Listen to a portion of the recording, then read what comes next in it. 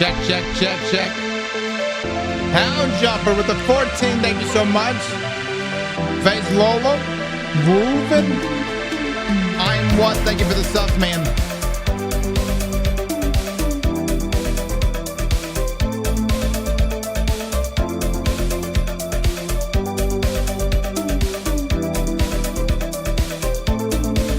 Happy Sunday, everybody. All right.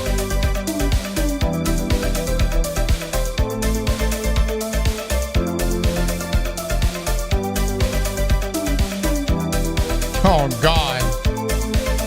My bad. On the YouTube side, guys, no, we're not playing Arc Raiders. I know the thumbnail and the title says more Arc Raiders.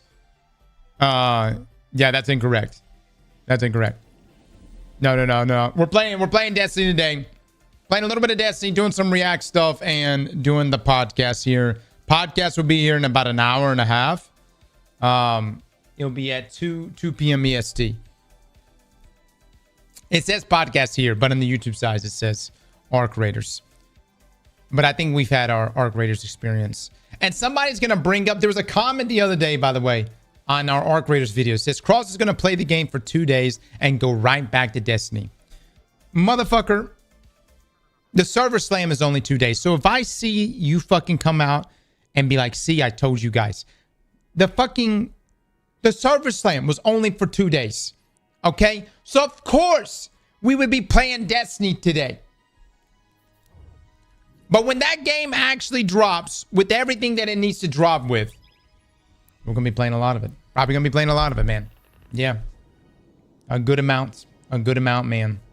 Zoom, thank you for the 14 months, my dude. Boulder with the sub. Horde with the sub. Hell with the sub. Thank you, guys. Destiny, again, I thought this guy was a variety streamer. We have a Halloween event this week, guys, which is going to change the game. It's going to save Destiny. It's better than a D3. It's better than a good onboarding experience. It's fucking Halloween. And that is what we are going to be doing on Tuesday.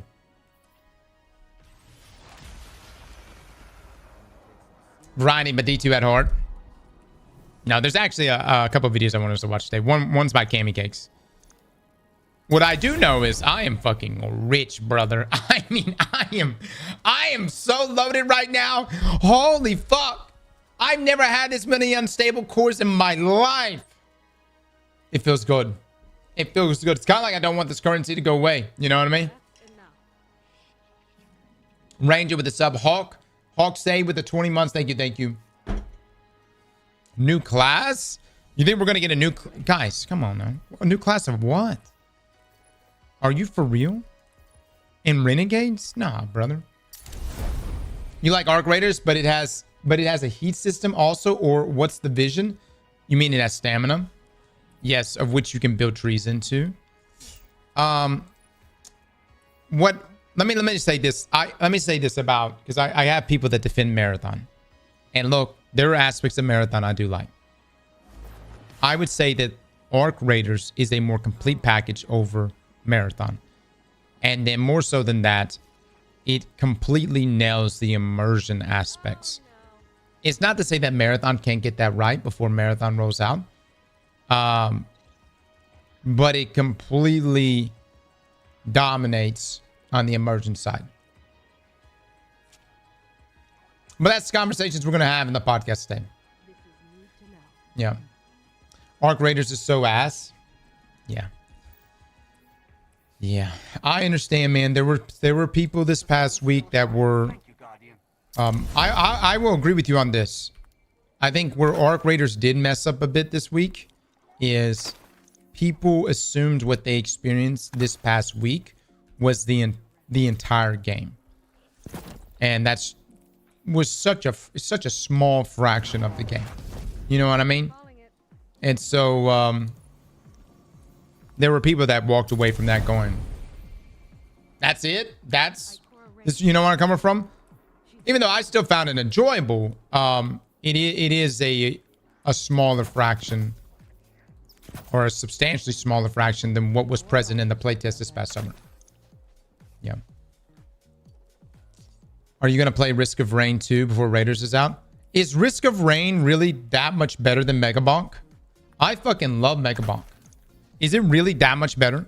My programming assures me. I'll fuck around with it. Yeah, I mean, if it's really that much better.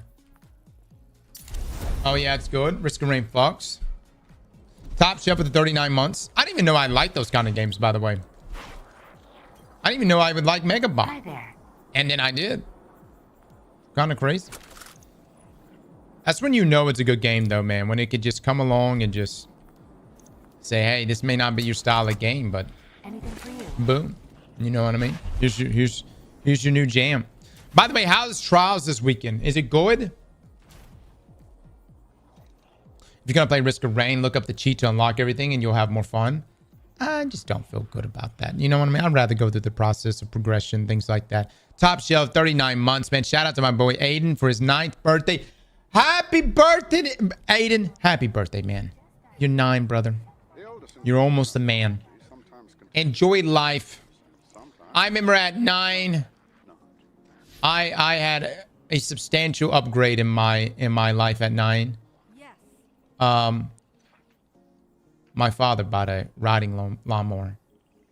And man, to go from a push mower from ages 6 to 9 and then to be given a riding lawnmower, dude, it changed everything. Okay?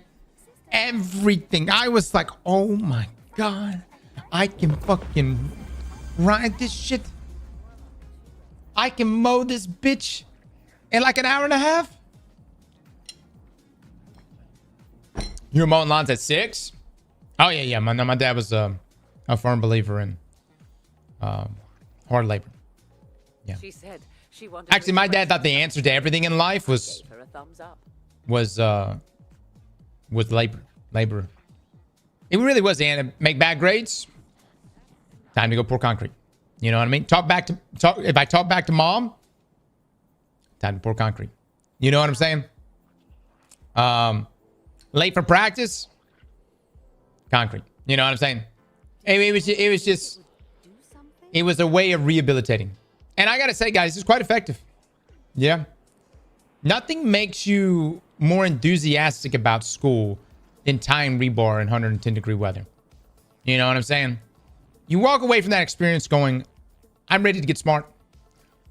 Those books, I'll read them.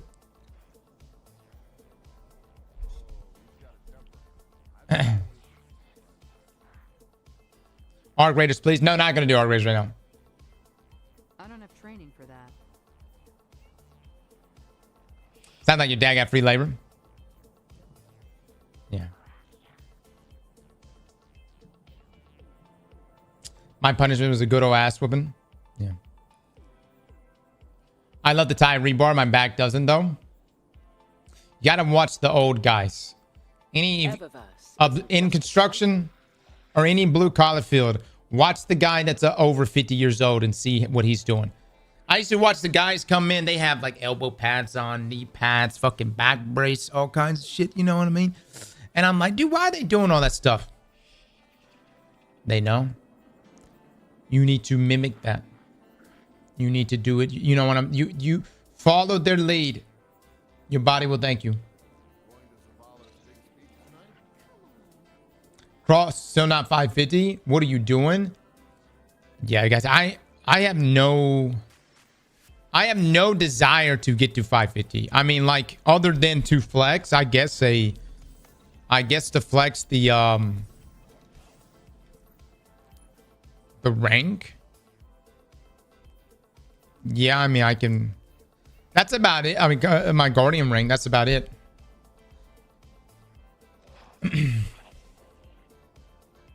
Jake Jam, Liger with the subs. Thank you so much. Unless something happens in Renegades, that 550 is required. I mean, I'm going to get to it eventually. I will eventually get to it, but I'm not going to rush it. So, but yeah, guys, we got a podcast here in about an hour and a half. I do want to watch some content today. There is a video that was posted by our dear friend Kami Cakes.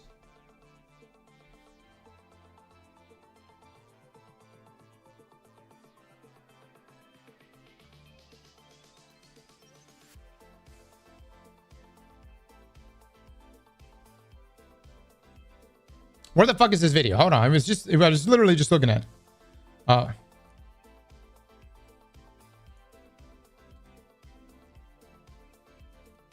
right. Title of this video: Skull's Gamer's Dad.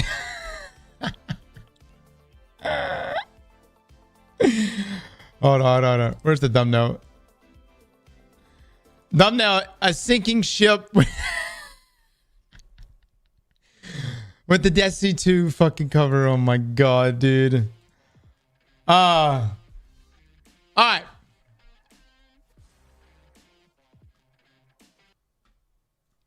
I have a feeling some great wisdom is going to be shared here. He's not lying. So the first thing you gotta do is put on Journey featuring Chrono's quartet. Then you have to sigh. You have to be like, Then you have to use cliched breakup lines.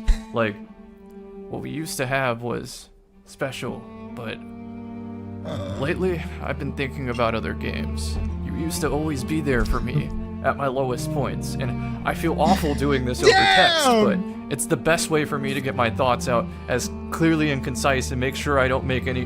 Wait a second. Why does every video on my YouTube feed sound like this right now? Hey, friends. Hey, get your hand off that playback speed button. We're gonna get rolling at breakneck speed.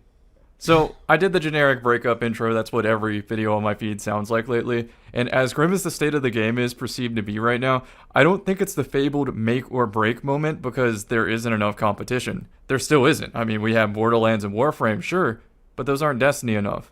The real make or break moment is if Marathon and Renegades fail simultaneously. Let's keep it rolling. We got a lot to cover. So, as just a generic disc... That's a great point. No, really, it's a great point. We're not at make or break now. But yes, if Renegades was to launch and it flopped harder than Edge of Fate, and a Marathon, I'm gonna be honest, if Marathon rolls out and it's dead on arrival, even if Renegades does well, like even if Renegades numbers are better than Edge of Fate, I truly believe Marathon could literally take the whole studio down. If Marathon rolls out dead on arrival, I really think that could be it from Bungie. And I mentioned that this is kind of poetic in a way, that one of your original IPs, one of your first games ever made, could be your last. Isn't that... Who fucking scripts this shit?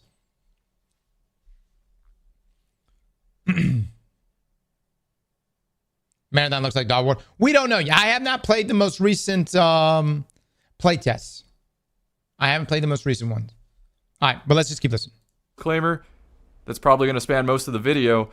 Destiny muddies its identity in an attempt to cater to different groups at different times of the year at the inevitable expense of other groups. Unintentional or not, this leads to overall larger buy-in for the player population despite wavering player satisfaction that brings in and pushes away different and new generations of Destiny groups on almost a yearly cycle. Every season, a new generation of Destiny players learn what Destiny specifically means to them. From there on, that's one more generation that Bungie has to juggle demands from. That's such an interesting take. Hold on. Is this the equivalent of adding skill-based matchmaking right before, or adding skill-based matchmaking, but then taking it away before the launch of an annual expansion to then add it again after the launch of the annual expansion? So like you're trying, like, we're going to appeal to the veteran player. That's a very simplified way of looking at it. It's like appeal to the veteran players or the hardcore PvP for just a second. We're like already only a minute 37 in this. I've stopped and talked way too much. Because of Destiny's perpetual identity crisis, no matter what I say, I'll anger a substantial portion of the player base. There are easily 10 plus player archetypes at odds with one another in the game. In general, I advocate against my own in-game preferences in favor of community sentiment that I believe has the greatest chance to bolster the population numbers. In terms of opinions, I've learned to answer for feedback in all four of the following ways combined, kind of like a politician. This is what I think the best move is for population numbers. That's number one. Number two, here is feedback from an expert point of view. Novices might become experts in the future, so do with this as you will, but always defer to boosting the population. Number three, this is my personal opinion on the matter. I'm only really mentioning this so you can... Oh man, I just have to stop. Like Cammy is breaking this down so great. I just have to stop though. That like we're at this point in the Destiny community where like, listen, these numbers got to go up, baby. We don't look. We're gonna give our what we believe in our opinions, but these numbers got to go the fuck up. Build a profile on what kind of player I am. Number 4, emphasis on potential critical failure points that seem to stem from conflicting ideas being forced onto the game in the exact same space. Sometimes it feels like the devs need to gather enough ammunition to break through the toxic positivity cycle that has already doomed many games. Not going to go into that. Also, content creators are not solely to blame. Regular players are drafted for both feedback summits and playtest. If Bungie really listened to content... Alright, let editing Cammy just interject right here. I'm not part of the creator program. I opted out. This is from the heart. This is real. Insert generic salty comment villainizing content creator. If Bungie really listened to content creators, in PvE we'd have Borderlands style shiny loot chases, robust gambling crafting systems to guarantee a desired playstyle for the cost of a lot of full game investment, and truly intrinsic replayable content with a suite of difficulty options allowing for both power fantasy and contest experiences alike. We'd have clan housing and sparrow racing by now. In PvP, we'd have a separate game at this point. Destiny, the Golden Age Arena, fit with an advanced Forge mode, a Fiesta party playlist where chaos ensues, and a competitive mode where the game is fine-tuned to feel dynamic despite climbing the skill ladder. Success here ties back to the PvE version of the game with cosmetics and so forth. I promise you content creators don't have a secret evil meeting. No, we don't. And let me then just also add to this point. Cammy is making so much sense right now. When you give feedback to any game development company, whether it's Bungie or whoever, this is how it goes. They go, "Hey, they essentially let you play certain features, and then they go, how do you feel about this?" And you may have like great ideas of how to enhance that particular feature, but you're going to be stopped. Like, you could say it, but then you will be met with, that's just not possible right now. And that happens so much. The whole, that's a bit too ambitious. You see where I'm coming from? That's not within reason. You know what I'm coming from? Or my favorite, there's no real return on that investment. For instance, clan housing is looked at as something as not a major return on that investment. Whereas, in my opinion, community satisfaction is a huge return on investment. So that is, and that's really, like, there's only so much. What really developers try to do when they bring you in and let you play with certain features, and this goes for any playtest, is they're just trying to fine tweak what they've already set in motion. And sometimes what's been set in motion is shit. And so how do you, other than just looking at the guy and being like, it's kind of shit, dude. You know where I'm coming from? And they're like, well, we've already committed. You know what I'm coming from? And you're like, all right, how do I turn shit rock into something else? Like, how can we possibly make this rock of shit, this fucking clump of shit into something more? And you sit there, but sometimes you just look at it and you're just like, God, it's just ass. You know what I mean? There's nothing I can use, nothing y'all can do. And then it's just sadness. Just sadness. Janitor with the 12 months. Thank you so much, man, for the tier 2.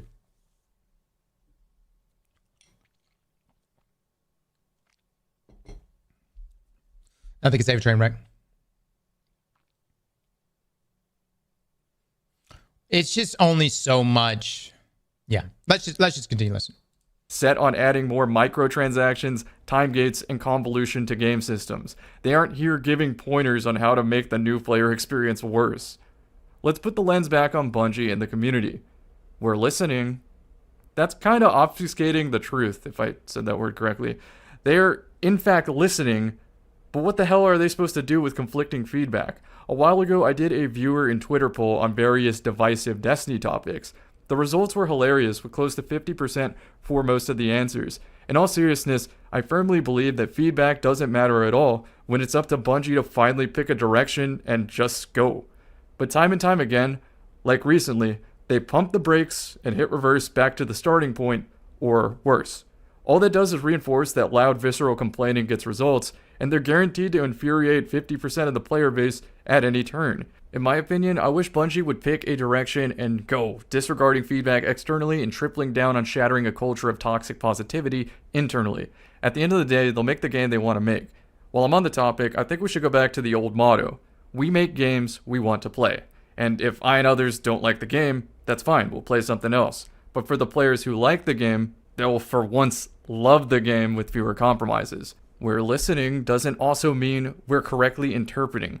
While the player could be to blame for not saying what they really mean, the developers are equally or more to blame for creating an illusion the player often doesn't realize they're living in. A good common example of this is when Destiny players say they want a grind, when what they really want is they want to gamble.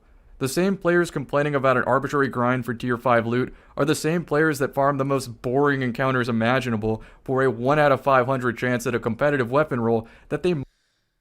Oh my god, dude. I don't know why I didn't see this. You fuckers love to gamble. We do eggplant bets in here all the time for like various things, damage testing, whatever else. You guys, we never anticipated eggplant gambling to actually become a thing.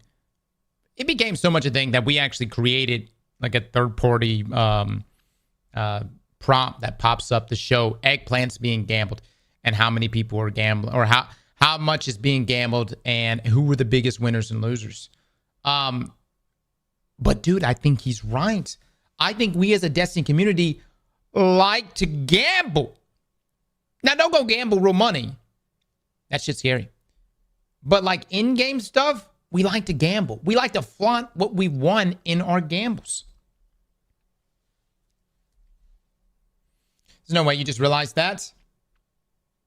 Well, in the midst of everyone saying, I want grind, or you have so many people like, I want grind, I want to mitigate the grind, I want RNG, I want weapon crafting and red borders to mitigate RNG. You see where I'm coming from? There's a range here between the two. But deep down, admit it to yourselves. When you have that godly God roll of whatever it may be, but someone else has that same exact God roll, it doesn't hit as hard.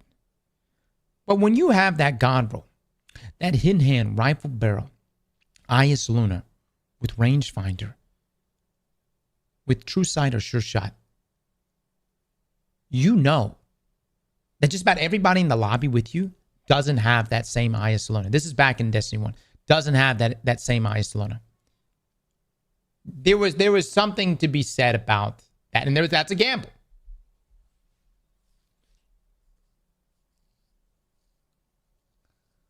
I personally don't feel that way about loot anymore. Right. Let Cammy continue to talk here. Might not even utilize enough in the endgame to justify the time spent to upgrade. I'm not defending the new system, but it actually gives better odds to leave a season with more god rolls than the previous season. Yeah. This is especially true if you realize that tier 1 gear is functionally competitive with the right roll, and it can drop on the way to 451 power. All this to say that although this player demographic has proven that they willingly put themselves through a bad experience to gamble if the loot is immediately enticing enough, keyword immediate, the player will only care about the absolute best and nothing in between when it comes to gambling. They might not admit it, but I suspect they'd rather spend 500 hours shooting into a loot cave where at any point they could get the best god rolls than to spend 100 hours slap leveling in the portal to then spend 5 hours shooting in a loot cave to get that same god roll, but faster. Do you see the distinction there? Okay. Right now, the way the system works is you level up, you reach certain level thresholds, you then go into the loot cave, and then literally within 3, 4, maybe 5 hours, you have every god roll you need, at least from Kepler. And various locations are the same way. Pretty much once you reach the certain like 450 plus, you're gonna get every god roll you could ever imagine. You're gonna have all the tier 5s you can imagine, which is why Bungie made the grind to 450 so damn hard, because they wanted that to be the gate. They wanted that, all right, You're going to have the promised land of God rolls, but it's going to require X amount of hours to get to that point. Versus the dopamine effect of what if you're in the midst of grinding or hitting a loot cave and you have the potential for a God roll to drop on you at any moment. That's why I said that it would have been nice if there was a way for a tier 5 to have a chance of dropping for you, even if you're under level. It's almost like playing Path of Exile or Diablo, and you have some of the best items potentially drop for you. So basically, crafting, it's not hard, it's tedious.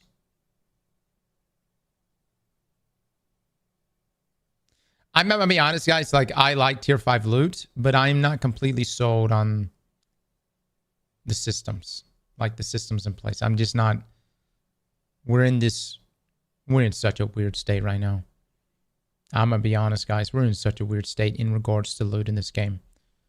And I bring this up because we did the new player experience, and literally within the first 30 minutes of being a new player, a brand new player, I was given a legendary item, which is crazy to me. Okay, the whole process of working your way up from common to uncommon to rares to legendaries, that has been completely eradicated. The way the system is now is to essentially just give you all the shit and get you on board to start earning tiered loot. And then you just look at tier 1, tier 2, tier 3, 4, 5, right? I am B-more, yeah. When everything is tier 5, nothing is. Literally nothing feels rare anymore. Yeah. The key takeaway is that when this player demographic says, we want more of a grind, what they effectively mean is we want Bungie to make loot more enticing and random like Borderlands, which puts Bungie in an interesting predicament where they have to weigh different forms of sunsetting to not risk too much power creep trivializing content, because otherwise the player wouldn't want the loot to begin with. The power creep is so bad right now that functionally, you don't even need guns. You can run some of the hardest content in the game, abilities only. But some of these players also want a conflicting wish of keeping their previously owned weapons functionally competitive, which can lead to the impending power creep. PvP players are especially vocal here since certain gun rolls quite literally define and enable a fun playstyle. If sunsetting robbed them of that role without an immediate replacement, I could see them quitting the game. For what it's worth, I do think Bungie had some great ideas for side grades and alternative weapon ideas. However, some overtuned loot slipped through the cracks and made power creep untenable for as long as it should have held the illusion glue together. Back on topic, do you see how any forms of feedback all essentially ask Bungie to come to the same few conclusions? Either create a better illusion or separate the sandboxes and games. The real downward spiral of the game is that the illusion inevitably gets weaker the longer the game exists from being. God damn it, that's good. God damn it. This Kami guy's good. No. He's good. You already just said?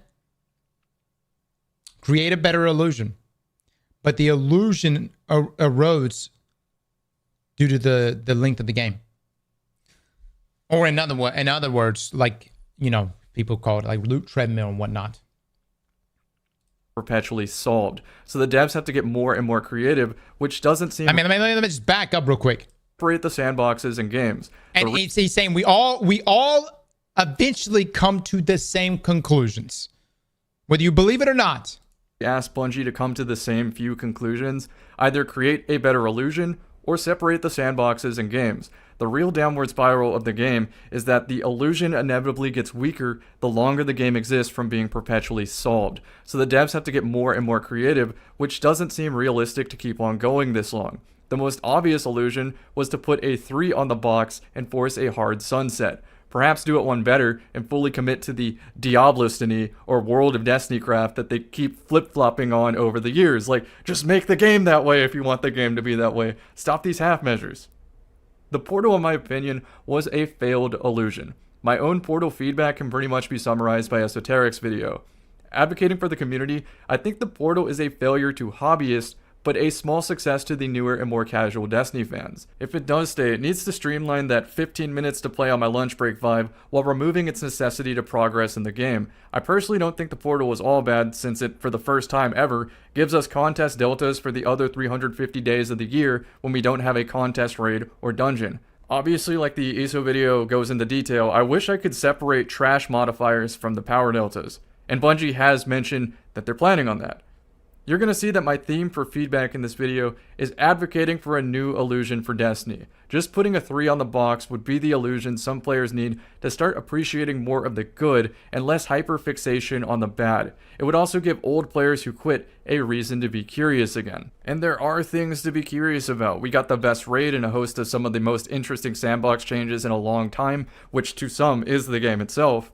And for whatever reason, players are tunnel vision on an effectively meaningless portal grind when they could have been intrinsically enjoying the game on their way up to tier 5 loot, which is also effectively meaningless for all but contest raiders, speedrunners, trial sherpas, and comp grinders. The saddest part of the illusion breaking, leading to worse community sentiment, is that Bungie's attempt to bet the house on the portal illusion seems to have come at the expense of, in my opinion, the real replayable part of Destiny 2 that other shooters just can't seem to beat at Destiny's own niche. Yes, I'm talking about PvP. But PvP isn't free from illusions either. We have experiential FOMO every other week with new time gate gear, seasonal artifacts, sandbox updates, and suspiciously timed bugs. Most PvP players need these interferences to force them to change their playstyle out of their own will and volition. And before you guys dunk on PvP and be like, this game is not a PvP game, keep in mind the most played activity in all of Destiny by a large margin is Control. And we saw the data on that here recently. Now, it's not to say that there's more PvP players than PvE. It's just that I mean, think about it. Where I'm even at right now. It's like, I've got my God rolls everywhere else. What do? I guess I'll go fuck around in PvP. You know what I'm saying? PvP has always been that thing that when there was downtime in between content, that's what we played. But even that's not sustaining. That's the problem. Even people, and how could it? How could it when there's been literally nothing done on the PvP side of things? The PvP team is gone. They're working on Marathon. An illusion, you could say. While I personally dislike PvP being flavor of the annoying week, it does get results in keeping boring players varied for their own sake. Unfortunately, I see through the illusion. 10 weeks of different annoyances to me is still 10 weeks of annoyances. The reason I still stick around is that I basically hit Grandmaster status so I can afford myself the luxury to competitively deviate from whatever the flavor of the week is and run whatever appropriate aesthetic choice gets the job done. Whatever hoops I have to jump through this week to get a gunfight is just a trade-off for a bigger player population. This illusion helps bolster that population. Boredom is why I suspect the middle bracket of PvPers leave.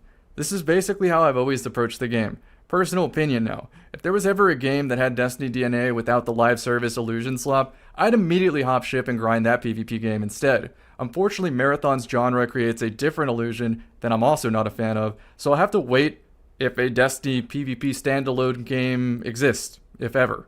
Otherwise, I'll do the next best thing and continue to play Destiny PvP till the wheels fall off. The population has fallen enough that I notice a lot of unplayable PvP lobbies, but high key, the map pool and power ammo systems contribute to more port games more than connection. So it's not that I don't still want to play, it's that I cannot sometimes. I have to wait until peak hours to find the right conditions to have a net enjoyable play session. To be clear, I don't consider a good play session dropping 50 bombs on repeat. I like when the game state is dynamic and I have opportunities to do cool things even if I don't land them or win the match. Modern matchmaking and game balance makes these opportunities way more scarce than they should be. I said the phrase net enjoyable, which kind of reminds me of Bungie's balancing slogan, net fun. Essentially, the player needs to have more positive feelings by enjoying using something more than the negative feelings associated with dying to that same thing. I'm too deep in the weeds to appropriately give feedback on this one, but I'm curious about what the middle PvP bracket thinks, since they're so overwhelmed by Destiny's sandbox, almost every death is too much of a mystery to even worry about. Me, on the other hand, I see an Atheros Embrace loadout and basically am forced to swap to a glaive, and I have to block, as the only realistic way to prevent a random death. Yeah, and this goes back to Cammy's point before. that PvP has too many blue shells. So like the blue shells inside of Mario Kart, you can't stop it. I don't think you can. I think can the air horn stop it? The little horn? But I don't think you can stop the blue shell, right? But we have too many things inside of Destiny's PvP that just has like little to no counterplay whatsoever. Yeah, no counters. No counters. So that's the blue shell comparison on that. You can use it. You can with the horn. Gotcha. All right. Another example is Cryosthesia and Diamond Lances. I'm practically their biggest op. With the way that teams are lobby balanced, I have no earthly clue what to do to avoid being frozen from my team's misplays. I struggle to fathom how this fits into the net fun balancing scheme, but like I said, I'm really too far gone in PvP to feel that this feedback is meaningful, just a little side tangent for my commuters to enjoy. The next topic is the new player experience. While some would say the new player onboarding system is one of the worst gaming has to offer, I don't think it's the number one priority to get right now. First of all, Bungie will likely be overhauling minigame-led systems, so they'd have to redesign onboarding to reflect the new changes. I do believe the Star Wars collab episode... You know what? We're going to call them seasons. I do believe the Star Wars collab season will be a draw to new players, so I'd imagine the devs are crunching like crazy to hit the obvious deadline for both a system... On the topic of the new player experience, it is awful. But at the same time, I don't know, man. I just hate that new players essentially have 30 minutes to an hour in the Cosmodrome, and they're met with paywall after paywall, and they're essentially thrown right into the portal with like little to no context. You know? I had the Warframe experience last year, and I thought that their experience was really, really good because even though it took me a long time, and I mean, it took me a long time to even get to a point where I guess where current Warframe players were, I had just so much content to satisfy me from the beginning until 1999. You know what I mean?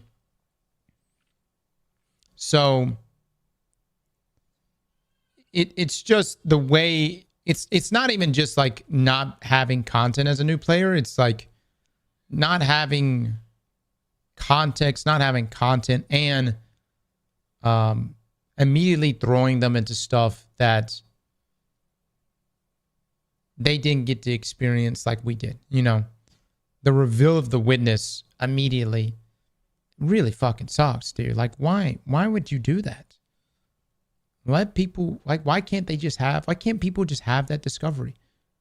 You know how confusing Edge of Fate is to a new player?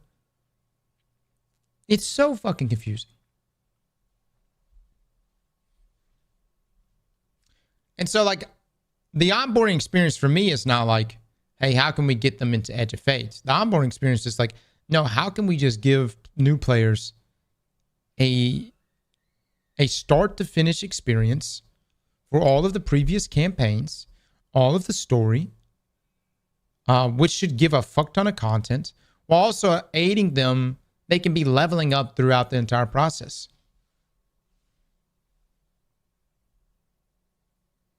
Destiny 2 has no cohesion anymore.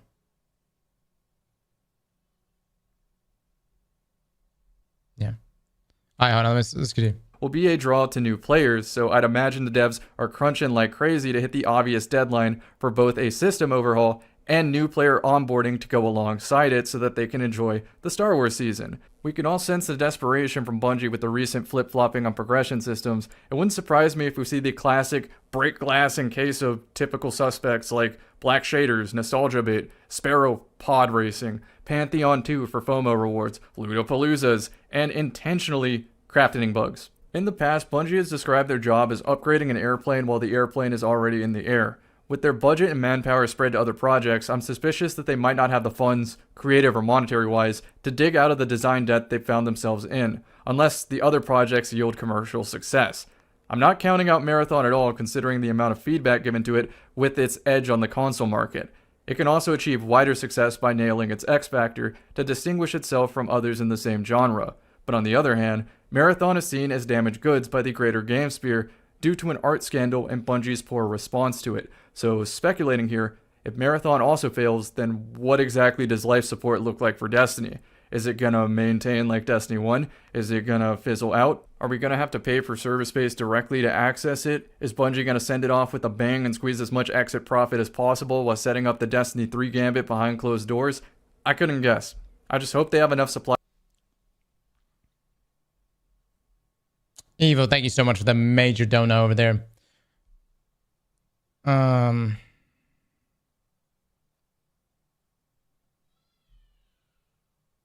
Yeah, we're not gonna get into all that, dude. I'm not making this about it's not making it anything about politics or any of that other shit, dude.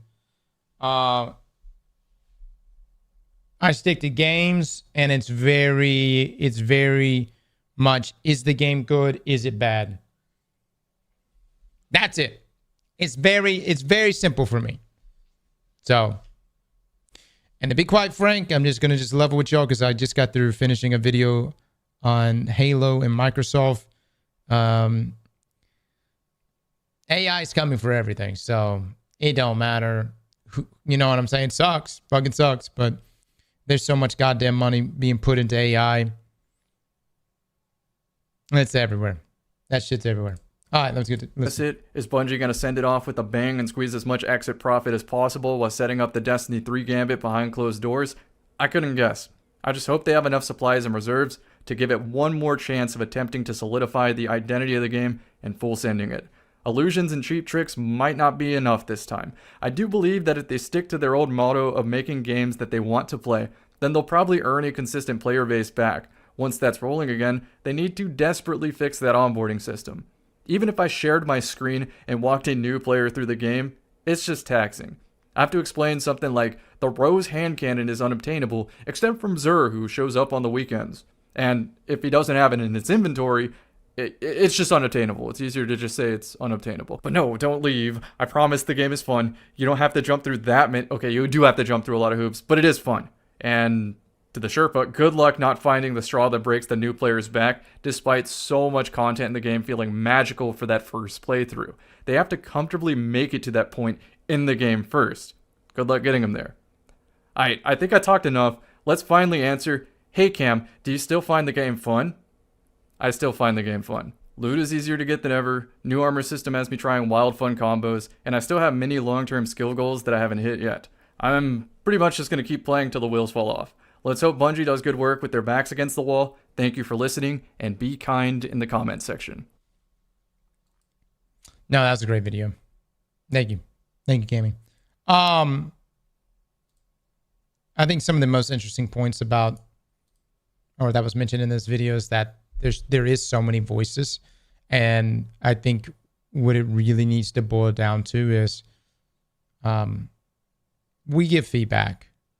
But Bungie really has to go back to their original motto of we make games that we like to that we want to play, you know. And so they got to get back to that.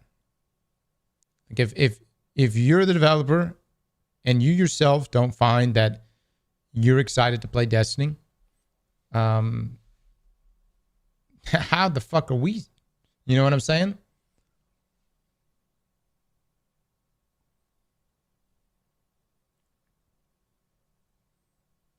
This is the grade that speaks to us, the gamer.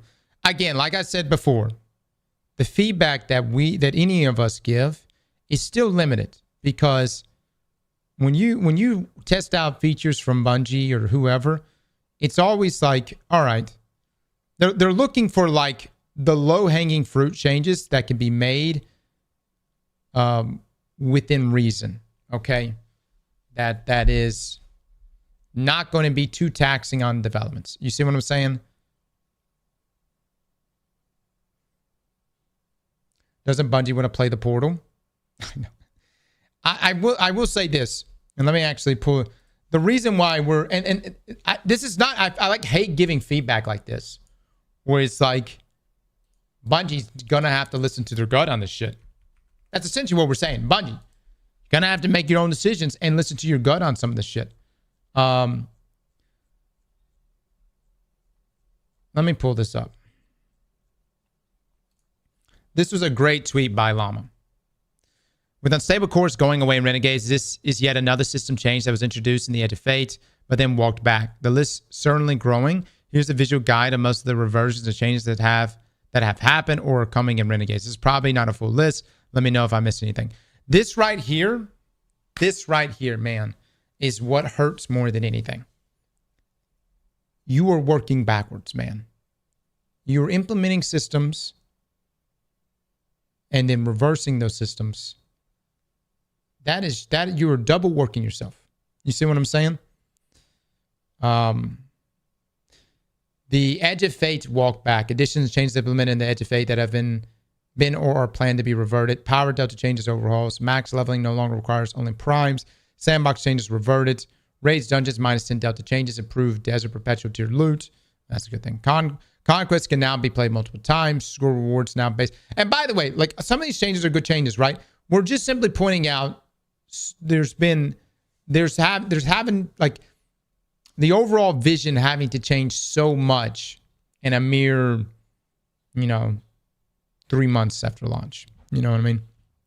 Unstable core economy changes. That's just outright getting removed. You know what I mean? Yes. Yeah? Are you playing it? Oh. Or what happened to the other one?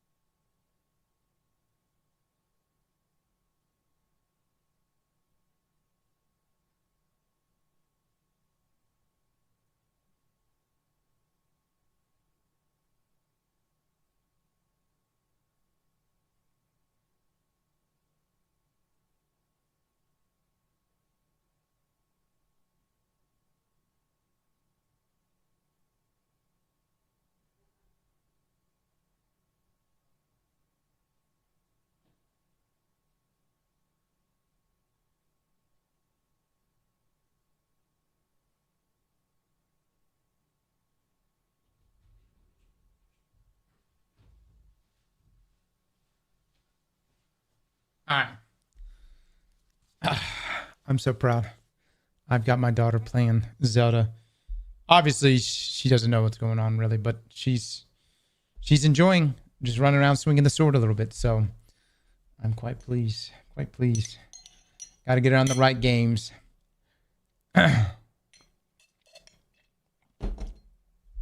Anyways. Look, man, I know it's incredibly difficult to just get everything right. You know what I mean? And to just nail down. But I will say, I think a great place you can start is look at the times in the past where things worked and didn't work. I think, for instance, unstable cores. No one in this community wants to juggle another currency. And like this doesn't make a lot of sense considering the deprecation of things like legendary shards and things like that, right? Look no further than even like Witch Queen when we got weapon crafting. So I guess ask yourself when you include something like unstable cores, is this a system that we're including and this could be for everything. Is this a system that we're including that's going to be just an annoyance, or is this actually a system that's going to bring enjoyment or garner intrigue and those things? And then as far as like, what is like the baseline of like the model that Bungie should follow? I really just, I keep saying it over and over, but I guess, and it's never probably going to happen, but I think Forsaken is just still it, guys. You know, from the loot drops to the rollout of pinnacles to the rollout of content, I think Forsaken, man, that's where we need to be.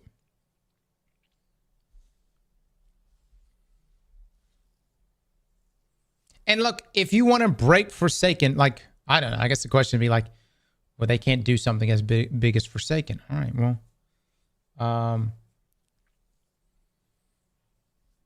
yeah, that's kind of where we're at. It's like they just don't have the overhead. I mean, keep in mind, back then they had multiple studios, even outside of Bungie, that was working on Forsaken shit. So again, I know that everything I'm saying is just pretty much impossible at this time.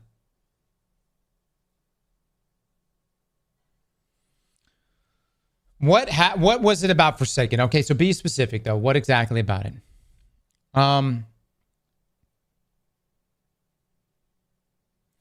I think Forsaken really marked a time where there was still a lot of mystery within Destiny, and we were surprised. And it was also when exotics were not being thrown or being thrown at us for sale. Think about how most of the exotics are. It's just like a, hey, here's your checklist of exotics, and everything is just as a featured thing. Exotics are featured as pre-order items. Exotics are featured as season pass items. You see where I'm coming from? Back then we had pinnacle weapons too. So, and that really incentivized people to grind in those particular playlists. Dude, there were so many people playing comp then because of how good Luna's How was. And then you can go even beyond that, max out, and get Not Forgotten.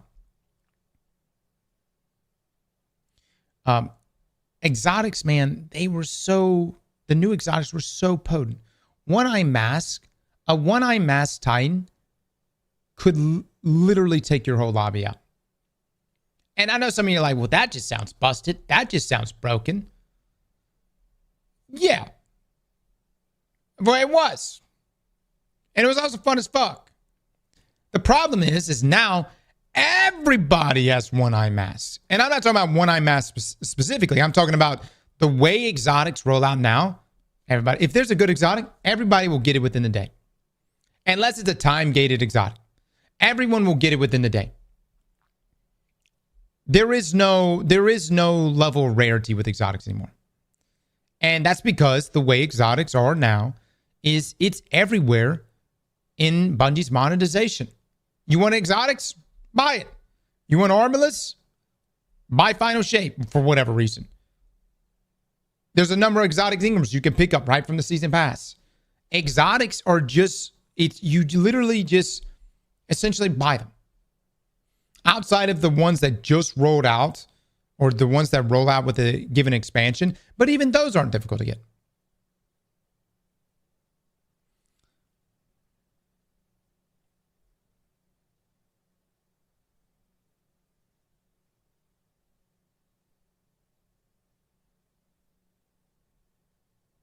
Too many people cry they spent money and they don't have the thing immediately.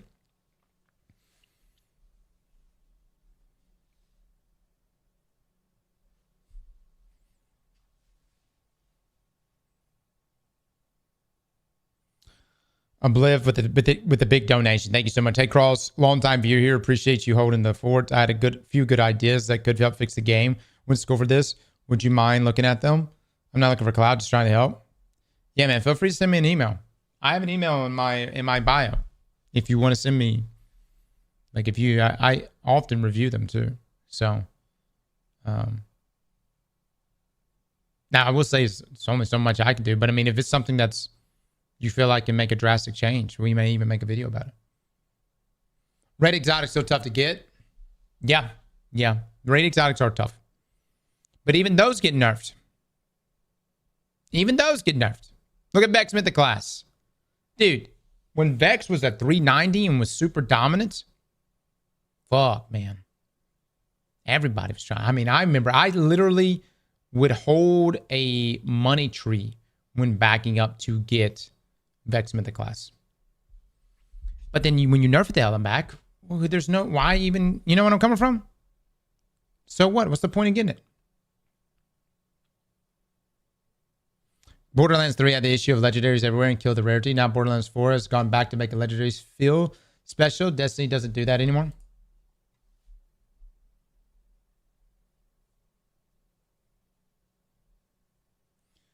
Look. Nah, man, dude. I don't know. I don't know. We'll see. Renegades, man. I do believe it came on this. If Renegades and Marathon both flop, and depending on how bad of a flop from just Marathon alone, it's not good. Do I believe in Renegades? I don't know what to believe, guys. I don't know. I mean, Star Wars. That's it. That's all I can go off of. The story looks good, but the story was good for Edge of Fate. You know what I'm saying?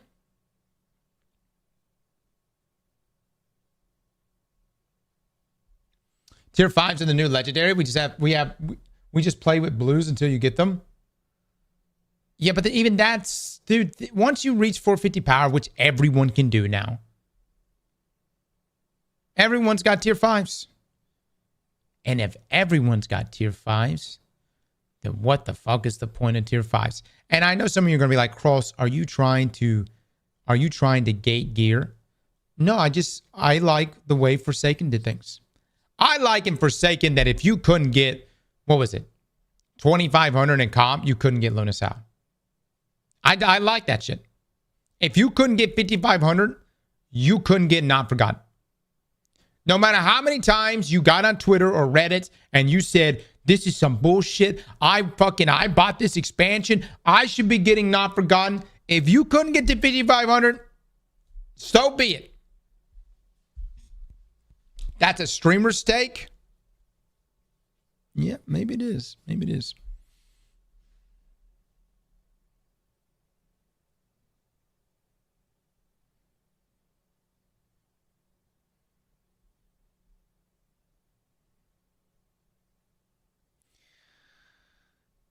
Yeah.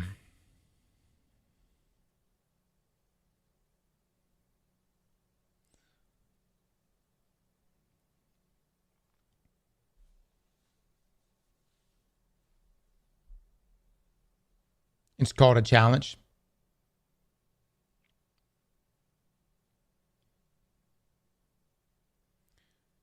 If you couldn't, look, man, it's been applied everywhere. If you couldn't clear GMs, you couldn't get adepts. You know, can't clear the raid. You can't get the gear there. You know what I mean? Couldn't get to certain points. You know what I mean? Trials is another example of that. Oh, yeah, prophecy. Yeah.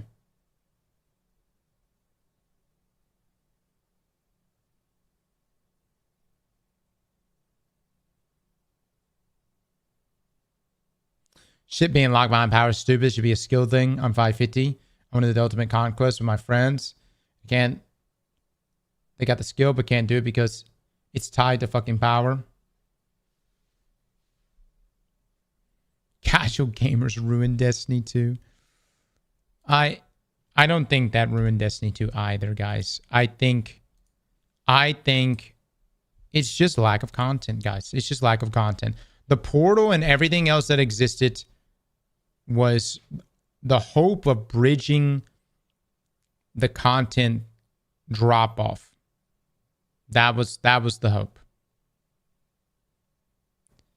And let's just be clear. I don't think things are going to improve until after Marathon comes out. I think that is taking all the attention right now. And look, man, Bungie's looking at Arc Raiders right now, and they know they got to ball out with this shit.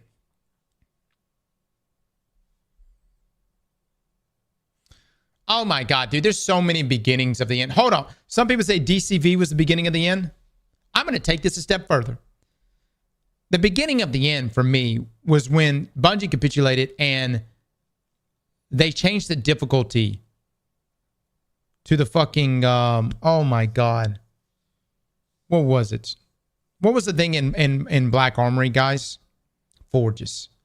They changed the difficulty to forges. Within the first 24 hours, they changed the difficulty to forges. That right there. I saw so many tweets, so many things on Reddit, and people were saying, I mean, literally, quote for quote, I paid for this, Bungie. Why can't I beat this? Blows my mind. I paid for this, Bungie. I should be able to beat this and get my loot. Within 24 to 48 hours, Bungie came out and they nerfed it.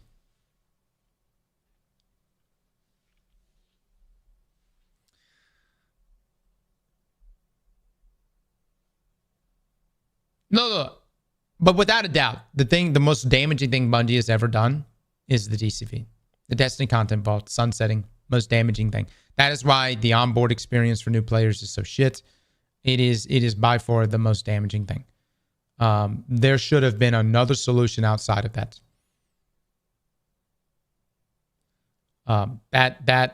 That hurts so many things. And it also just didn't go the way that many of us were led to believe. I was under the impression things were being taken out of Destiny to be brought back into Destiny. You know, I was essentially, we were told things were going to be rebuilt, recoded, right? It was going to be more efficient, easier to work with. It was going to even look better. It would have dynamic weather systems similar to what's present in Europa. Things that would be removed would return better. And it did not happen that way. Nothing that has ever returned to us has returned better than what it was before. Look no further than when Leviathan came back for Season of the Haunted. It was a chopped up version of Leviathan.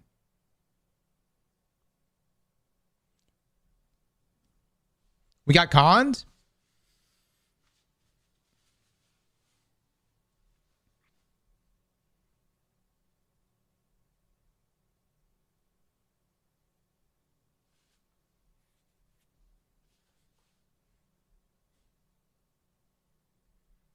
Like, as much good stuff Luke Smith is known for inside of Destiny, sunsetting in the DCV will hang with him forever.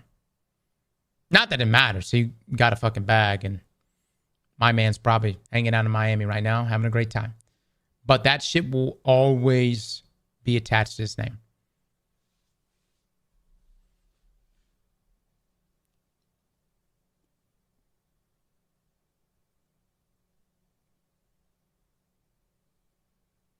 I'm 550 power and just bored of this game now because PvP is so dead. You either play control or comp. That's it.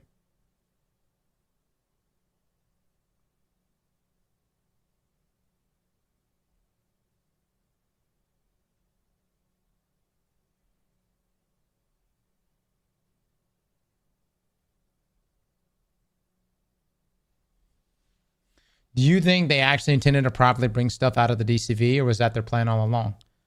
Well, I don't know what their plan was. All I know is what happened. And it didn't happen. It didn't happen. You know? Look, our conversation and, everything leading up to DCV was that Destiny was going to become a forever game. And that the removal of content here was to get it to a point where Destiny could be that forever game. But it just didn't happen that way.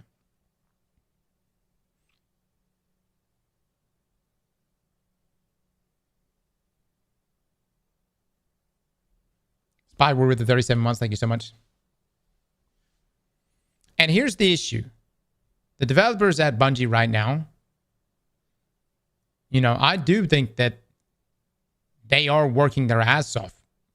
But you're down to, less than half of what your original studio size was, with expectations to deliver content that I expect, which is on Forsaken's level, which, by the way, was only possible because Bungie had 2 other studios outside of their own studio building that shit. I would love to get High Noon and Vicarious Visions back, but you're not going to get them back. And then they have this shitty fucking infrastructure, whether that's a fault of the Tiger engine or whatever, with a terrible, I mean, essentially what's happened is the developers right now have the shittiest job, which is how can we make Destiny 2 appealing after many people play the final shape and dip the fuck out? And then how do we just make this shit work when functionally, like it's from a foundational standpoint, it's so fucked to begin with? And that is why we have stated that a Destiny 3 would be important.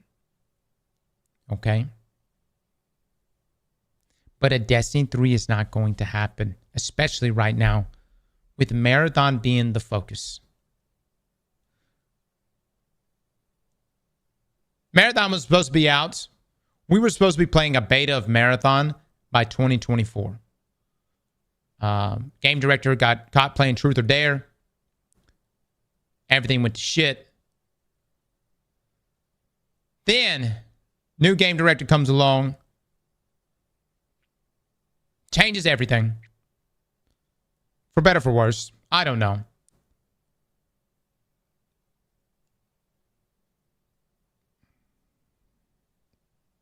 And then just as Bungie's looking like they're getting a little bit of momentum at Marathon, the fucking art scandal happens.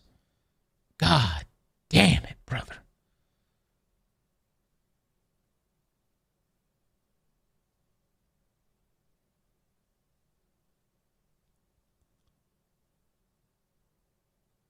And, you know, Cammy made a great point here. He's concerned that Marathon's name is tarnished by that. To this day, people comment on our Marathon videos and they call it Art Raiders.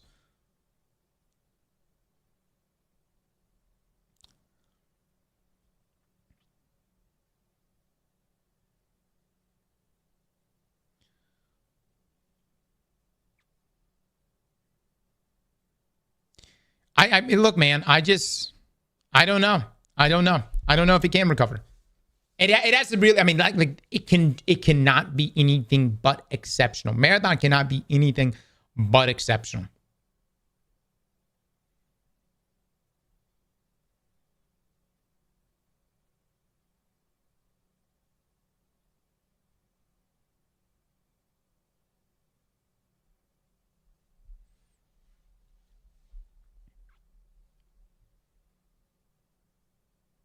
I have no clue what the momentum Marathon had before the art scandal. Didn't feel like they had any. No. They at least had the one thing that people would say about Marathon, which was intriguing art. People were like, it's got an intriguing art style. I like, you know, it's got a, you know, I don't know necessarily if you know, people would say that. People, I don't know if this is necessarily a great angle with the art, but it's intriguing.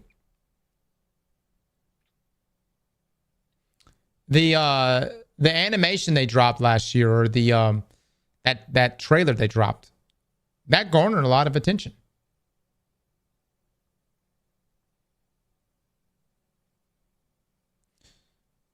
The art style won't mean shit if the game sucks. Well, here's the thing. It was the only win that they had at the time. And then it just... Look, I think the reality was this. Bungie was not ready at all. They were not ready at all to go live with Marathon. What they needed to do was continue to do their like Arc Raiders, continue to do their playtests behind closed doors for many months. But they're the ones that committed to the September release window of this year. By the way, they were going to release it in September of this year. So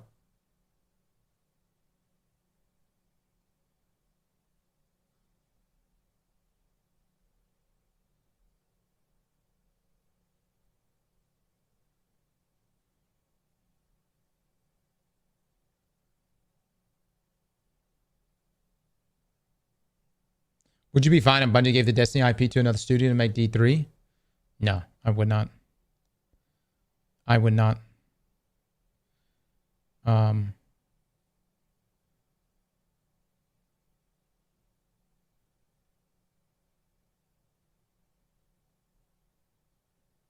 Yeah.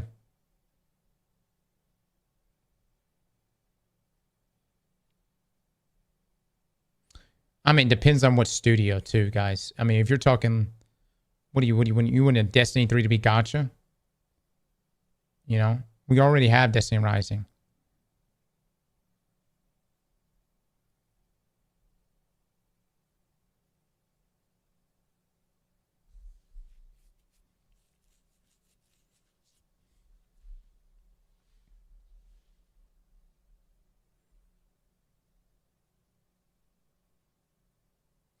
If you can, oh, no. If you can give D3 to GGG, even though GGG makes a completely different kind of game, I'd fuck with that. I'd fuck with that. Hell, if you gave D3 to Digital Extremes, I'd fuck with that. But they're not going to want that. You know where I'm coming from?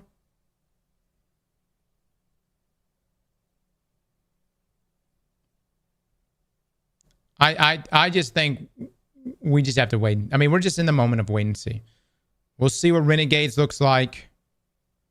We'll see if it has any vast improvements. And if the content is intriguing enough for us. And yeah, I mean, look, I wouldn't be surprised if things just, you know, for Destiny just really dwindle.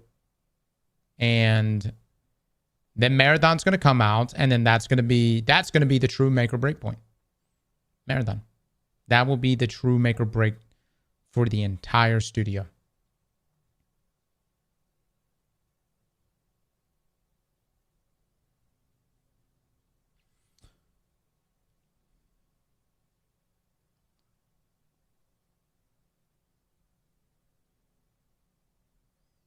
Jack with 1,000 bits. Thank you so much.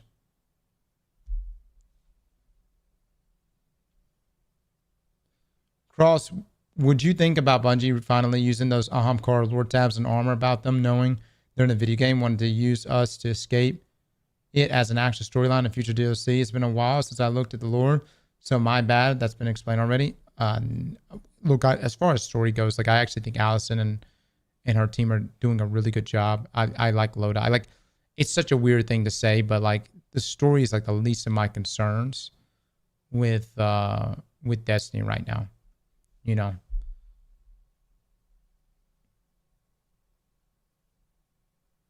Like hold on, like Lightfall, everybody was like, what the fuck was that story? Everybody's like, what in the radio mass? What is that? The Veil. What the hell is that? But Lightfall also had some fantastic quality of life changes. And, you know, Strand was great. And still is great. You know? It's like we can't do, like, again, it's why I come back to Forsaken. And Witch Queen. Let me say Witch Queen too. Taken King, Forsaken, Witch Queen. Like, I think those expansions really nailed so many things right.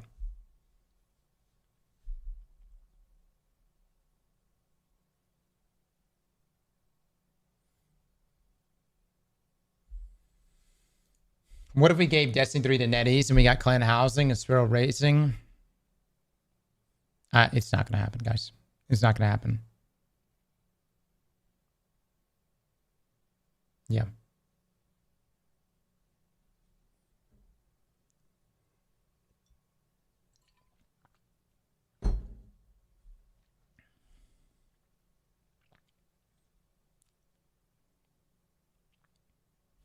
Sparrow Racing is not going to fucking save Destiny. Oh, man.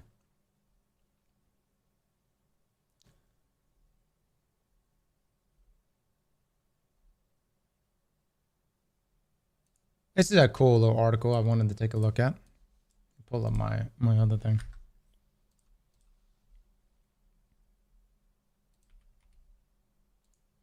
Guys, we're just playing what if at this point.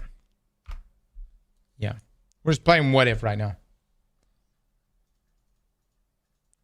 I gotta say some of the topics for the pod today. Unseen Destiny 2 concept art shows Bungie's early vision for the pyramid ships, Cloud Striders, and more. Take a look at that guy, huh? Damn.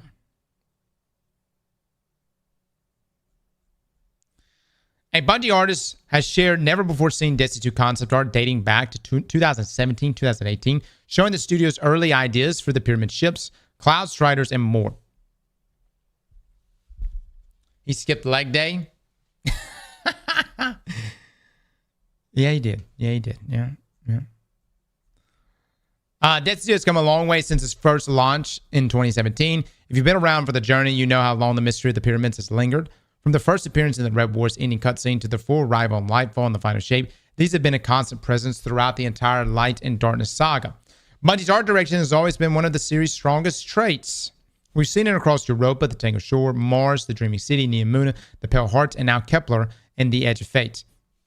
Each with its own distinct identity. Man, dude, y'all remember the first time we saw the pyramid ships when they turned? When they turned? You know where I'm coming from? When those things turned, oh my God, I was like, holy shit. And then when we found Roke in his pyramid ship, we fought him. What went through my mind was, we're going to have to deal with 100 other Rokes. You know where I'm coming from? I was like, dude, if every one of these pyramid ships have someone of equal power, maybe less. Of course, the Lord Roke was the baddest of the bad. But somewhere around that range, hot damn it, we're going to be fighting for years. And then it just turns out they're all empty. And I don't know, the Witness just feels lonely. You know where I'm coming from? You just wander around the galaxy with a fleet of fucking ships.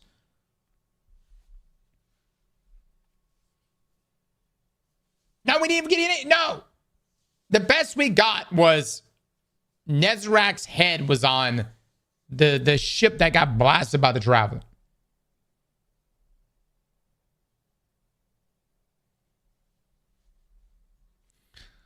Today we know the pyramids, what the pyramids are and where they come from, thanks to years worth of lore, and more specifically, that Witness origin cutscene released during the Season of the Deep. But it didn't always look or feel this way. Now one of Bungie's concept artists has pulled back the curtain on where it all started. So Bungie artist shares unseen Destiny 2 concept art. Earlier today, Dima Gorinov,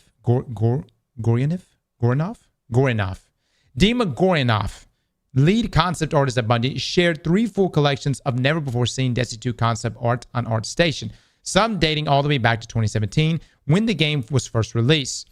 The sets explore early visual ideas for the pyramids, Cloud Striders, and an experimental world concept that would eventually shape the pyramid ships and architecture seen in Destiny 2 today. Along with the concept art, Gorinov also shared short notes for each set explaining the ideas and thought process behind them. Check them out below. So, Pyramid Exploration, The Witch Queen, and 2018. Some more concepts focusing on pyramid palette development. First image was created for the Witch Queen expansion. A guardian stumbles upon sinking ruins somewhere deep in the swamps of Savathun's throne world. The other 2 images were done around 2018 as some of the earlier explorations for the interior and exterior pyramid visual language. I gotta say, man, Savathun's throne world really is incredible.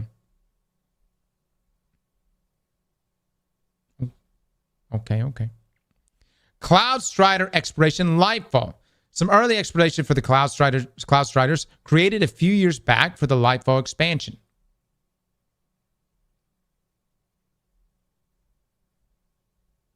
What?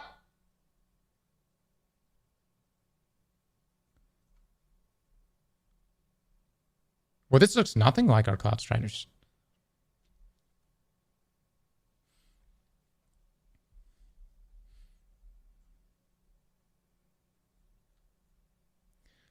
This looks like Marathon. I mean, straight up, this looks like something I would see in Marathon. Marathon Striders.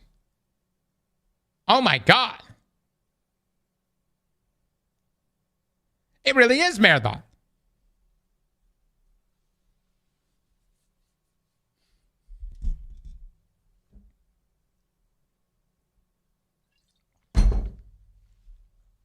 No, it's not stolen. This is an artist at Bungie. Jesus Christ.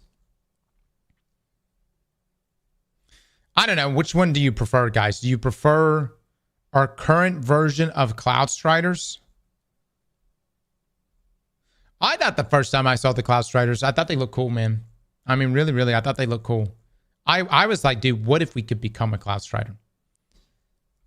And then that was, you know, there was really nothing else expanded upon it.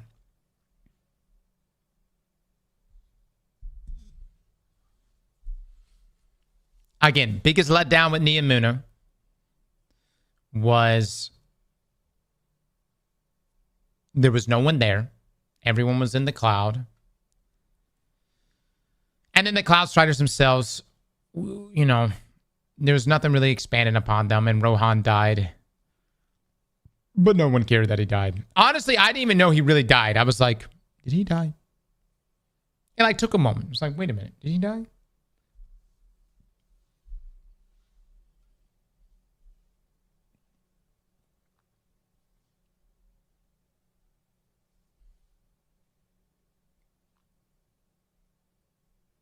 Who?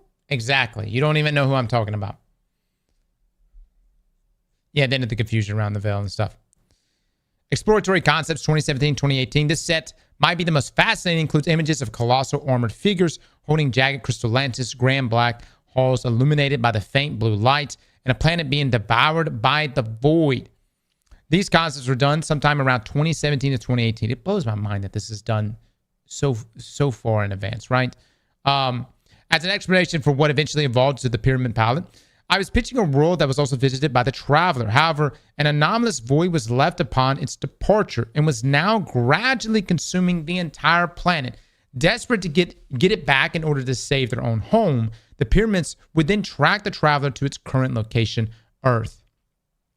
Gornov made it clear that this wasn't an official storyline from Bungie, but rather a loose idea he used to guide the art direction. To be clear, this was never the official story, just a vague narrative structure in my head that helped drive the visuals. I actually think that's kind of a dope storyline when you think about it. You know what I'm coming from? And like thinking like, what does this void, what are the effects of the anomalous void upon you? Yeah, this guy looks cool, man. He looks cool. Looks like he would put the hurt on some people. Oh, man. Look at that. Look at that. Oh, shit. Oh, my God. Was that like the stasis crystals or something like that? Damn.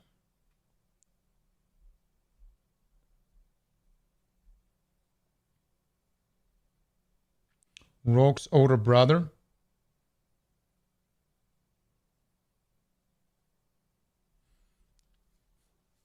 Bro, why didn't we get into go in a different direction? Well, hold on. First up, we could talk about that all day long. I do like that we did finally get to go inside of the Traveler. Nothing's really being expanded upon that right now, though. I would say the biggest bait post-final shape, though, was what happened to us fixing the dreadnoughts and then becoming a navigator, the navigator, and then navigating the dreadnought to a new system. Dude, did the lore not point to that? Did it not seem like that was going to happen in the lore? Swaggins with the 2 gifted subs.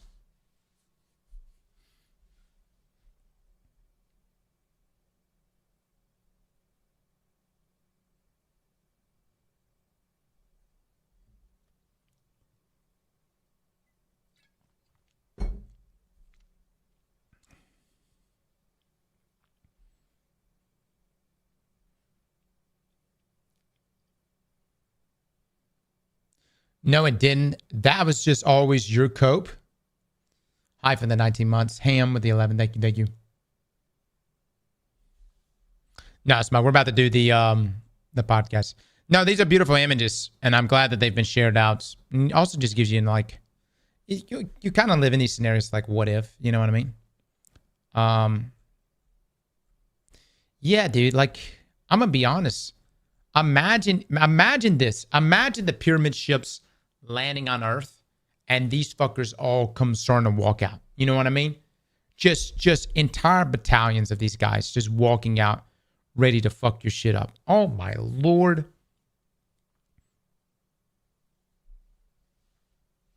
And like every pyramid ship would just be loaded down with these guys.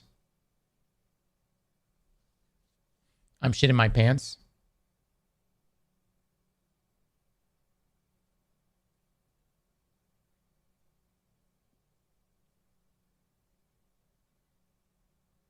We would have lost. I'm seeing a tormentor here. Yeah. I mean, that's what a lot of the inspiration was for the tormentor, I'm sure, or eventually made its way. You could.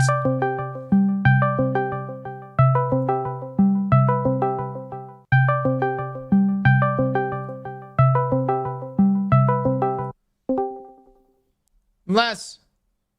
It is 149.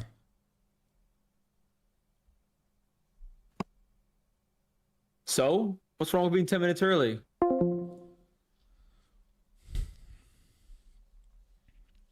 Anyways, you could have still had the tormentor. And the tormentor could have been like still over these battalions. But it would have been awesome if like the pyramids were like full of just these bona fide badasses ready to take us on. You know what I mean?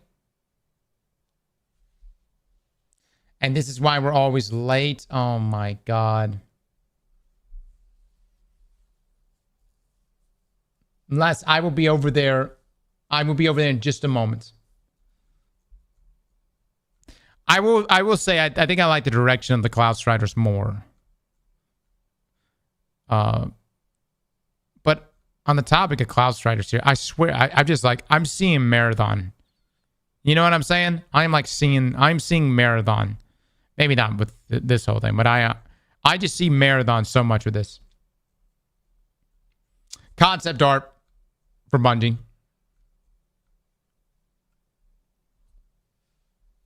Zadu with the bits, thank you so much. Jod with the sub, thank you. All right, I will. Les is going to entertain you guys. Chat, I'm going to be swapping things over to the podcast so that we can do our thing. And I'm going to grab my cup of coffee, okay? They tested Destiny and Reach. Same situation. Destiny is being used for Marathon. Yeah. Dude, literally go look at Neptune. It's the same. What's the same?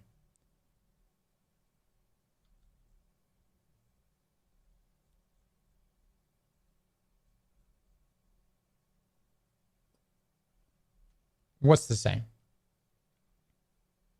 Radio mass sounds like a gnarly infection. Oh, yeah. The color palettes. These designs, the clothes. Neptune's Neomuna has a vaguely similar art style to Marathon. Yeah.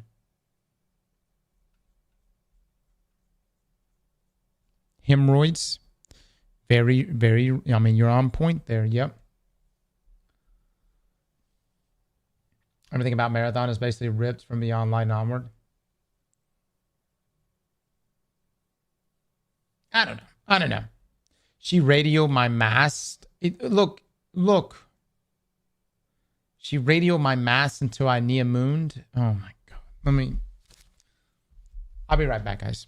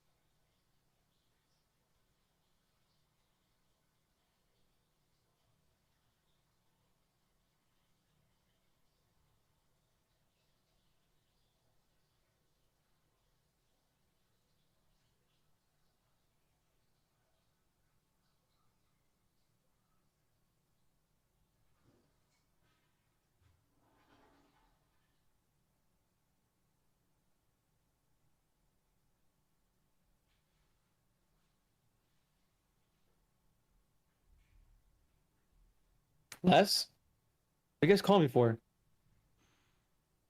Do you want me to entertain you guys? Look, chat, this is the reason why I called early, okay? This is the reason why I called early.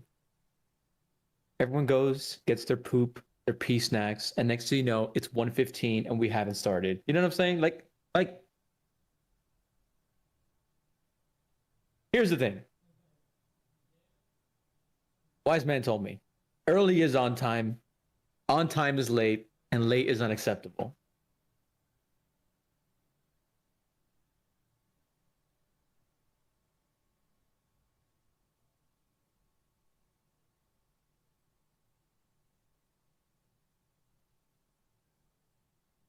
We gotta get an eggplant. Yo, guys, get an eggplant bit right now. Will he come back before 1 o'clock?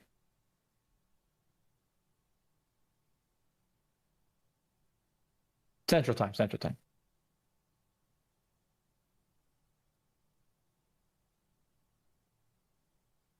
6 minutes.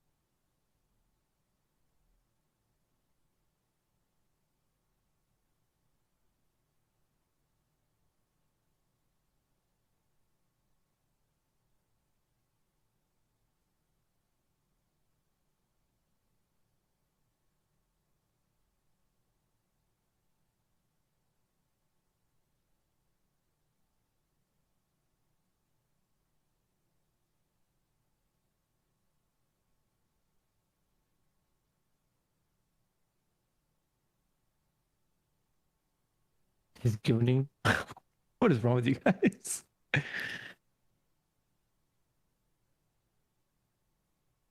Why are we doing the podcast today? We need to stick to schedule.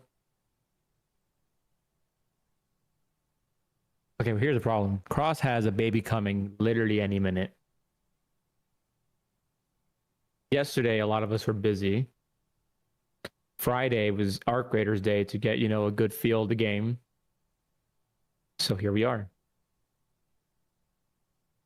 My deepest, darkest secret.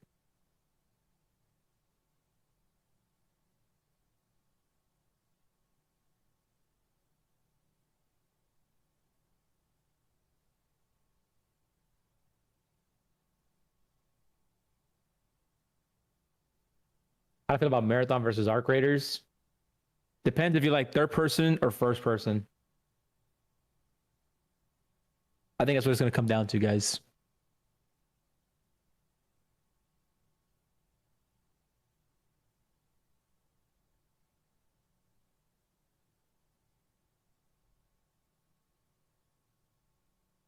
My favorite snack?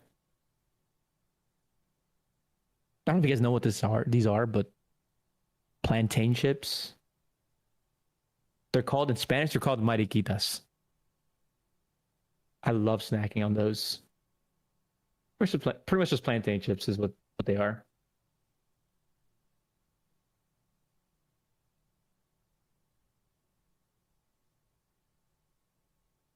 Tostones are good too, though.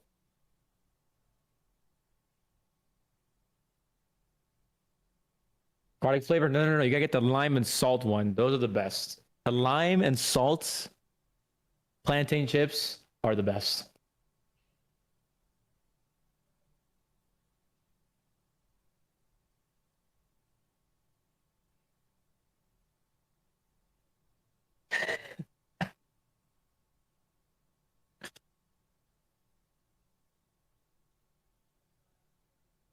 Favorite game at PS1?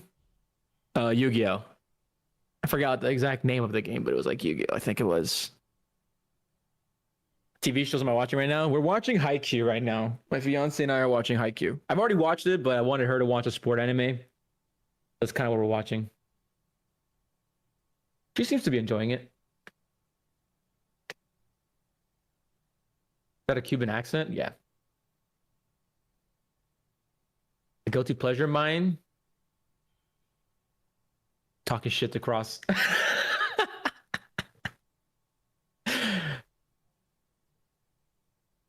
I love pissing him off.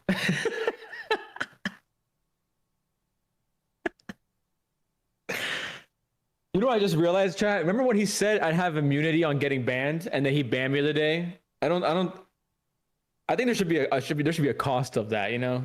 Like what should be the cost?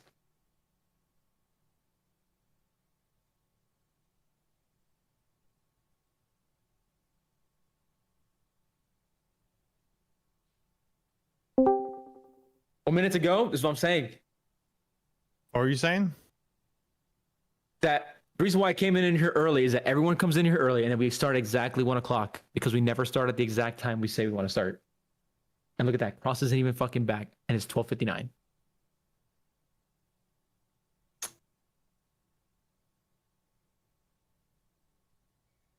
Where's Liv? Dang. Great question. Luke, how you doing? Are your Niners playing today? Or right now?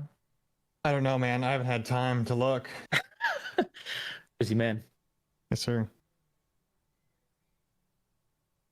I'm gonna be honest. After the Fred Warner injury, Good. I mean, we've been winning. We've won games. It's just like our record's good, but dude, he was the one thing on our defense that every week I'd tune into. I'd be like, hallelujah, we've got this guy here. And it's just the Niners are just on. It's a hospital team, man.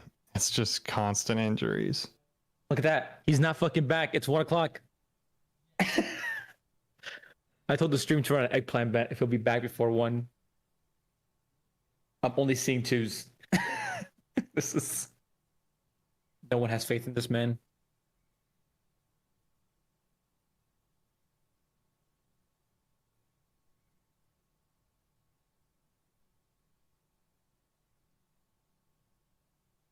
I support the Cuban peeps. We here, baby. We here. Oh, come on. Luke, Dude, I'm liking Arc Raiders more. Are you actually? Yeah, I played this morning. I played for like 3 hours. I was like, I saw your stream title. I was like, no way, right? He's just like, just saying that it's okay. I got in there, man. I was doing solos. I fucked up a couple people. I got fucked up a couple times. But then I got the Tempest, that auto rifle, the epic one. Mm-hmm. Did not lose a gunfight with that. That thing is broken. Dude, there's a certain point in Arc Raiders when you get the right shit where I truly believe like you can't be beat. I would get jumped on by somebody. Like someone will start shooting me. I'll turn around and just melt them. Mm-hmm. It's like, and this one of the guys goes in the call. He goes, "What gun is that?" Oh, dude, I wiped the team with the LMG. Mm-hmm. Immediately, the guy hit the voice chat. And he's like, "That's bullshit." I'm like, yeah. Yeah. Well.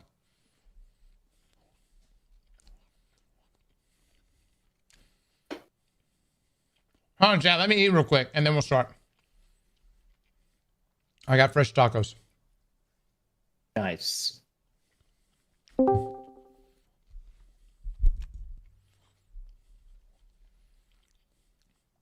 Else, why are people saying else streaming? What'd I do? What'd I do? I put an eggplant bet. I made him do an eggplant bet. Like if you'll be back before 1 and you came back at 1:01. Oh, damn. Hang on. Sorry, chat. My daughter wanted a hug before I came back in here. So I had to double back and go give her a hug. She's doing the cutest shit right now. She's currently playing Zelda. I'm so proud. I'm so fucking proud. She's playing Zelda. She's not doing a whole lot. She's really just climbing the same wall over and over. That's very cute. I'm so fucking proud though.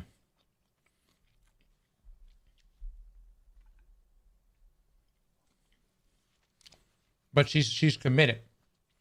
She doesn't really know what's going on, but she knows that she's supposed to climb that wall.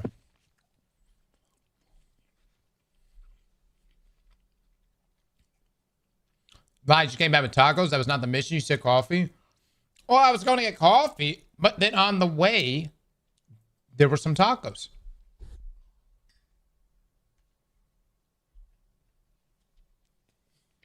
Les Cross, are you getting in the call on camera? All right, I'm finishing my lunch. Oh, perfect.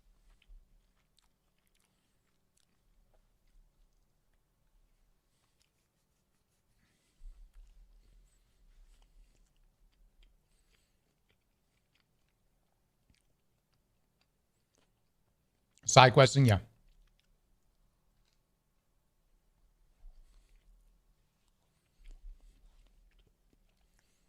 Chat, what's a great game to play with the family? Like, of young kids. Is Mario Kart? Mario Kart's pretty good. Pico Party is also really fun. What is that? Have you ever? It's a Nintendo game it's meant to be a party game, but I think it's relatively kid friendly too. And because it's really simple, like you can only do a couple actions in the game, but everyone has to work together to get through levels. So you're just like put into a room. You're not told what the instructions are, and you could jump, grab things, whatever, push things, and there are puzzles to get out of every room. But they get harder as the game goes on. It's so fun. It's like an indie game, but it's so good. Cross is way too old to be playing party games. No, party games are fun.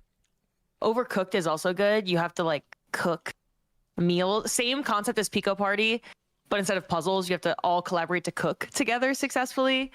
Yeah, there are good party games out. Mario Party is really good, but it takes it's very time consuming. I think kids would lose interest. The games are like an hour plus. I don't know if I should believe you. You like Pokemon AZ, so I don't know. What the fuck does that have to do with anything, Les? Spicing it up. But am I not allowed to like Pokemon? I like to like good Pokemon. Is it good? Okay, like, Les, just because... genuinely, is it good? Well, we're going to talk about it on the podcast. We're gonna do podcast. Don't get into podcast talk yet. Yeah. I don't want to crap on Pokemon until it's on the record. You want to get it live, though. You want to get it live. You got to get it on the pod. Yeah. I'm going to talk about it on the podcast. I have an answer to your question. I'm the only one that can give a review of the game since I'm the only one that's touched it. Yeah. That is true. I don't know. I have a Pokemon game on my Nintendo. What's it called? Cross. We mean the one that just came out. Yeah, what's it on called? Thursday. Legend ZA. Zah. It came with my Nintendo. Zah. It came with my bundle for my Nintendo. Wait, you got a Switch too? Yeah. So you're gonna play with me? Hell no! I only bought it because I needed a Switch, and there was the regular version wasn't available. We need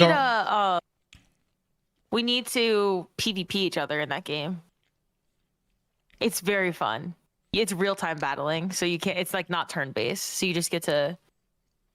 Like if you start yapping, I just beat the shit out of your Pokemon. So like Pokemon Go.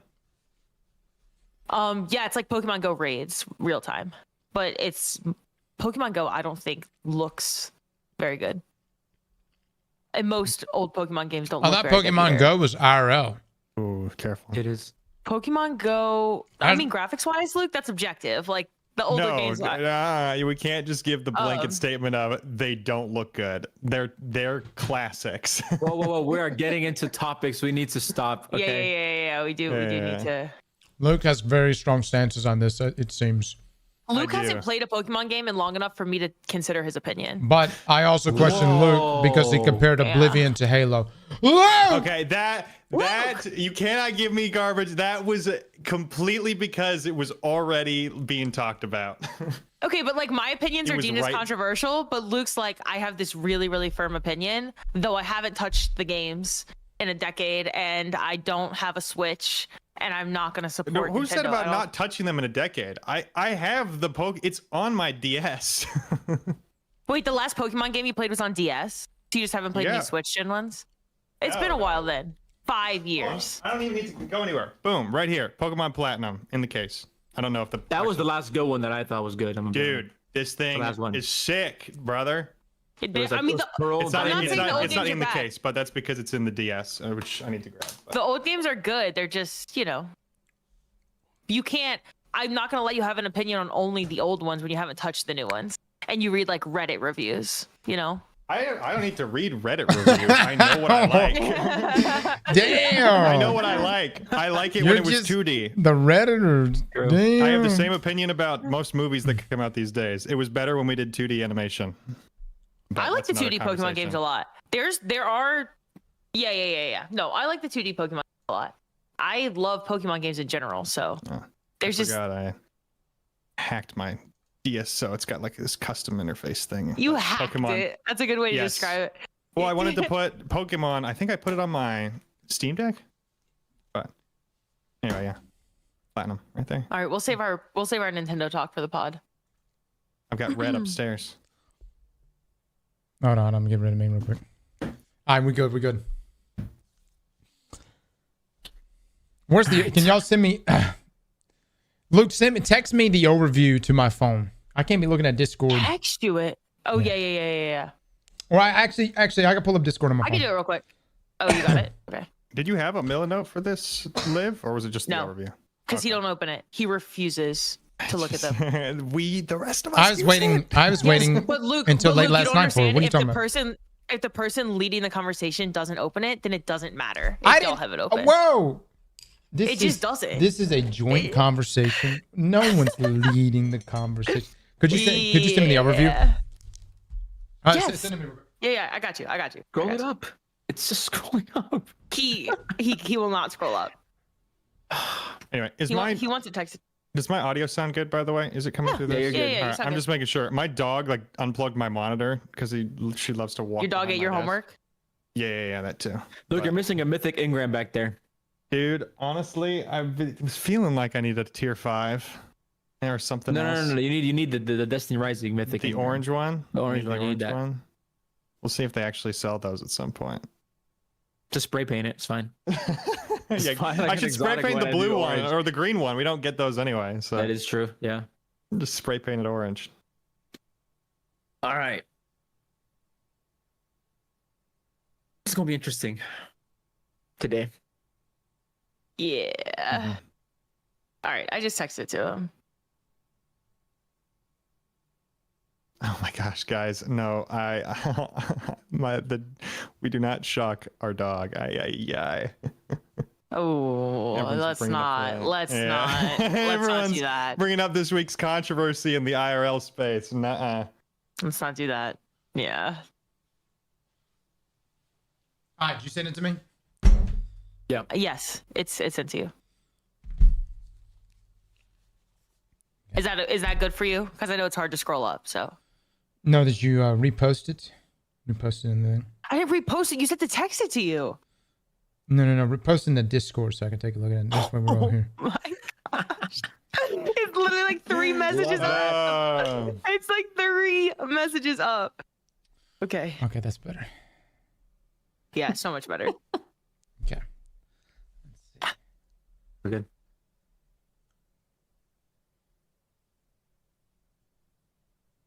That's it? That's all we're talking about? What? You have to be fucking kidding me right now. Don't even. Cross. This is great. If you leave the call, actually, me, Luke, and Les will have the podcast, and then We can talk about all this for 2 hours, I think. this fucking guy. Easily. Yes. All right. Especially with Liv's terrible Pokemon takes. Well, no. Another week, boys, and another pod. This week, we're back. Sorry for missing last week, and I don't know how long we've been out, but we're here.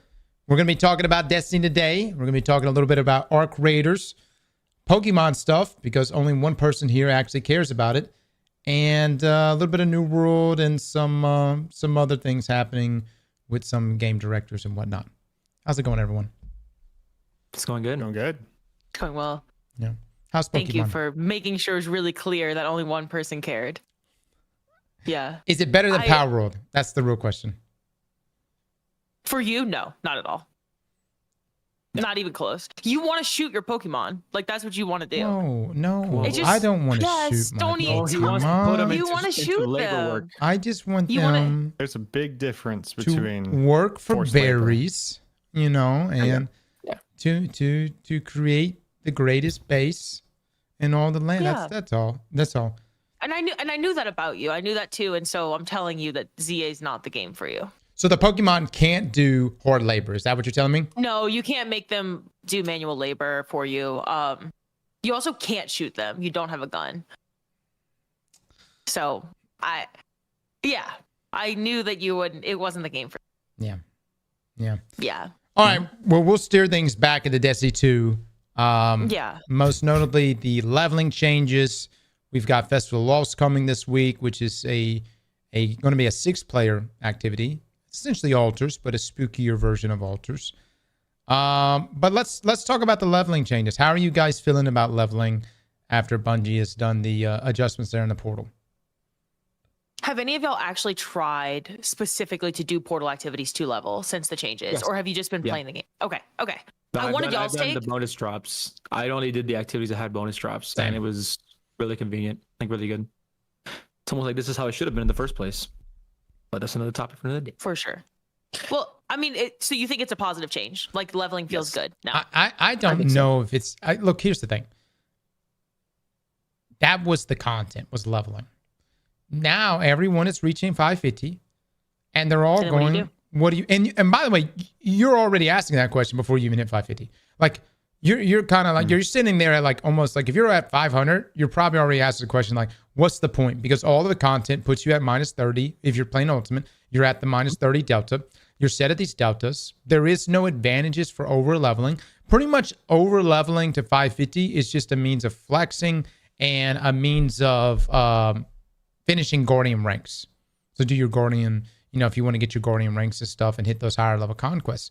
But there's no real big reason to be 550 unless I'm missing something. Actually, hold on one second. Hold on. Yeah, I think in the process of trying to bring everything down to fix all the gripes about how annoying leveling's been, to get tier 5's access earlier, you've created the situation where there's this like progression kind of stops at a certain point to where there's no reason to go higher. And we're going to get the same leveling next. I mean, we're not getting an increase next expansion, so what's the point? Yeah. You just do it naturally, just over time, just through playing. Yeah, I was gonna say the reason I asked y'all if you did portal specific activities to level is because I didn't. I've been playing the game like I usually play the game, so y'all could probably guess what I've been doing. But I will say I've been leveling much faster, and because I don't see a point. I never got to 450 before the increase. I don't see a point in getting to 550, especially without a future increase. So I personally, even if the changes are positive and it feels really good now to grind power, I won't be doing it because I don't see the point. And like, I'm just trying to find what is fun for me in this game right now. So like, I got a new bug this week to low man all the raids. So I started doing that this week. But like, what is the point of hopping into portal activities and doing something that I find really boring, even if it's better than ever to level? Because what am I leveling for other than to flex? Right, because there's no level increase going into Renegades. No. There's no reset. I do think it was a good change. If this makes it feel good for people, it's just we go back to the topic of, okay, so now once you get to 550, you don't have access to harder content. You don't have access. Like, what are you doing in the game once you get to 550? I think you were hitting on something really important there, Liv, saying that you weren't doing any portal activities to level, which really gets back to the heart of the portal activities feel like they're just kind of put there in order for you to grind them, whereas you're actually playing the real content of the game, which is the raids. Like, you're playing that, and you're seeing increased leveling there, which is how you should be playing the game. You should be doing the stuff that you want to do and actually enjoying it. And that's where you also get power increases. But now that you can do that, there's no point for you to go back and play just the portal activities that are Caldera, that are just meaning kind of just there for the sake of grind. I'm getting some comments about you just grind God Roast. Then let me say this about grinding God Roast. Once you reach 450, doing that activity and locking in a God Roast so easy. With 3 traits per column, and they're all enhanced. Dude, getting a God Roll now, once you reach the level cap, has never been easier. Matter of fact, I would argue to say right now, getting loot in Destiny is the easiest. The fact that you can now, if you're a new player, you can load up Destiny, you could get 300 level gear right out the gate. It take you, maybe a few days to get to the 450 territory. If you're really, really hitting it, I went up about close to 10 levels in an hour. And I was really kind of like fucking around. You know what I That's mean? what I did as well. And that was at 490, essentially 490 to 500. And That's exactly what I did. I did 490 to 500 in like an hour. But it's supposed to be even faster than that if you're under 400, right? And so, you know, I just feel like now is easier than ever. But do you believe that loot in our game has lost its value? When I say lost its value, it doesn't mean that the loot isn't good.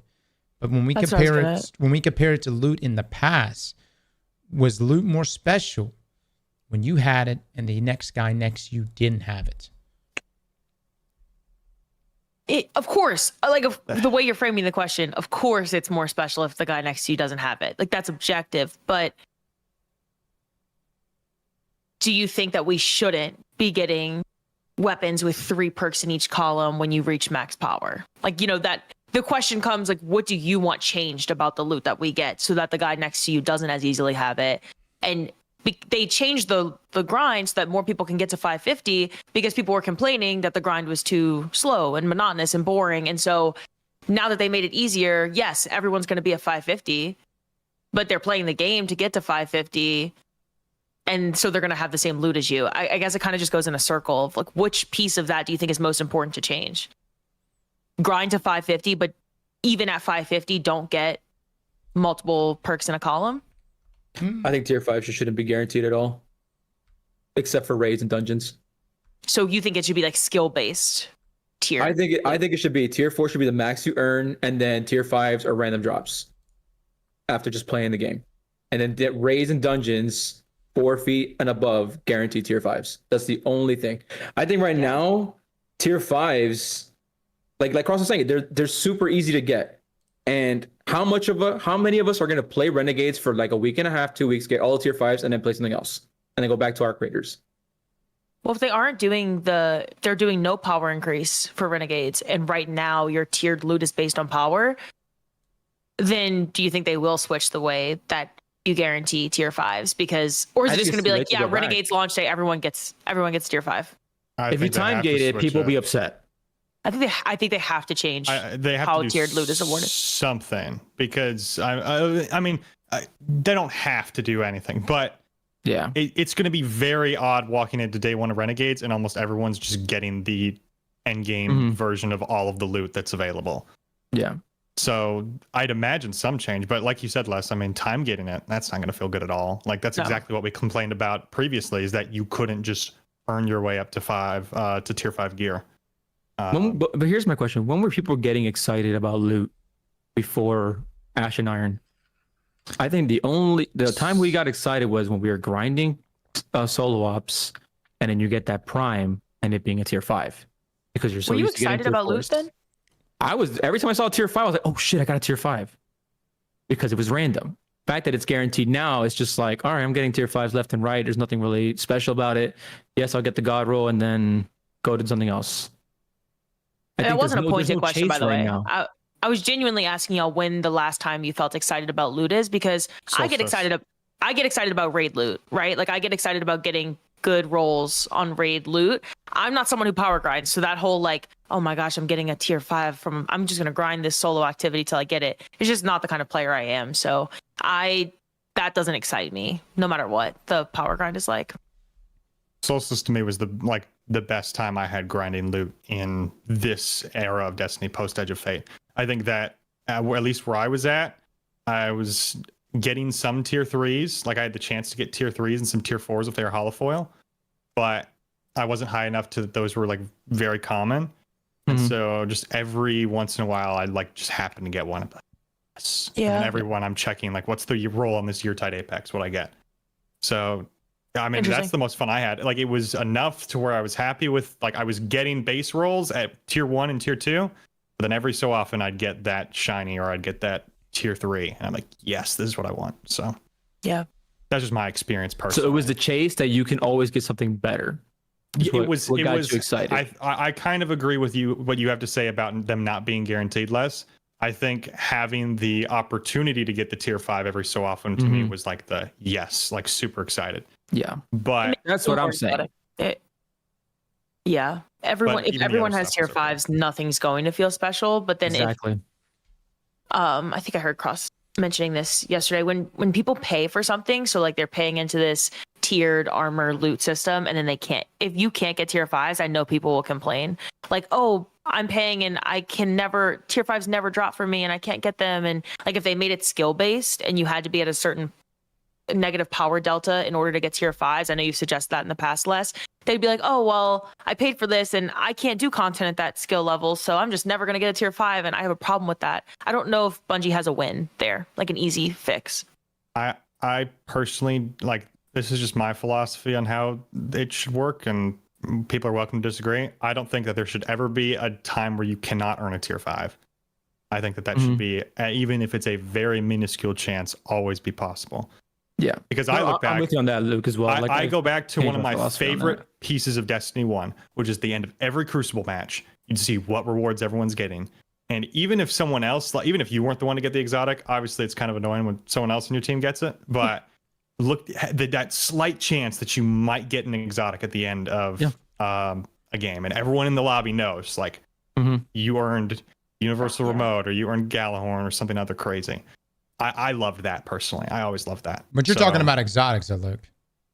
Yeah, but when exotics were rare too, and not marketing campaigns. Yes, and so that's a whole conversation about where the loot rarity is in the game. But the question we have now is, where is it? Because we're all getting the max stuff at tier 5, and exotics are freebies. So there's nothing that has that. And so I think that it's very easy to implement a system where there is a small chance of a tier 5, no matter if you're just starting out or later into the game. But you can increase the chances and the harder difficulty higher deltas, content. yeah. But I just don't like guaranteed tier 5s right now.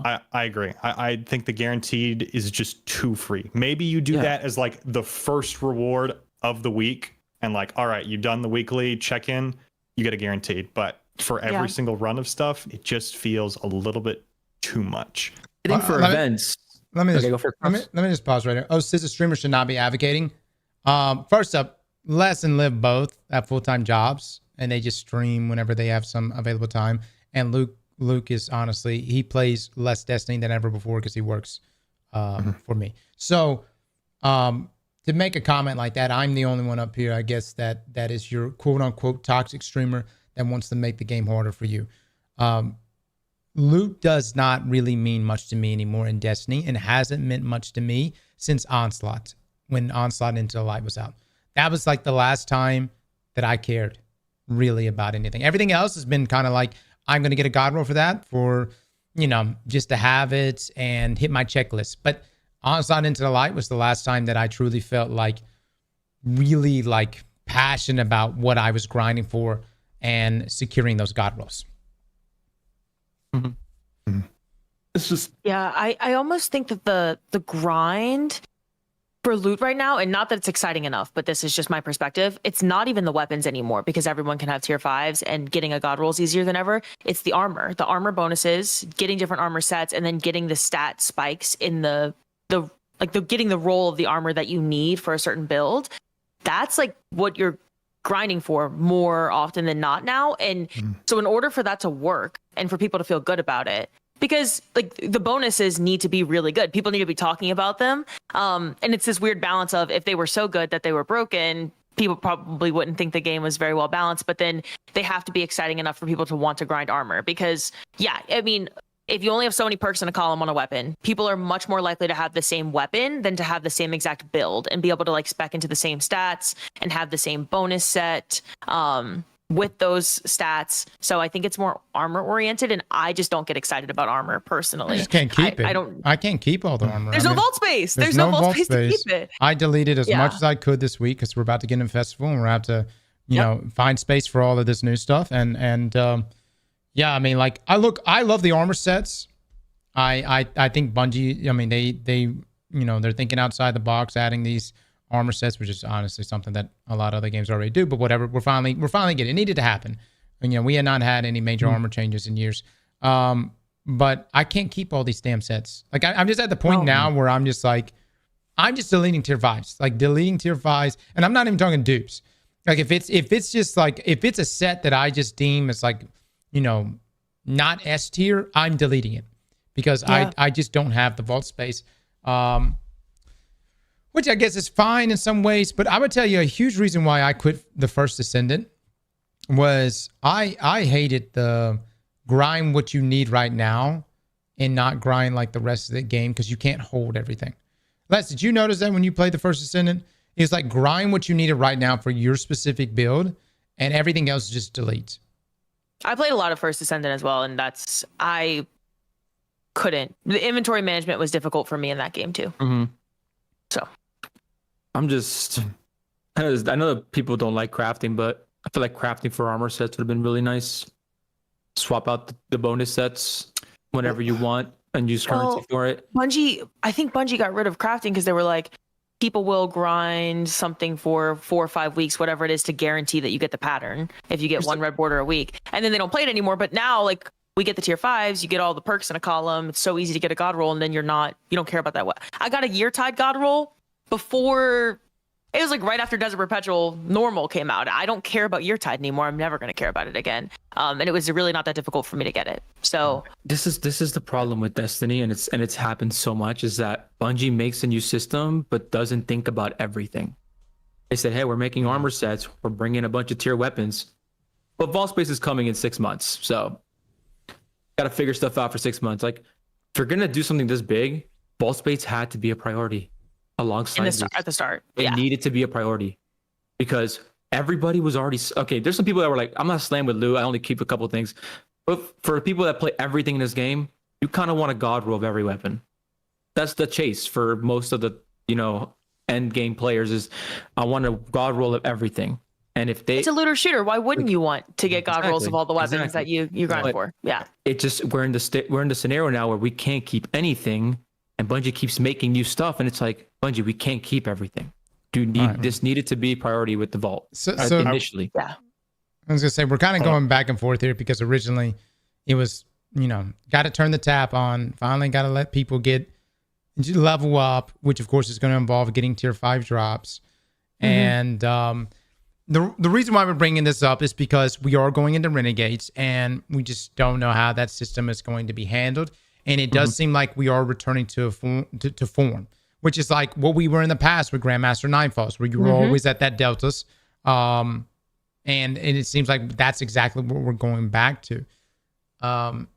It's, you know, yeah, I think it may be reverting a lot of changes. Yeah. And by the way, minus 30 right now for Ultimate is not that difficult. Bad. I think people keep thinking it's the old system. Minus 30 is crazy, but minus 30 was crazy before. But it's when I go in to test stuff, I usually go in at minus 30 just to see like, oh, is this decent? Like, and that can be with stuff that's good, and that can be with stuff that's bad. And like, if it's bad, I'm gonna have a bad time. But I see a lot of. It's not impossible. It's like just harder, and that's solo. That's not even with a team. Right. I think that people get scared of it because of the past. So maybe Bungie's not very good at communicating what those are supposed to feel like now. But I see a lot of, you just say that because y'all are streamers and you're like elitist and you play high level stuff. But I really don't think negative 30 is bad, even for the average player. So no. Can I just say, I liked the system at one time where it was weapon crafting and random drops. You know, I mean, I was okay with that system.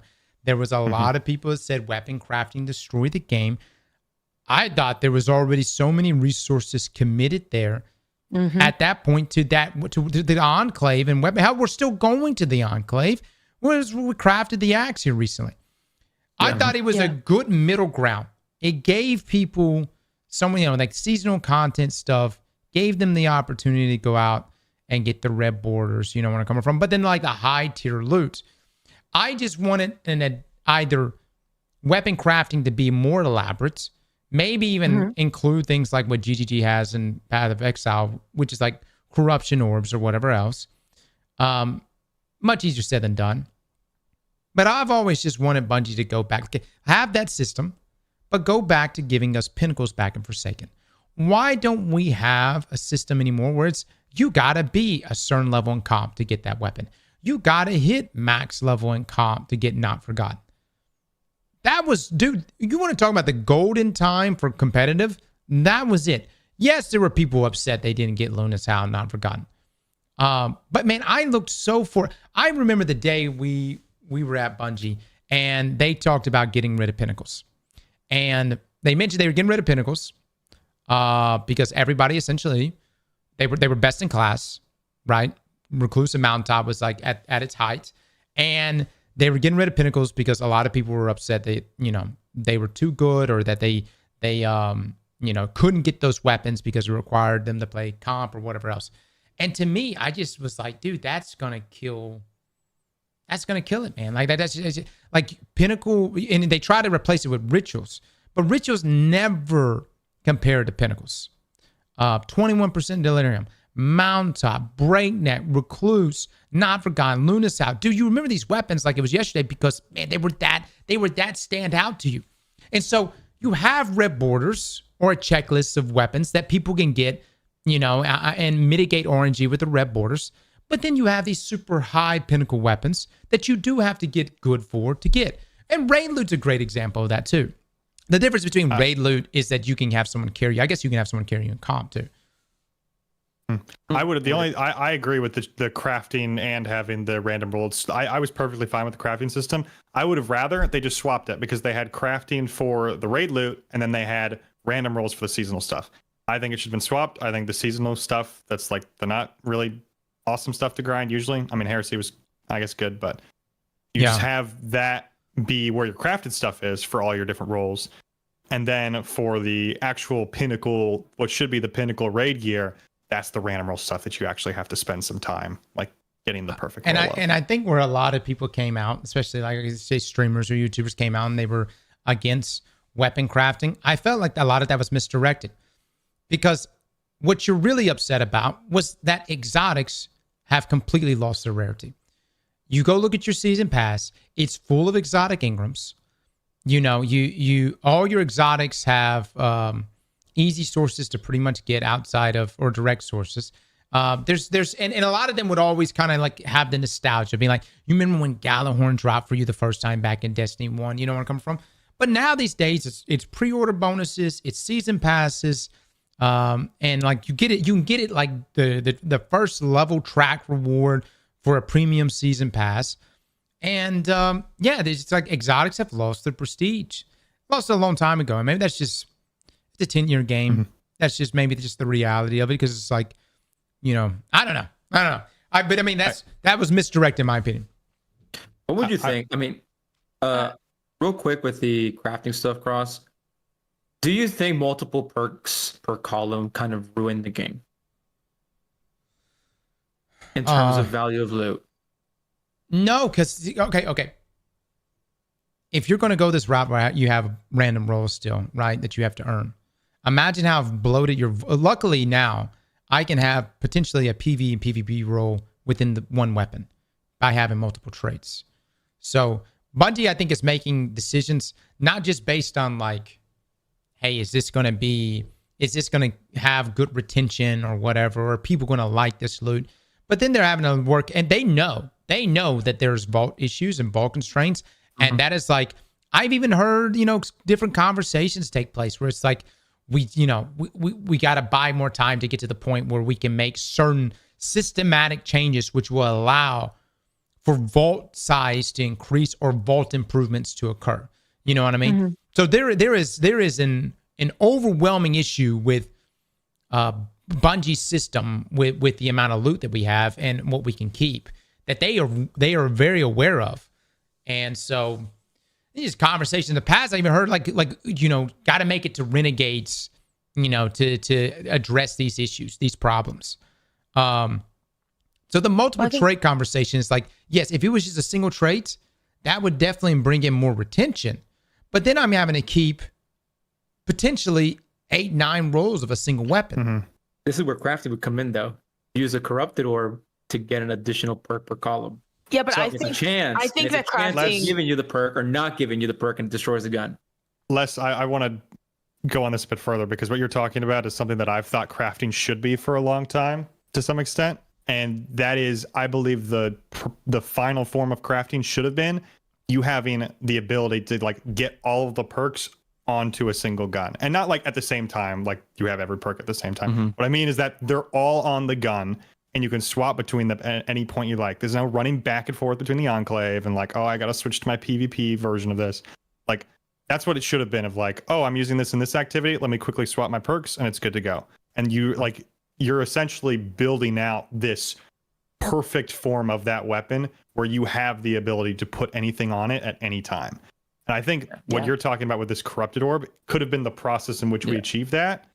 But that's where I think crafting should have landed. Yeah, because I mean, crafting could work with that though. Like you get a weapon, you have a god roll, you're like, I can get one more perk though. It's a chance of breaking the gun, or there's a chance of adding another perk to it per column. And you do it, and then next thing you know, your gun just breaks. Or you do get that additional perk in the third column. You do another orb, and it does like an additional perk in the fourth column. And then, like you said, get to that point where like this weapon that you've invested so many materials into has become the role, or to gamble as well. And there may be ways of improving the percentage of it actually working and not, like, but crafting in that sense, I feel like would have been. Cammy put out a really good video this past week where he said that the Destiny community, when they say they want more grind, what they're really trying to say is they want to gamble. And that is so true. I saw his video. I thought his video was great. It's a great video. And yeah. But here's the thing. What are we gambling anymore? There's nothing to gamble.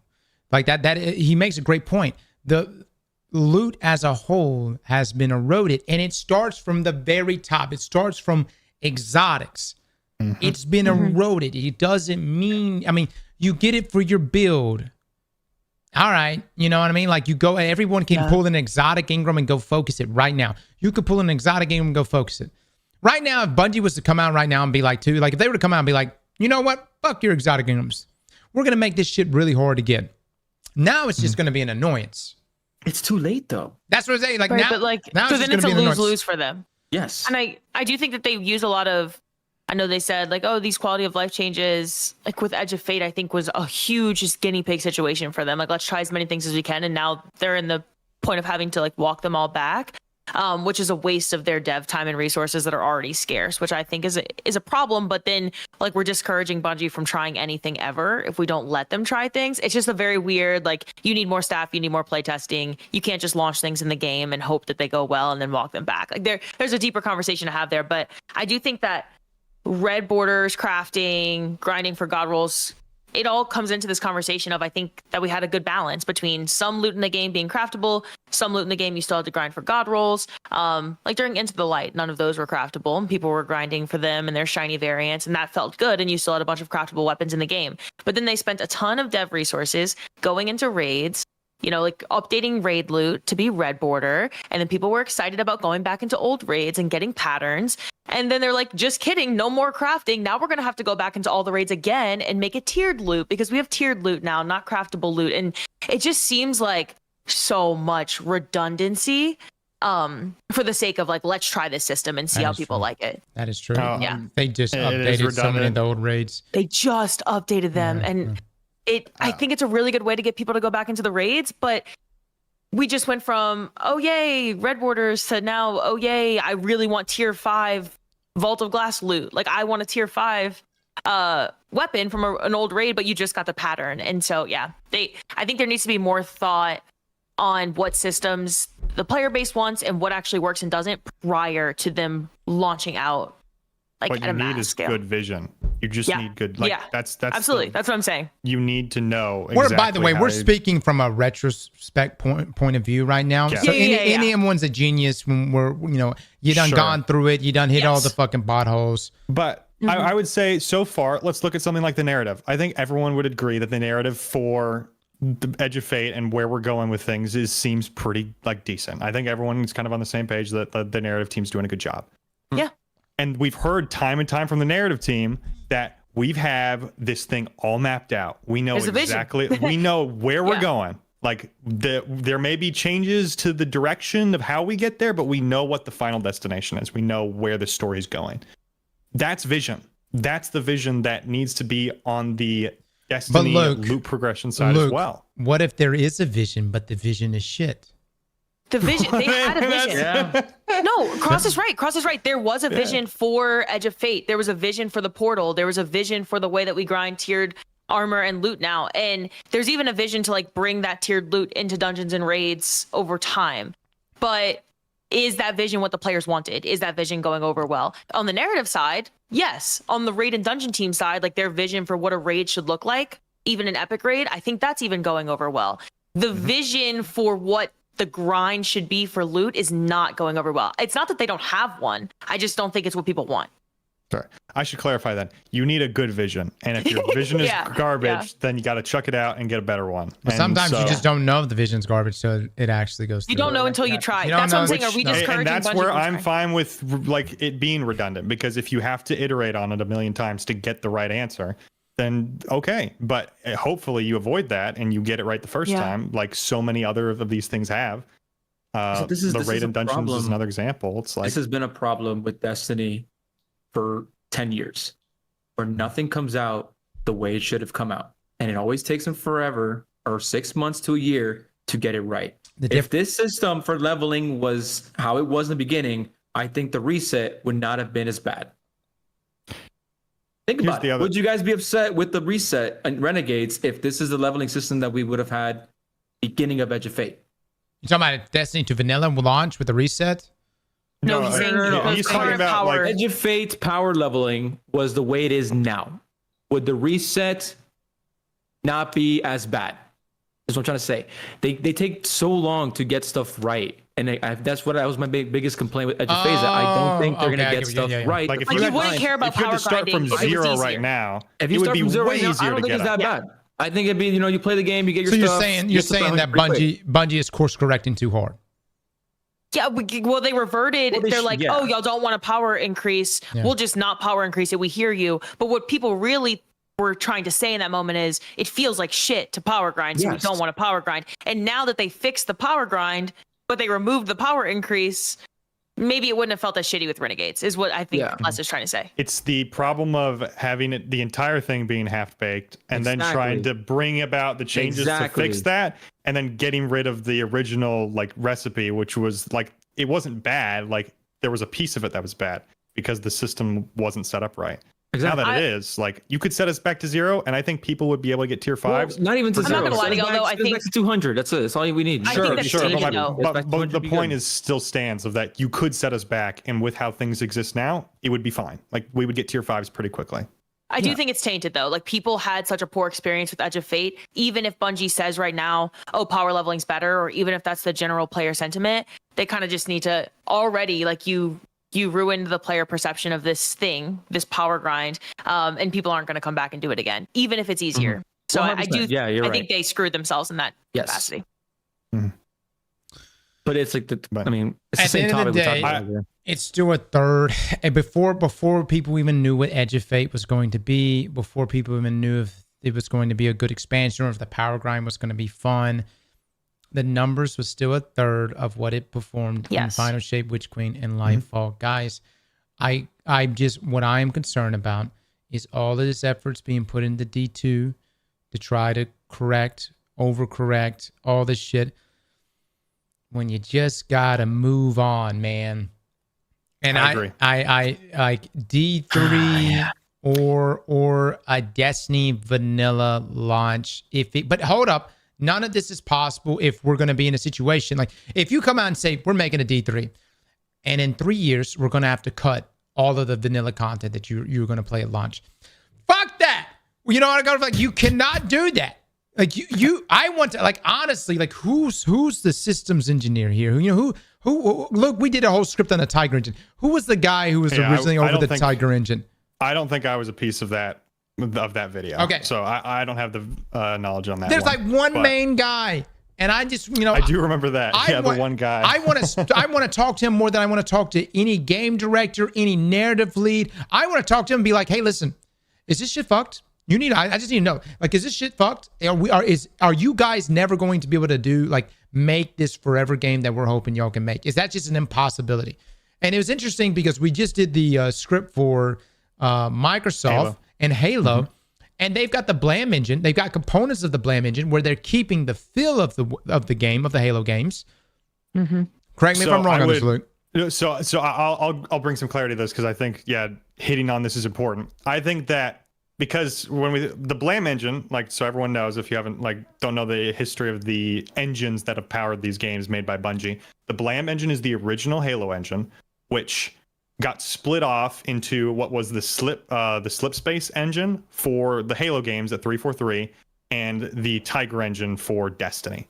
And so that original Bungie code is in both of those franchises, and it's only recently now with the newest stuff that they're working on where they're getting rid of even the slip space engine. That's being taken, that's out of the picture. They're like, no, we're not working with this anymore. We're going all the way onto Unreal. Now, they are still using the Blam engine because if they're doing a Halo CE remake, in order to keep that original feel of the game, they need to.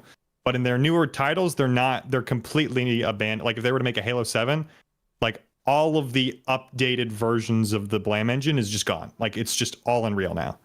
And we're still in a situation with Bungie where I think overall, with the shift to Halo Studios, it's a complete rebranding of their content strategy and how they're making the games. There's a lot of shifts that took place behind the scenes. But there was a discussion that took place with one of the developers who works on the engine at 343. And I don't know if he's still with Halo Studios, but he talks about how there's still vestiges of old code from the Blam engine in when they were working on a slip space engine. And how he'd go back and you'd see those little tidbits. So is it slipspace or slipstream? It should be slip space, not slipstream. Oh, yeah. I will double verify that. We have a chatter saying it's slipstream. I don't know. So space. It is slipspace. Because slipspace is it's the slip space engine. You come in here, you say some shit like that. Slipspace is Halo lore stuff. That's they did the same thing with the Foundry. It's pulled from Halo lore names. Okay. But anyway, my point is that another thing to mention there as well with the switch to Unreal is that because they were constantly updating this old engine, 343 was both a tech company and a game development. They were working on their own game engine, and part of the reason in the New Dawn announcement that they gave is we're just consolidating to making the game. The game is our main focus. The engine stuff is being handled by the Unreal people. They make the game engine. So it's just that. And so there is definitely tech debt that exists. If it existed for 343 with Slipspace and their iterations, 100% it still exists for Bungie's Tiger engine. Absolutely. And that's just way fucking bigger too, Yeah. So, I mean, my that's my question. It's just I don't want to go down the path of a sequel if we're just going to run into all the same issues. And that's disregarding whether or not you've got the people to even make a D3, the funding, or even the creative bandwidth, or even gameplay mechanics or whatever else. You know what I mean? I just want to know, is the foundation you're building the shit on, is it going to hold? That's because obviously that it's not holding for Destiny 2 by this point. And maybe that's why, I mean, obviously money's involved with this, but maybe there was some truth to why Activision wanted a D3 and a D4. I mean, when you think about it, you build your campaign, you do all your shit, you launch it on a D2, and then you don't get rid of it. You just move to D3. And that way, if somebody wanted to know narratively what's happening, they can go jump on D2. And, because we were supposed to get, correct me if I'm wrong, 4 Destinies, right? With Activision? Every 2 years you get one. Yeah. I think it was every 3 years you get a new Destiny. Yeah, I think what you're going into here, Cross, is a little bit more than even just tech debt, because I think the real issue that's been caused by this sticking with D2 and removing old content is debt that you have with the community. And this is the same conversation with exotics being given away for free. It's the same conversation with people not knowing what to do in the new player experience, with they can't go back and play all these great stuff from Forsaken, Red War. And it's just that Bungie has made so many bad decisions over the years that they're having to still make up for those. all of this, half the work is just making up for terrible decisions they made in years ago that the people who are there now weren't even a part of. And that's like, for instance, when we talk about something like the exotics, someone made the decision, let's give out exotics and market them as like, this is the highlight piece of like, hey, you hop in, you're going to get this for free as a seasonal reward. Someone made that decision. Yeah, I mean, that's money. You know, that's just yeah, money. and now we have a situation where there's no loot rarity because all the exotics are given away for free. Yeah. And the same thing with content. It's like the new player experience sucks. Why does it suck? Because someone decided that, you know what? We have to get rid of the old stuff in order to make new stuff. And now it sucks. No one knows what's going on. And you have to have a 5-minute video to explain all the story, which even that doesn't do a good job. It's like, oh yeah, here's all the mystery of the game removed, and you're just super bored right out the gate. So it's a combination of both technical debt and decision debt from all of the choices that have been made leading up to this point. That this is the redundant piece of the conversation. This is the stuff that constantly has to be fixed. And yeah, a start over, a fresh start where you can fix more of the decision issues, to me, is an absolute yes. Yeah. I just don't know why they would start a whole new saga and not make a new game. It doesn't make sense to me. It really doesn't. Money. Plus, it's a resources thing. Yeah, it's money. It's I know, resources. but There's man, no like, other. It's not an There's excuse. no other. By the way, I'm not saying it's a I'm good not excuse. excusing it. I'm not excusing Yeah, it. I'm it's just just saying money. that that's real. Yeah. You know what I mean? Yeah. For sure. But man, dude, it's like you guys they set it up so well, and then they just said, "Nah, we're gonna keep going with this game." It's like, why not just do a new one? Because everyone was expecting a D3. Everyone was like, But- we expect a D3 eventually. if you're talking about like the end of D2's lifetime, like what you would have wanted to be D2's lifetime, you had Witch Queen, Lightfall, Final Shape. There was no suffering of player count for the launches of those expansions, and Lightfall arguably had the most hype. I think it was more It hype was than supposed to be of all Final time. Shape as well. It was supposed to be Lightfall and Final Shape. Sure. But like Lightfall itself, they had such a good marketing campaign for that I think that if it would have gone well, I don't know if we'd be sitting here today being like, oh God, I wish I would have a D3 right now, because I'm not really sure that the game would be in the state that it's in today. I know that's probably a controversial take. It's much deeper than that, but I'm being surface level here. I think players started to lose a lot of trust in Bungie and what they were making for us and what they could deliver on.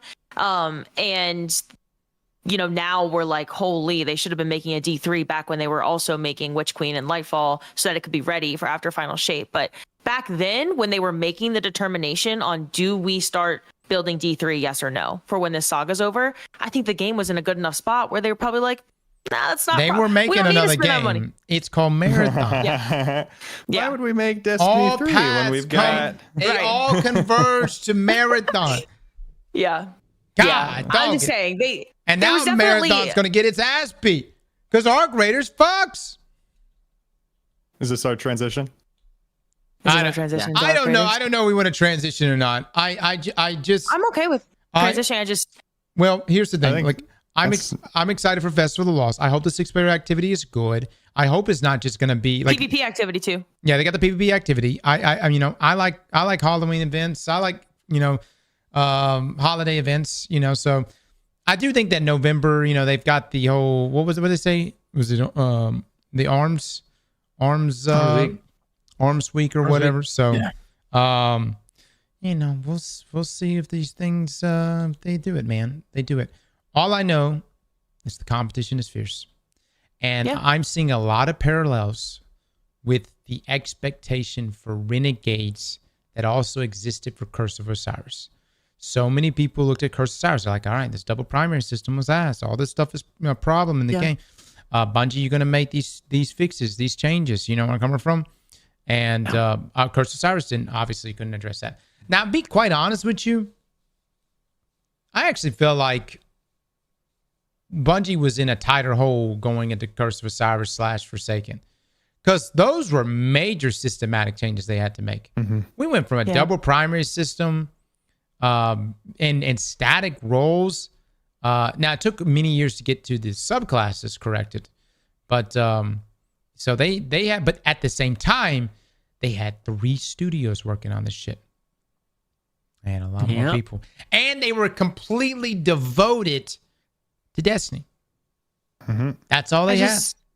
I know I see a lot of people be like, oh, but resources, that's not real. They don't have fewer resources now. They have billions of dollars, and but they really do. Like, we should make it clear they really do have fewer resources now than ever. I think when they were at the table deciding, do we start producing D3? You know, Destiny's in a really good spot. We know we have this end of the saga that's going to perform really well. Do we launch D3 after, or do we continue with Destiny 2? And they were like, actually, we would prefer to manage multiple IPs that all do well in their eyes. We'd rather multiple IPs than have one really good, like amazing IP that, you know, continues its lifetime, and it can last like decades. Because Destiny had that potential, in my opinion. I think they chose multiple IPs, and they were like, let's start developing Marathon. Let's start, like, we're going to work on other games. Destiny will live. It'll survive. The player base is there, but we're just going to divide our resources up now. And then we've seen how that's gone for them over the past few years, especially after Lightfall. And is the player base, as y'all see, because by the way, there's still people trying to make excuses for the data that was shown last week. That data was extremely damning. Of the player count? It tracks all platforms. I still have people coming out being like, Cross, that's just Steam numbers. No, it's not. That's all platforms. That thing is tracking literally everything. Yeah. And it's showing Edge of Fate, not Edge of Fate, but where we are now, post Ashen Iron. It is just nosedived off the fucking cliff here. So, well, I think this is a good segue into like the ex Call of Duty director comments, because this is can we blame Destiny for wanting to diversify and have multiple IPs that do well, or should they have just stuck to their like golden child and put everything into Destiny for as long as Destiny could possibly live? Because, you know, this week an ex Call of Duty director, Glenn Schofield, he said that Call of Duty is going to get the Halo treatment, and it's going to get what happens to a lot of really strong IPs is that they get absorbed by these giant companies, Activision, Microsoft, Sony, whoever it might be, and they lose their identity and they pick up the traits of the studio that acquires them and starts working on them.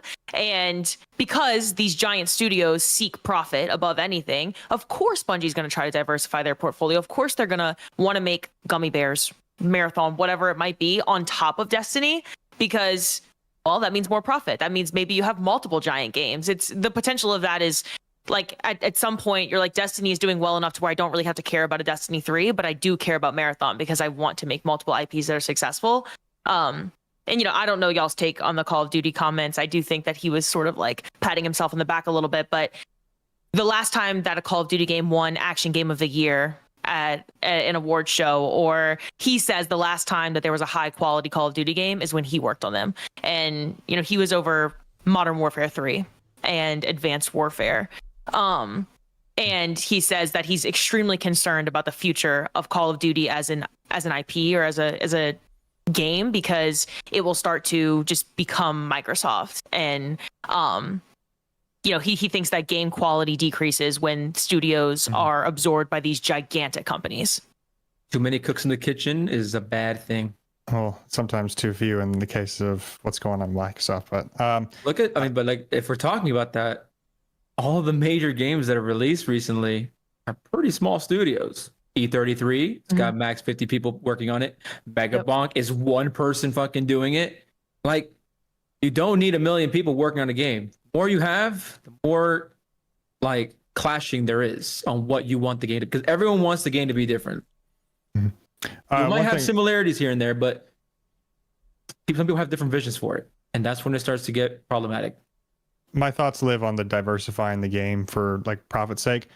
It's not just having multiple games, it's having multiple games that don't cost as much money to make. Yeah. Because Destiny costs a lot of money to make. Yeah. An extraction shooter costs less money to make. And who knows what Gummy Bears would have looked like, but I think they were banking that these games would be similar in profitability, maybe not the same as Destiny, but they're going to cost us way less. Well, none of them even made it out the door, though. So, like, obviously, I know. That's the main thing. It's like, if we were living in a world where even just one of those games made it out the door, then I would be like, the only one that made it out the door was Destiny Rising, and Bungie had literally almost nothing to do with that. And that's NetEase, and we don't even know how much money they're making from that. Gummy Bears gets taken away from you. You realize your parent company has to come and be like, you guys have fucked up so bad, we're taking this project out of your hands. Come here. You guys are now part of Sony, and y'all come the fuck over here. You're going to make your game under us now. You understand? Like, and then Marathon, which was supposed to come out in 2024, but because someone decided to play Truth or Dare, it fucking gets delayed until goddamn 2026. I think that's just but you get acquired. Giant company has these profit goals. You bite off more than you can chew, and you have this big vision, and then none of it works out for you because you bit off more than you could chew. And you also but Bungie you wasn't could doing argue great that it's by just themselves greedy. either, though. Bungie was doing good by themselves. They were Let's think doing. about I'm not saying They that. were doing. I'm not saying that. They were. We don't know, Les. We don't know. Destiny 2 has been better when it was under Activision. You don't know what was produced specifically. Expansions. They've made better expansions under Activision than by themselves or with Sony. The only expansions they made good that were I don't know that I agree with that. Final Shape, Witch Queen. Those are the only good expansions since they left Activision. Yeah, But that's Those are 50-50. Those are Lightfall and Shadowkeep, we could Beyond Light, throw and Edge of Fate Lightfall. in, but Forsaken, Taken King, Rise of Iron. All are good expansions. Disagree or agree? Rise of Iron was not. Rise of Iron brought one of the best raids. What do you mean? Dude, It was 30 come bucks and on. you got a whole new location. You had new enemy type. I was bored And a out of whole my raid. mind with Rise A of Iron. strike, PvP maps? I think a Rise of Iron was one of the most overrated expansions ever. The raid was Witch Queen's good. pretty overrated. The raid was If good. we're gonna talk about overrated, Witch Queen's pretty Bullshit, overrated. Witch Queen was Story fantastic. raid, that's everything it has. Throne World was not a very good destination. Let's be real here. It was. I don't think Throne World was a good Fantastic destination. Just because Bungie didn't utilize it correctly. Just because we was never. not a good Oh, you think the destination. Plague Lands was a good destination? yes. No, Bullshit! You guys was got okay. rose Yes, it tinted did. Yes, it was pretty sunglasses good. right now, man. No, I don't think dude. Throne World was that good. Throne Dreadnought World was is always better than Plague way Lands. better. Let's be okay. Okay. Witch Queen had a good campaign. I'll give it that. It had a good raid. Wellspring was ass. Well, Wellspring was fucking Preach. dog shit. Wellspring was Look, dog shit. I have a very And- I know that most of the player base I did played a lot like of it, Wellspring. so that I played a lot of Wellspring and I didn't I mind played a it. lot. That's my hot take. Yeah. That's my hot take for the day. I had a great time playing it. But less exactly. I never had a bad time playing Wellspring. I know I'm gonna get eaten alive for that. Like people really didn't like it, and it's okay. People don't have to like it. If most of your player base doesn't like an activity, then overall that's an L. You should iterate. Okay. You should not do that again. I didn't mind it though. I didn't mind it. The circle back, whether or not Bungie made better expansions with Activision, obviously having those extra resources was really good. But to say that they didn't make anything good after Activision is not true. I'm not saying they didn't, but I said Queen, they've made worse expansions. Witch Queen and Final good. Witch Queen and Final Shape were really good. And dare I say, the year of Lightfall Was solid. Was actually a solid year. It was solid. Yes. It was solid as a year. Plunder in Year of Lightfall? Huh? Plunder. Was Plunder Lightfall? No. No. That was Witch Queen That's year. Witch Queen. Haunted into Plunder into Seraph. So what was? And I know that because Was I it played deep? Haunted. I quit. Oh yeah, you're right. 'cause Plunder, Seraph was and I pretty- came back for okay, Seraph. yeah. You're It right. was Yeah. deep and what else? What were the other ones? Deep and Deep Witch. Witch. And which was pretty Yeah. good. season of the And Wish. Wish. Wish. Deep. Think about Witch Rise. and Witch. Yeah, Think about- the think year, about- the year life was pretty good. Yeah, think Deep about was kind of- think about Warlord's Ruin. Warlords was That is the best dungeon they've ever made, in my Okay, opinion. That is the best dungeon. Yeah, I agree. That's a with good. That's a good dungeon. that. Deep was bad though. I don't think Deep was good. Yeah, I agree. I think Deep. I think Deep Deep was was bad. them trying something very different, and it didn't work. It didn't work for most players, and I think Deep pissed people off because we still didn't know what the veil was. That's why everybody was pissed off. sure. You had, Reason why people you had to hated go Deep. listen to Kiyomi every week, talk some bullshit. Yeah. Deep had fishing, and so that was like a social feature that people Yeah. liked. We did have It had fishing. fishing. Yes. It did have fishing. They were. Oh my god. I'm not gonna lie. I never discourage Jesus, Bungie from dude. trying something new. I just discourage them from like continuing to do it if it doesn't work. People didn't really like Deep, but I liked fishing. I didn't mind the underwater theme. Ghost of the Deep as a dungeon. I enjoyed it. Just we had comments. Traversal between sections is too long. The boss has way too much health. Like I fucking but love that as a- dungeon. I think it's a great dungeon. I think I people know, gave it too I much know. shit. I think that the community has like this tendency to dislike something. So let's use boss having too much health as an example, and then they trash the entire expansion, dungeon, activity, whatever it might be, because they don't like a certain aspect of it, which like then leads to not so productive criticism of Bungie. Maybe don't have long traversal sections, maybe reduce boss health, but don't just say like Ghost of the Deep is shit. because I think the aesthetic was great. I All think of the dungeon's that great. contributes to it being a bad dungeon, though.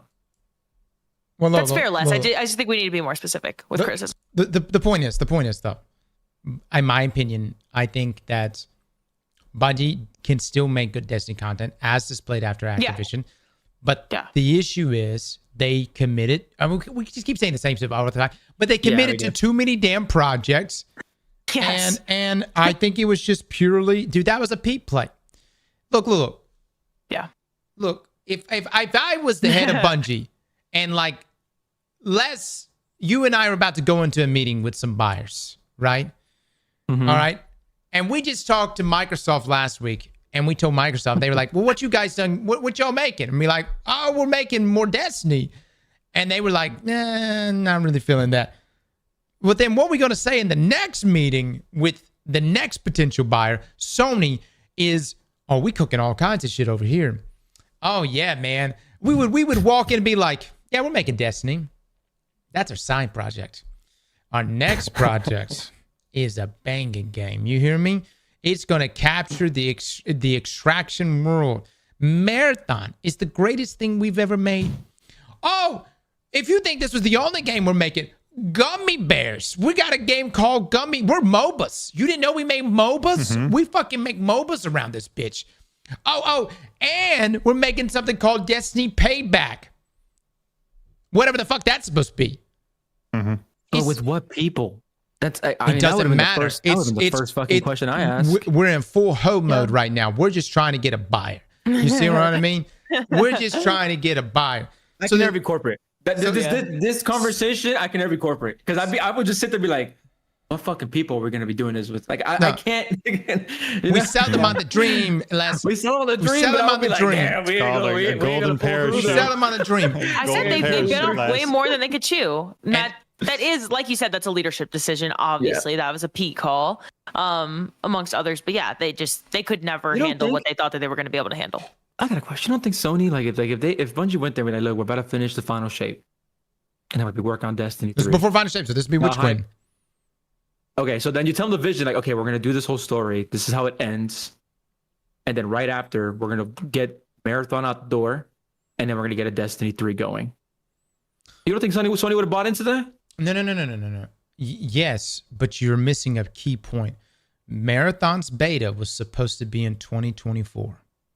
Remember, I mean, the whole Chris, that definitely. I cannot overstate just how badly Marathon has fucked things up. You know what I mean? Yeah, it has. And that game was supposed to roll out in 2024. Didn't roll out. Yep. Then it was supposed to roll out this year. Still hasn't rolled out. And I am very concerned right now that the name Marathon is just tainted because people associate that game with Art Scandal. It's called Art Raiders Online. People call it Art Raiders. I love that fucking Yeah. It's very, very. The jokes write themselves so sometimes. Bad. And I think they probably just thought like Destiny had been tainted, not in a plagiarism way. That's just crazy. I don't know how they bounce back from that when that's their perspective online or how they're viewed online. But I think they've probably had the take of Destiny has been really tainted in the past before and has managed to bounce back in a meaningful way in the past. So sure, we could do it with Marathon. It's different. It's different. I know. No, it is. I agree with you. I'm just saying they're probably like, wow, what? Marathon's not even out. You don't have any player base to like bounce back with. Sure. Yeah, they're trying not to lose people as opposed to like gaining people. Yeah. Exactly. So I think they probably just had the take of like, we've done it before, we could do it again. Like, Marathon's tainted, but we have to try as hard as we can to bounce back. Will that be successful? I'm not saying that. I'm just saying Bungie's been known to fuck up and bounce back in the past. Yeah, I mean, it's too late to change now. Like it's too late. What are they gonna do? So much. Triathlon, like, come on, like. Right. You're gonna relaunch it, same aesthetic, and then just call it something else. Like you just have to stick with it. So I don't think Sony's biting that bullet unless they have to. Like. No, they're launching Marathon, and it needs to launch. Yeah. Just get it out there. But I would have just gotten it now, honestly. This takes us to Arc Raiders, which we got to play the server slam this past weekend. Now, I've seen a little bit of negativity about it, and I completely understand. This version of Arc Raiders is very limited But there are players that are associating this version of Arc Raiders as being the entire package. Whereas like this past summer during the playtest had way more content, and that was still not all of the content. So the content rollout of Arc Raiders is going to be immense when it launches on the 30th. Now, I completely understand where people come from where they say, I don't like third-person shooters. And like that's completely fine. I actually like, it's kind of like Remnant. Remember when we picked up Remnant for the first time? Like I too was like, I don't know how I feel about, I like first person shooters, but then we started playing Remnant and it was like, okay. Remnant was so good. I really, That's PV. Us. yeah. But Arc Raiders, once you learn how to deal with engagements, it's good. And so like, and there are many popular third person shooter games. And I think Arc Raiders can fit that mold, but I had a lot of fun playing it, and I'm playing like this past weekend, and this is like the most basic version of the game. Like I had a question really for you though. This is not negative at all because I know extraction shooters tend to be like play with the squad. But did you solo queue at all? Did you duo queue? Like, or did you just play stacked? I played. Because I solo queued. Yeah. Less solo queued. I did I just did duos and trios. Okay. So I only played when I streamed, so we were obviously playing with. Which other people. I'd like to comment on that. Their solo queue system, like I found that like you would get solos all the time. Like I don't That's think how I it ran works. into a single team. When you duo, As long as you don't do squad fill. Yeah. as long as you don't do as long squad as- fill, Yes, of course. you will match other solo players. If you duo, you will match The other squad fill duos. experience. I was told that cross you match either duos or trios sometimes, depending on the player count. But Okay. I feel like when we played, When we it was played, only we duos. were only getting duos, and Yeah. Which is and- fantastic, by the way. dude, the clips of Arc Raiders I've been seeing have been hilarious. The proximity chat clips, absolutely hilarious. We were so it was Benny, myself, and Omelette yesterday, and we ran into a group of like 3 Swedish guys, and they were like, "Hello, don't shoot, we're friendly," and like they like walk past us there, and we were all like looking at each other. We were like, and they're like, they were like, we're just here for loot, and I was like, oh, and they were like, do you want to team up? I was like, no, we're not. We're good. We're gonna go our separate ways. And they were like, okay, bye. And so like this is the interactions you have in Arc Raiders, and it's fantastic, man. Like again, like it seems like such a simple feature, but there are other games trying to introduce their extraction without the simplest of features.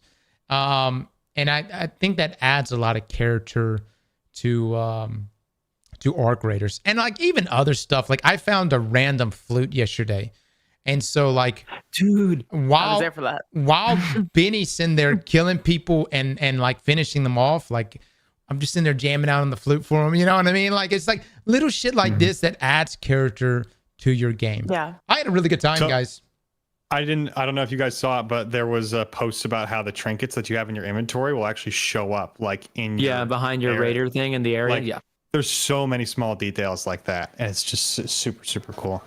I've seen the negativity online about this game. Like I think where Luke that is a comes from. fanboy. Hold on, Arc Raiders. let me get to it. I've seen the negativity online. I think where that stems from is just like there is already this harsh like group of players that hates extraction shooters, just period. Just like don't like it, don't care for it. And so when they see Arc Raiders and everyone hyping up, it's just immediate, like just completely opposite. But there's valid criticisms of the game too for even people who like extraction shooters. But me personally, I'm completely sold. I've been sold for years on this thing. The actual gameplay that we've got is fantastic. I love the sound design, the entire experience of just like fighting the different AI and how they react to you. AI is fantastic.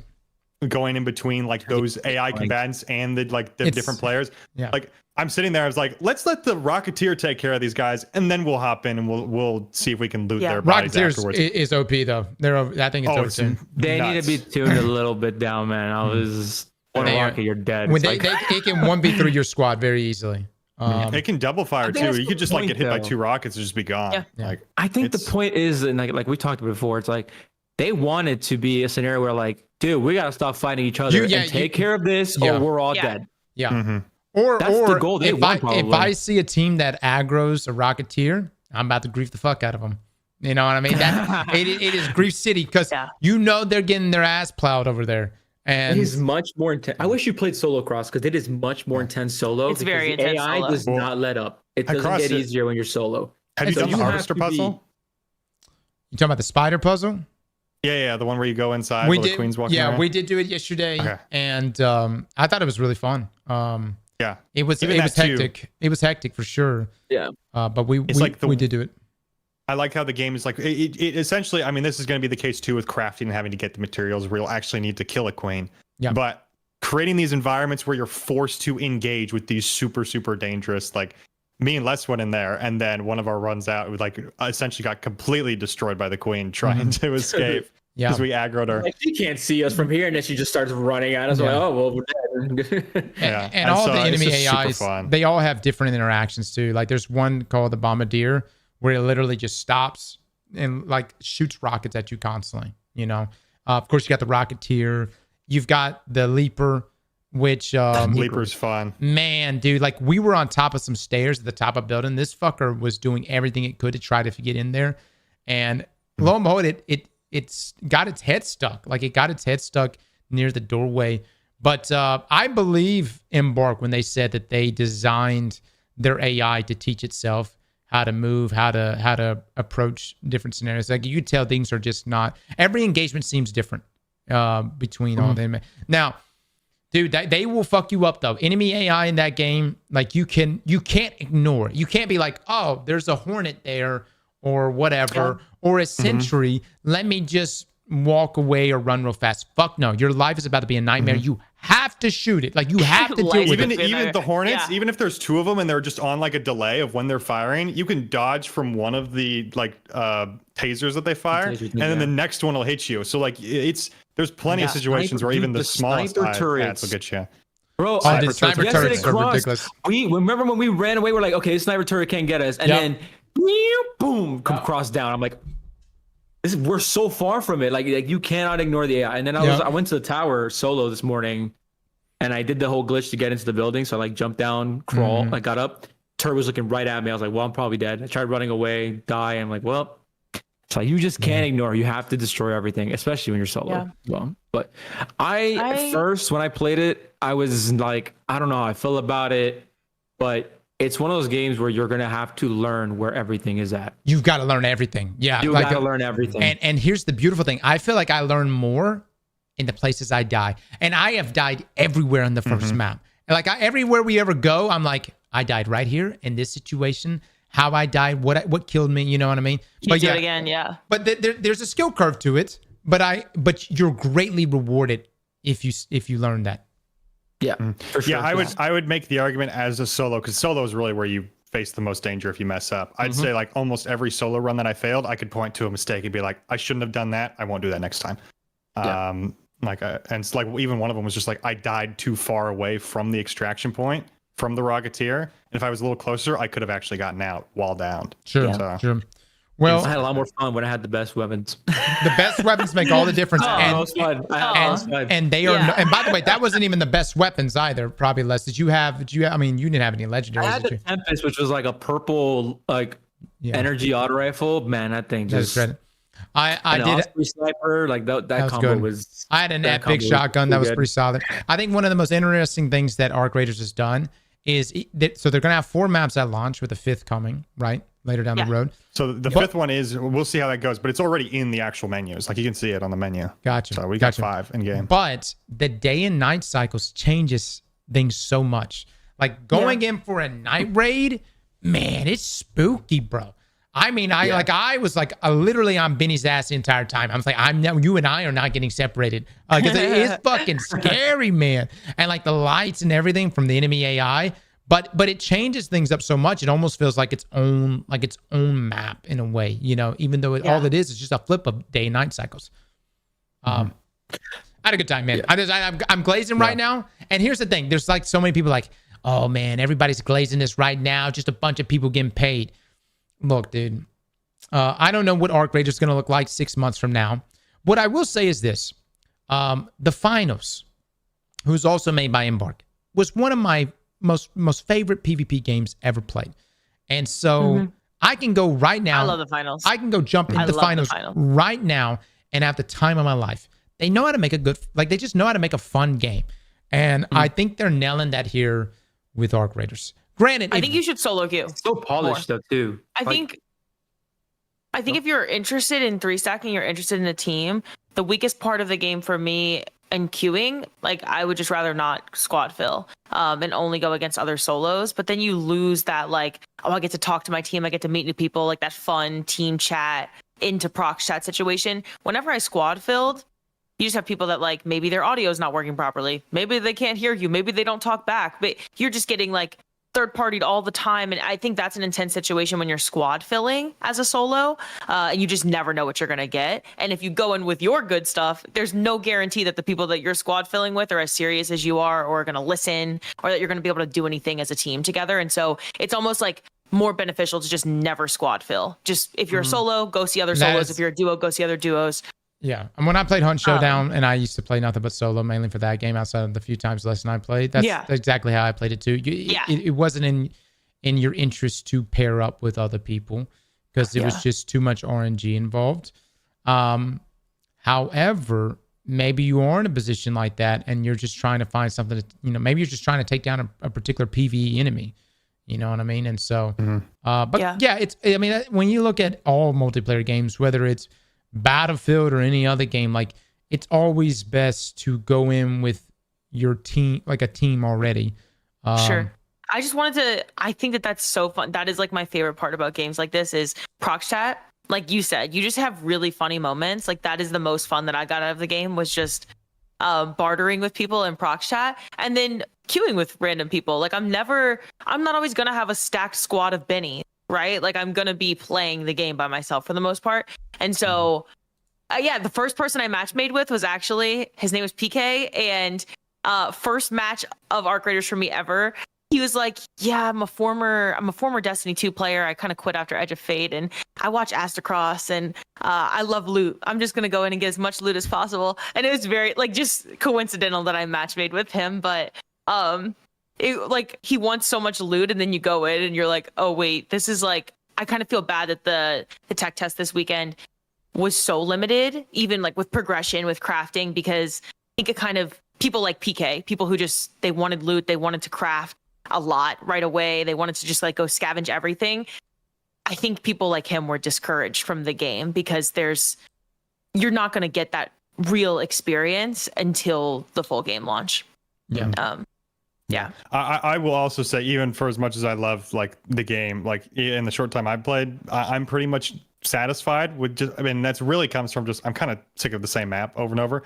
The space map by far is my favorite. And so, just from the play tests. And so with this, like damn battlegrounds, like, all right, it's fun. Like, but I need some more variety, and the variety is just not there in the tech test. It will be there in the full game.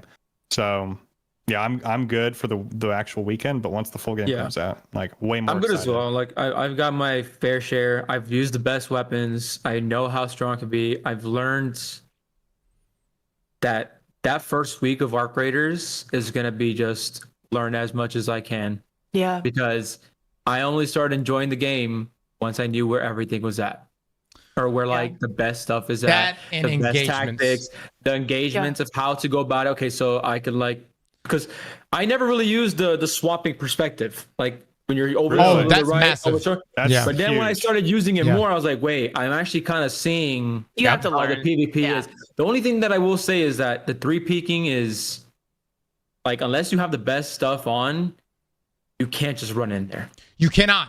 No. You cannot. You cannot. Or you throw a grenade. The grenades in that game are very powerful. A smoke grenade is really good too. I was using the smoke grenade. I was like, if I don't know if someone was there, I'll just throw it and go across and then just peek out and then like look around. But I had a good time with it towards the end. At the beginning, I wasn't that much of a fan, but I like my title today was like, I see the vision, and it was like, I understand what the hype is. Right.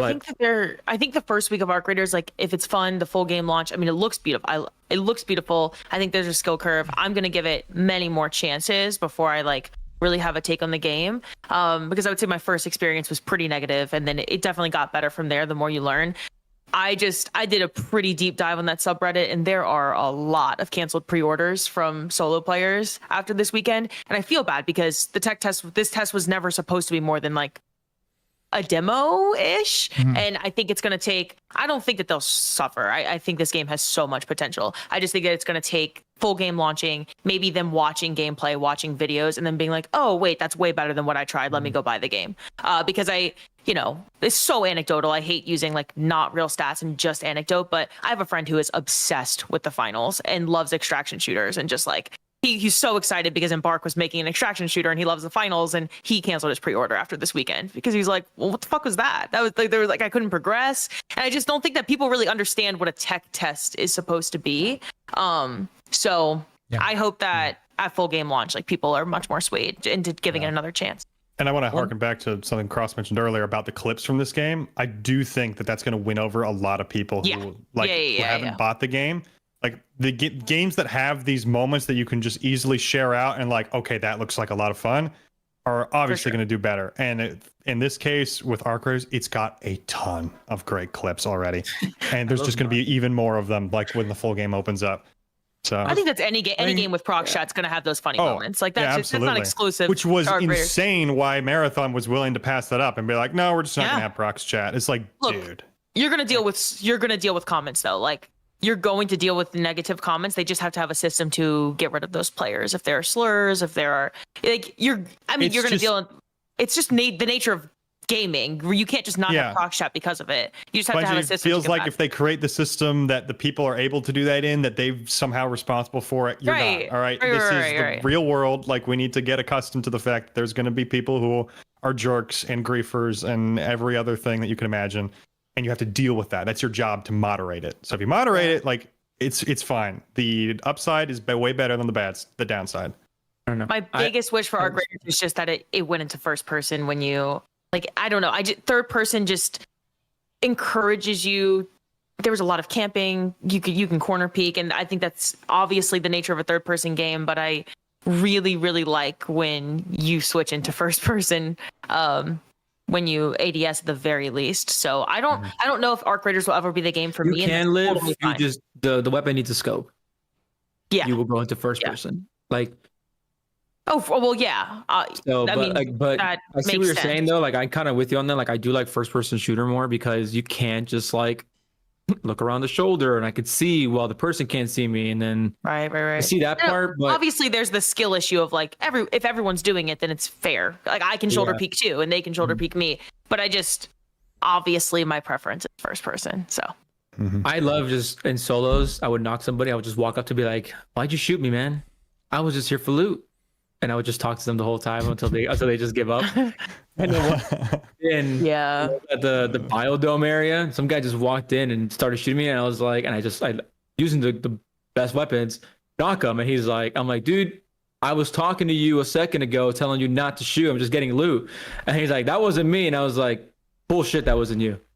But it was and then later on, like 2 minutes later, the guy that I was speaking to had come back, and I was like, wait, they just have the same skin. So it wasn't him. It wasn't him actually. And it's just the funny interactions, like you said, Luke, with the clips and stuff. Like I see it. I see the potential with it, and I'm just curious. Like it's so limited, especially with the playtest that we had a while ago. That game is going to be all about proc chat for me. Like I will play that game not because I care about like getting exotics or legendaries or whatever they're called. I will do it because it is so funny to be in proc chat, and I always love games like that. But every single time I used proc chat in a match, that was the most fun part of the match for me. So it was good. I'm excited for that. It was fun. I'm gonna play it more for sure. Well, thankfully we don't have to wait super long. I mean, it's coming out 30th, next, so. not this Thursday, but the next Thursday. So it's right around the corner, and I'm gonna be hitting it hard day one. I mean, I'm gonna try to get in there and get the best shit as quickly as I can. And who knows? I think it may be the only extraction shooter that I end up like investing a lot of time into. Could you? Yeah. Don't make him say it. And because it's just checking a lot of things off of my list right now.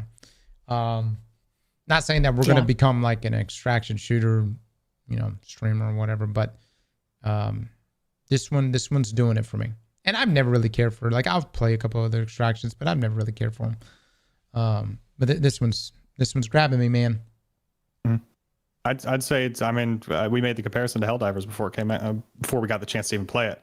It's just a fun game. It's just really fun. Fun game. And so it doesn't like the extraction I part wish the is free secondary. loadouts were a bit better though. And I want to self-revive in there as well if possible.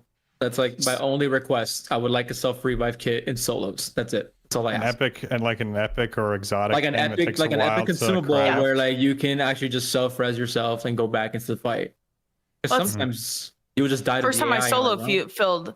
Well, yeah, I like or squad filled. That was the issue. Is like I was talking in team chat, but no one else had team chat functioning properly, and then I'm like, we just can't coordinate. So it'd be nice to be able to help yourself sometimes too. Someone in the even if chat was just said it. I would like to revive the enemies. I would love that as a feature as well. You can Wait, revive them. Bob Shack? You can. You can. No, revive you cannot. No, No, yeah, you Yeah, can't. you can. I don't think Yeah, you you can. You could There's- you could defib them. We were literally defibbing them and Oh, then you killing can them. defib them. Okay, okay. Oh. Like actual like interact res. Can you do that at all? Like no. I Right? don't think No, yeah, it but you doesn't could work that defib way them. because one time I was in proc chat and I was like, please, no, we're friendly. But then the other two people on the team had already shot me down first. And the one person on the team was like, no, hold up. Like, let's get her. This is totally fine. Like, well, they were being friendly back, but they had already they had like knocked me out, and he came up and tried to like res me, and he was like, ooh, my only option is to kill you. So Yeah. you're kind of screwed here. So you And need then a I just defib. died. I didn't know that. My bad. Okay, I didn't know that either. Yeah, defib can revive enemies. Yeah. That's cool. Another interesting. Will I ever do interesting it? Probably feature. not. I'll just. I'll No. be like, dude, I'll revive it right now, and then just knock him out. Yeah. That'd be a funny thing though. Just every single raid, go in and like kill someone and then like force them to team up with you and see how it goes. Yeah. They'll be like, give me your best stuff, and I will let you go. If not, I'm shooting you on sight. I personally don't want to self-rest because the window, I don't know if y'all noticed, but you are able to crawl on the ground for so long before you bleed out and die. Yeah. Like, that window is very long. Like long enough for the gunfight, multiple gunfights to be concluded and your team can get you back up. So you know, I don't know, maybe I don't know. We'll see what they add. We'll see what they add. I think it'd be cool just as like a super high end tier item that's very rare. Yeah. very It's not limited, something that should be 'cause- super accessible, but No, by no means. Like very rare. Just because like I don't know. There's just some situations where it's just like it sucks, and it's like if I had something, I really think I could extract with something good or finish this Yep. fight out, or you die to an AI. Yep. At the wrong especially when time. you don't always have a solid 3-stack. Mhm. You're not always going to have a squad. I don't think solo was that bad though. I It was It's a not, different no. kind of intense. I think it was fun. way more intense for sure. Like I was. Mhm. You just need to be way more careful because as soon as you're down, it's over. So Yep. yeah, just really be careful what engagements, getting out in the open. But as long as you don't make mistakes and you're pretty solid on your playstyle, you should be fine in solo. Yeah. I did plenty of solo with free loadouts because it was just like get in, get some loot, get out quickly, and then no risk and lots of reward. All right. Let's get to Pokemon hating. Let's get to Pokemon hating, I guess. Well, we can talk Legends ZA, but I wanted y'all's take on. I know that everyone here played Pal World, right? Okay. Oh, you didn't? Okay. I played Power World. I liked Power World. I love Pokemon as a concept. I want little buddies, I like shooting games, so duh, I like Power World. But so Power World came out, and I would say objectively, but I know people have different opinions, was a copycat of Pokemon in a lot of ways, and then just added in like other features. And then they have this like lawsuit going on where Nintendo is going after specifically the way that you throw out a ball to summon your buddy for battle, or you throw out a ball to catch this buddy, or like they're going after a lot of the intrinsic ways that all Pokemon games work, instead of now like they're no longer really going after the appearance and the fact that a lot of pals were direct copies of Pokemon. So they're trying different routes in this lawsuit.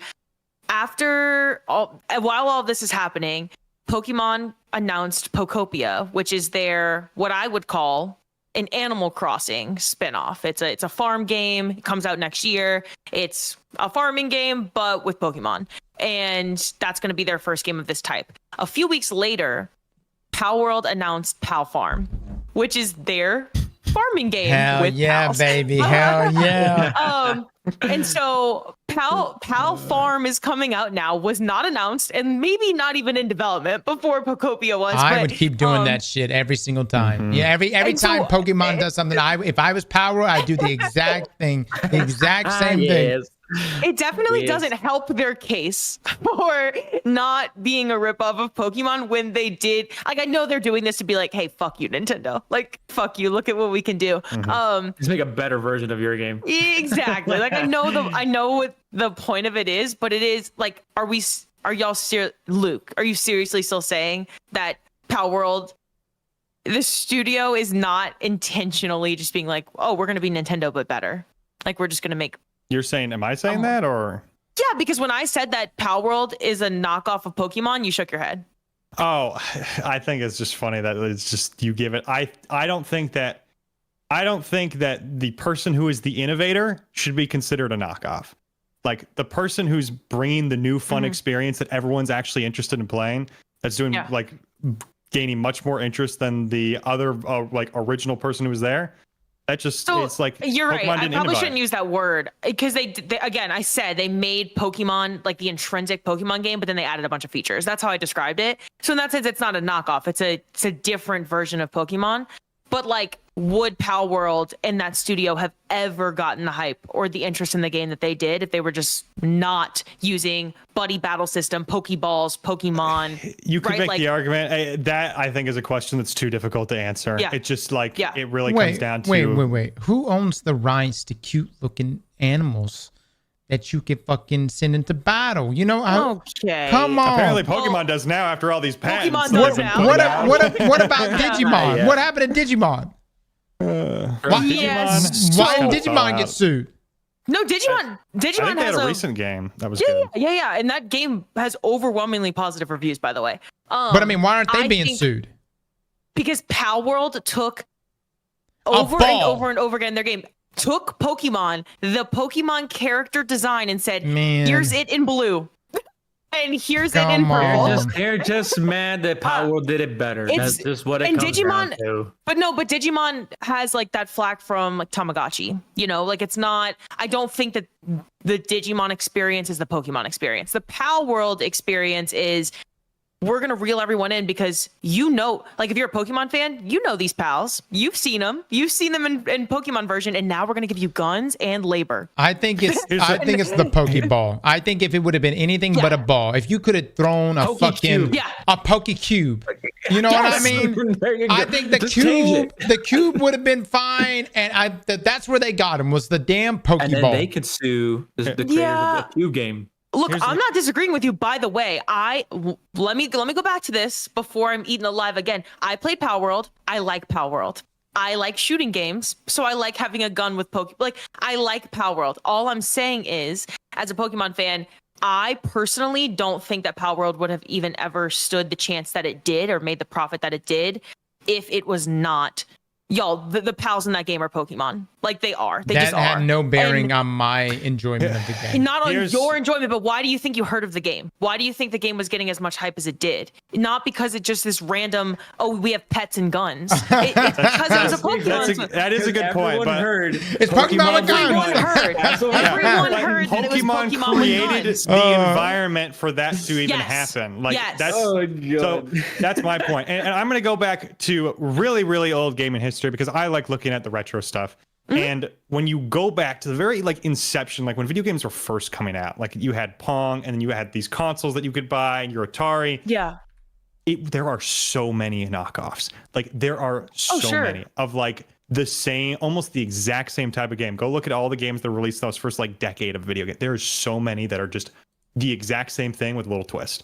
Yeah. Like, and I think when we're talking about something that has just been there since the very foundation of gaming, I have no problem with someone being the innovator and like doing it, but doing it better. And I think that like deserves all the praise of like, yeah, you made the better game. And I think Pokemon has for a long time was making the coolest game that you could play on your Game Boy or DSi, the portable, take it with you. Pokemon's stolen features from other games, by the way. I would yeah. like to make it clear, I'm asking the question of, do we think that Power World, like this Power World farming simulator, like they're just announcing a farming simulator after Pokemon does? Is this like a fuck you to Nintendo from them? Is this going to hurt their case in the lawsuit? Those are more of the questions that I'm posing. Sure. I think that Power World should be allowed to create, like, Power World is okay. I But I do mean, not think hold on. Nintendo should be suing them. For our first up, Nintendo's Japanese, right? Who made Power World? I actually don't know. I don't know, maybe, yeah. I don't know. Look, who made Power World? Zinc, Homelander. No. We're looking at chat. I actually don't know. All right. Well, Chinese company. Pocket Pair. They're also Japanese. No, I thought it was China's. I thought it was Chinese company. China's? Chinese. I don't know. I'm not shitting on that company. Whatever. Copy Pokemon. I'm just saying it's like it's just. Where fun. were you going with that, just a funny Cross? shit. Where are you going with that, Cross? Yeah. Why are you asking if Nintendo is Japanese and if Power World is too? Pocket. By the way, Power World Studio is Japanese as well. They both are. So Pokemon's just making an Damn, Animal brother. Crossing. Fuck, I thought they were going to be immune. Not that they would be immune, but I thought if they were Chinese, they probably just going to be, you know, they're on their side of the pond, and they were like, I get it. We don't give a fuck. But damn, they both Japanese. Hot. They're both Japanese. God, you can't get away now. Fuck. Well, Yeah, I definitely think that putting out the farming game is like a big middle finger to Pokemon. It just, that's the way it comes across. Like maybe they had it in development previously. Maybe they knew Pokemon was making that game earlier, and we're like, yeah, let's make it before they do. But then like they announced it after. Who knows? But yeah, I mean, all the more power to them. Pokemon has created an environment that desperately needed innovation for a game franchise that people loved, and because of that, Power World took the center stage. That's the reason why Power World was so received so well. I'm just saying that Cross would not have been playing Power World if. What is the tagline for Power World that people describe it as? Pokemon with guns. Pokemon with guns. I'm just saying, like, the reason that we all played but it was a good game too, though. It was a good game. I downloaded it because it was Pokemon with guns. I think this is getting into just the semantics of like, I exist because my mom and my dad loved each other a lot. Like we're getting to the point of like, yeah, sure, but like that doesn't really, to me, that doesn't matter too much. It's just like they made the better game. So. Well, that's a take. I think they were really, really innovative, and Pokemon needed that. That's my segue into ZA, actually. So I know that Pokemon Go has had real-time rating mechanics for a long time, but the Pokemon games, the Switch series especially, but even before then, has never had real-time battle mechanics, and Power World did. Power World does have real-time battle system. So I think that Pokemon, not that they're actually spending the budget that they should on these games. I have plenty of opinions about Nintendo as a company, and they're negative, right? Like I'm never going to be pro mega corporation. However, I think that Pokemon was pushed to innovate, and they finally have real-time battle mechanics in this new game. What's the new game called? And it is the Legend ZA. And so it's good? No longer. That's what we're about to talk about. It's no longer turn-based, and so I think it's really different for. Every time I've seen gameplay of it, looks like shit. Looks like shit. The walls, like the building walls, brother. Like we cannot accept that nowadays. Come on. I don't know. Okay, so I just made a budget comment. If y'all will let me fucking go. I'm trying, y'all. I'm trying to set this up. So they have real-time battle mechanics in this game. It's a first. I think if you are not like Luke, he likes DS Pokemon games. He likes the 2D Pokemon games. He's not going to play a Switch era game. Or he hasn't before.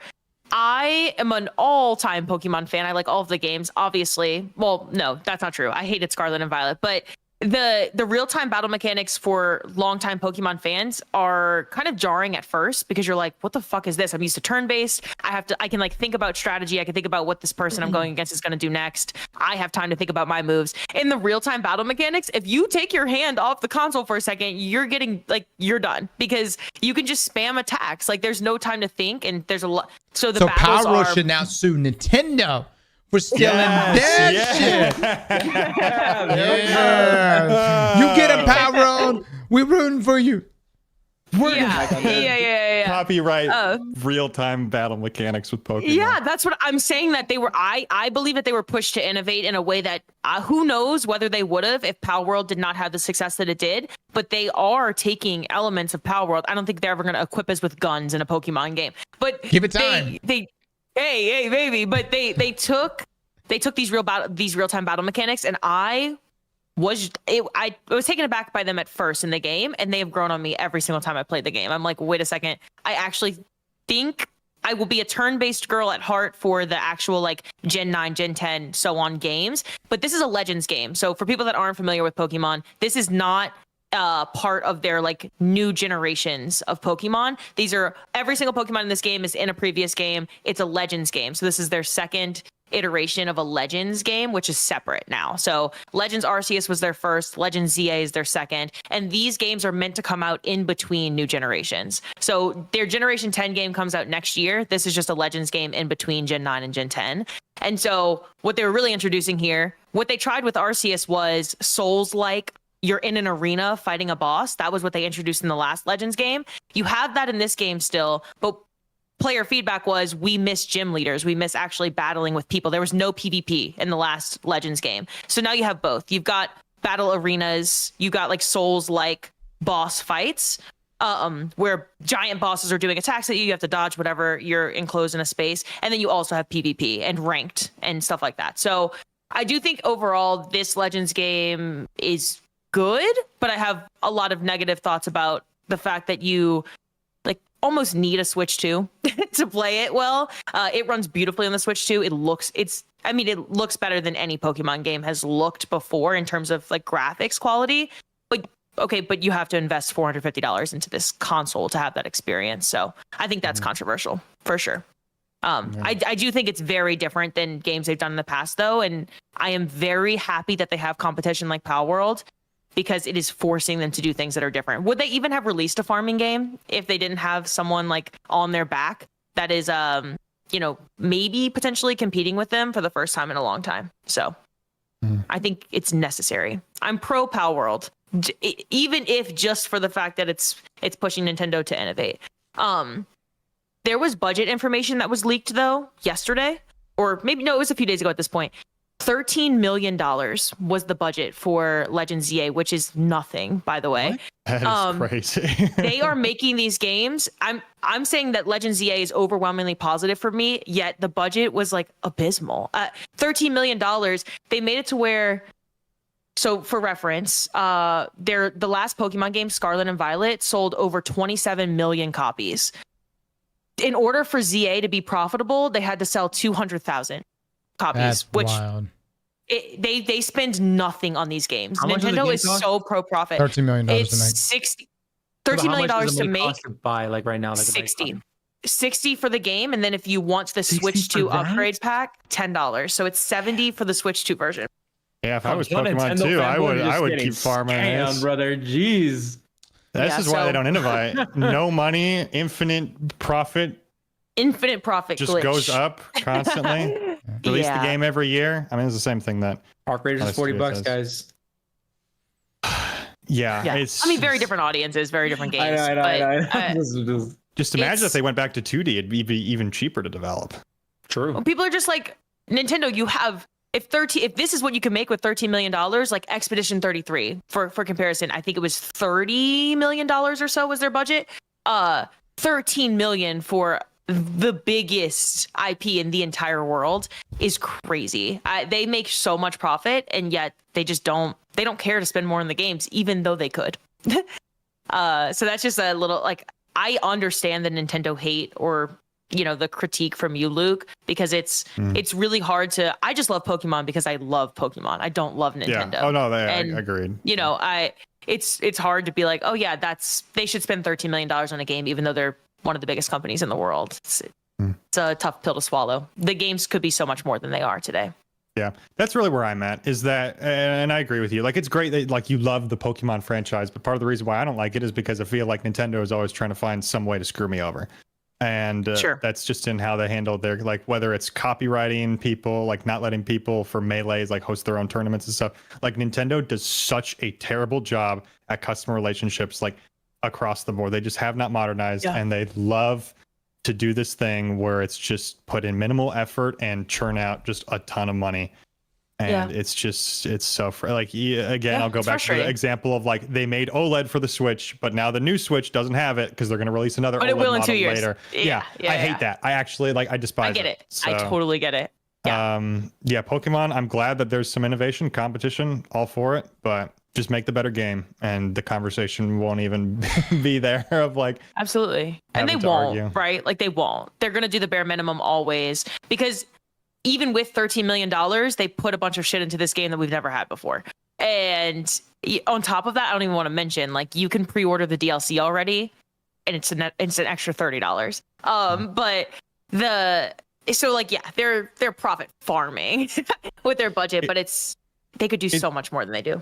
It's interesting too, because they're also in a position as an established IP to be averse to taking a lot of risk, especially with a formula that's worked for so long.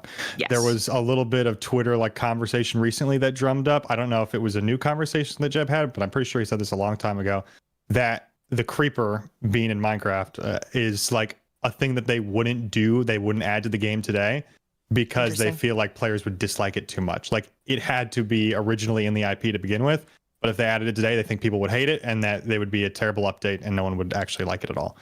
And I feel like Pokemon is in a very similar stance. And I think a lot of other games could, like established franchises, are also in this risk averse mode. Don't change anything.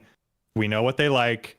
And so they just don't even experiment to begin with. And then someone who's an indie developer who doesn't have much to lose, who's creating a new product like Expedition 33, like Palworld, like every other indie game out there, is willing to take those risks.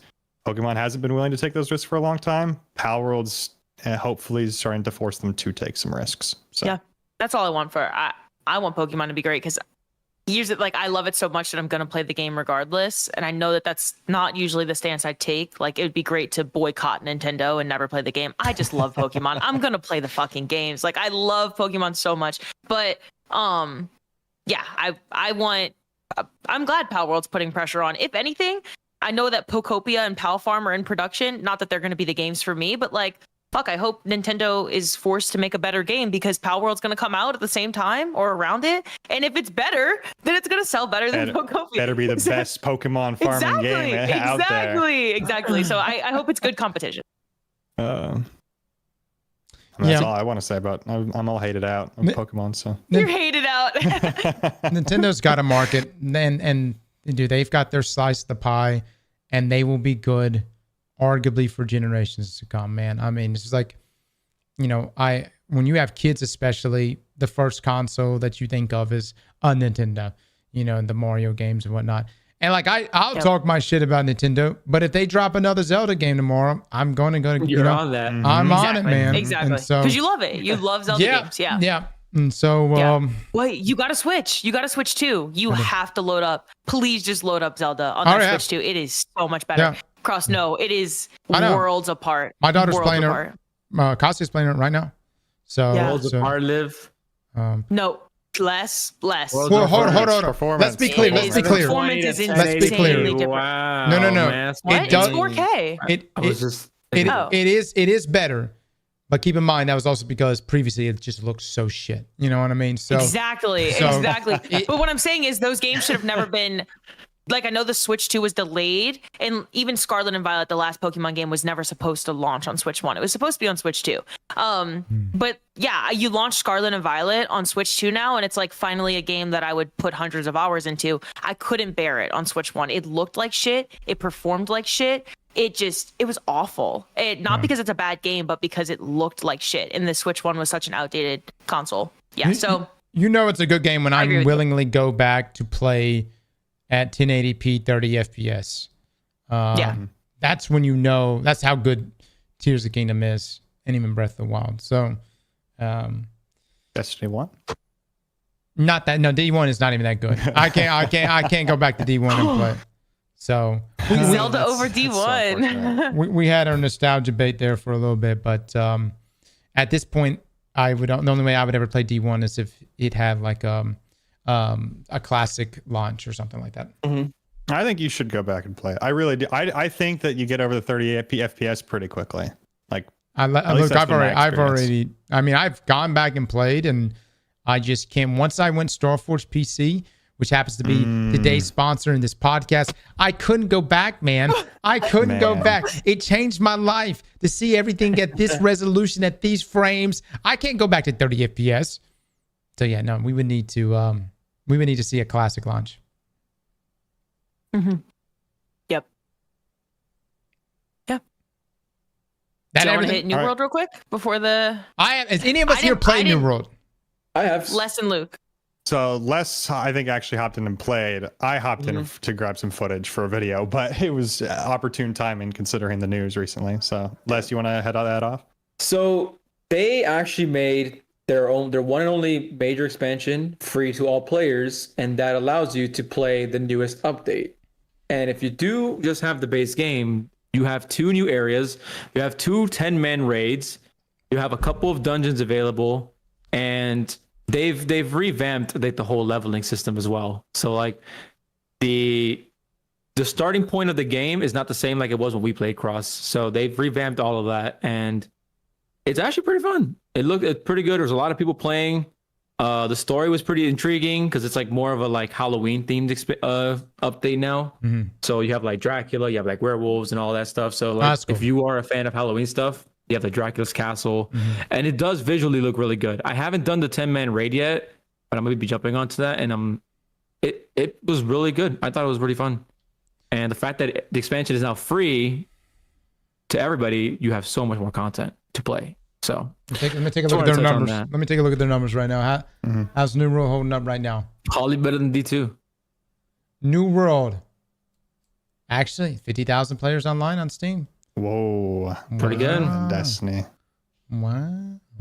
Dude, I gotta say, man, I mean, I lost my life to that game when it first launched. And we played so much of the beta too. Yeah, I mean, I may check it out. That's the real question. Is it worth coming? Like, seriously, is it worth me taking the time to download and play this game again? Because it essentially will be my 3rd time. I mean, I put 200 hours into the beta. I then put another 300-400 hours into the game itself when it finally launched, like the actual game. Is it worth coming back? I would probably. Should I start a new character, or did you keep your old character? I kept my old character because Okay. it was like I just grinded all the new stuff. Because there's like exotics now as well. I don't think you play when there were exotics, but there's like exotics now that make the weapons unique, and there's like armor pieces as well. There's like named items. So like there's like the regular legendary, and then there's like a higher tier of legendary, which is like a named item, and then there's the artifacts, which are the exotics. But PvP is a lot better as well. They've balanced a lot of the stuff. It's not just a healing spam meta anymore.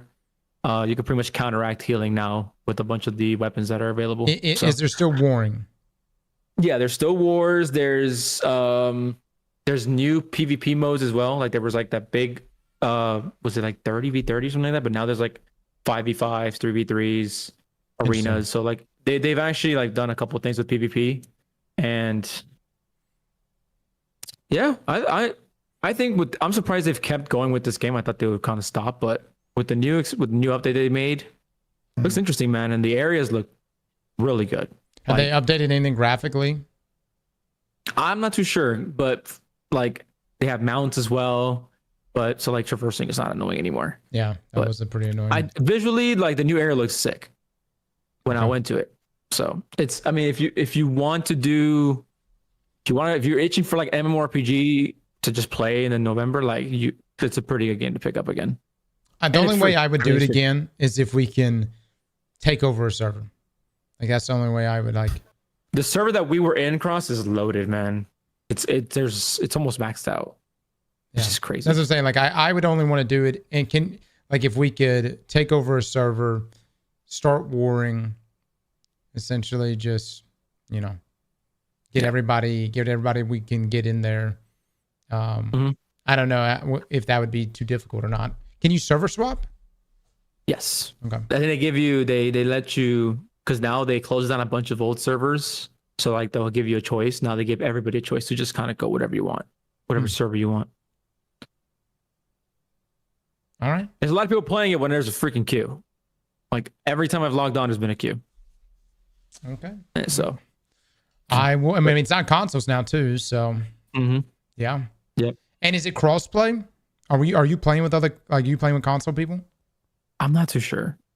'Cause I've only played with Bombad and like some people there to do like the raid and stuff. Chat, can anyone confirm? Like, are you actively playing in the server with console players? People are saying yes. So Damn, dude. I wonder if you could farm console players then. I bet that's. He's back. also If so. they've done a lot of quality of life stuff. He's Like sold. He's back. in. He's so back. If so. they've done quality of life stuff as well in terms of like there's no more arrows. Like you have infinite amount of arrows, so you don't have to keep crafting them. Armor doesn't break, so it's like they've done a couple quality. I mean, that's not everything obviously, but there's a lot more quality of life stuff. But they made the game better. They made it easier to onboard, I guess, if you wanted to. I don't know. Luke, you did the onboarding process. Like we were just kinda like, so I didn't like how they changed up the story introduction of it. I don't know when that change happened. I think it's probably when they did the refreshed relaunch of the game. But I didn't like how they changed up. Like, I thought the original intro was just really, really good. I did think it was interesting how they set you up essentially with a class at the beginning of the game, where it's just like you're given like a rapier, for instance, at the beginning of the game. And then you like within a minute, I was leveling it up and already had like my first like attribute on it. So I think it's definitely been consolidated and streamlined as far as like how quickly you get into the game. But I didn't play much beyond just the intro because again I was just gathering footage. But I thought the new experience was interesting. I just didn't like the story like implementation of it because it felt stronger before. But Did y'all watch the Amazon show for New World? I have not. No. No. What was? Did you? Yeah, it was good. It was only one episode, but it was what was it called? What was the series last year called, guys? They did for Concord.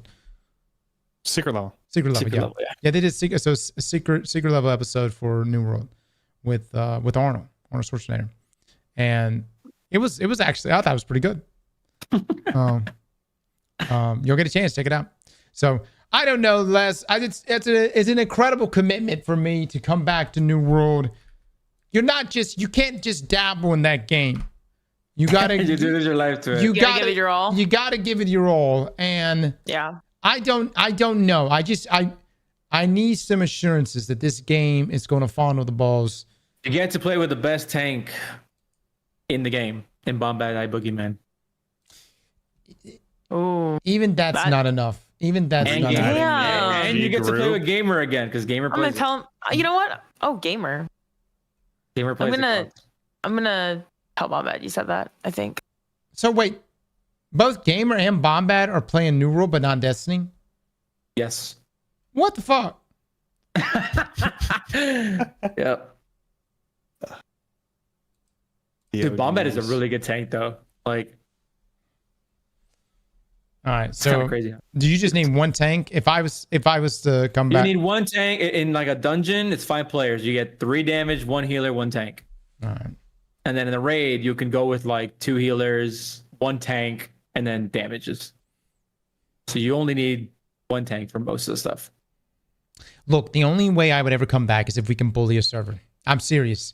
I want to bully the fuck out of a server. Bully it. We need to find a server that no one like. It's just like normal. You know, just players just trying to have a good time and then break that bitch. That's the only way I would ever really come back to New World. So if y'all find you talked to Bombad Gamer, if they find a server that we could take over, and I mean, I'm talking about take over the whole damn thing, lock that bitch down, I would probably come back. All right. That's what it takes. That's what it takes, I guess. Lev, you'll have to pick it up too.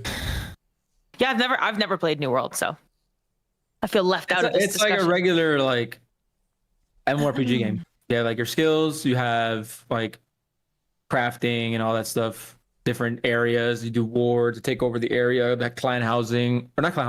Player housing. We just had to fight so hard for that one territory. You remember that? I remember that one, yeah. We had our one the saltwater area. We had our one area, and every time I turn around, we were having a war constantly. Like fuck, like it'd be wars in the middle of the night and shit. And we actually lost not because we lost because we didn't have good players. we just kept getting attacked over and over. Let's call this case, yeah. Is it a first person, third person? Third person. Third person. And you're not a specific class. Like you could swap your weapons, and that determines the class you play, I guess. Is Like a proximity healing chat? staff. Is there proximity chat in that game? Isn't there proximity? I thought there was. I think there is. Yeah, I think there is. Okay. All right. Yeah, we had 6 wars a day. I don't know. I may pick it up. What are you gonna do November, Cross? If you do it, I'll do it. Well, We got arc raiders. Well- Emily, we got arc raiders. Hold up. I have a baby's We have supposed to be arc raiders. dropping any moment now, so Yeah, a child. Yeah, could, so- yeah. A child. I think that's going to What's happening in November other than a newborn? Yeah. So Light work. yeah, Steam Light reviews are not work. kind. Hold on. What are the Steam reviews for New World? I'm very interested in this because I just don't want to, time. Look, it's much. It's always about money, but it's Cross, also if you just want the time. best stuff, you can literally buy the best stuff with gold in the market. You get somebody that has a shit ton of money, just buy the gear, trade it to you, and you have the best shit. That's You're not good. exactly what I want either. I want Cross, to. you would love that. What are you talking about? No, I don't, Les. I come from RuneScape, where you have to earn your shit. Cross.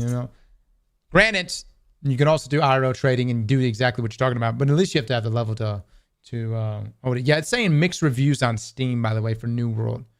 Fun fact, Destiny 2 is at mostly negative on their recent reviews. I don't think that's a very Well, good. is that wonder really why. surprising? Yeah. I don't know about That's that. shocking, actually.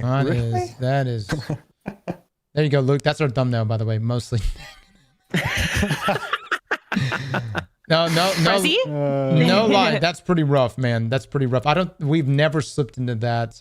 So we've gone past mixed to mostly negative. And actually, I think it's getting close. Can you get overwhelmingly negative? Is that actually a rating? That is a rating, yes. Yeah. Jesus Christ, dude. Are we there?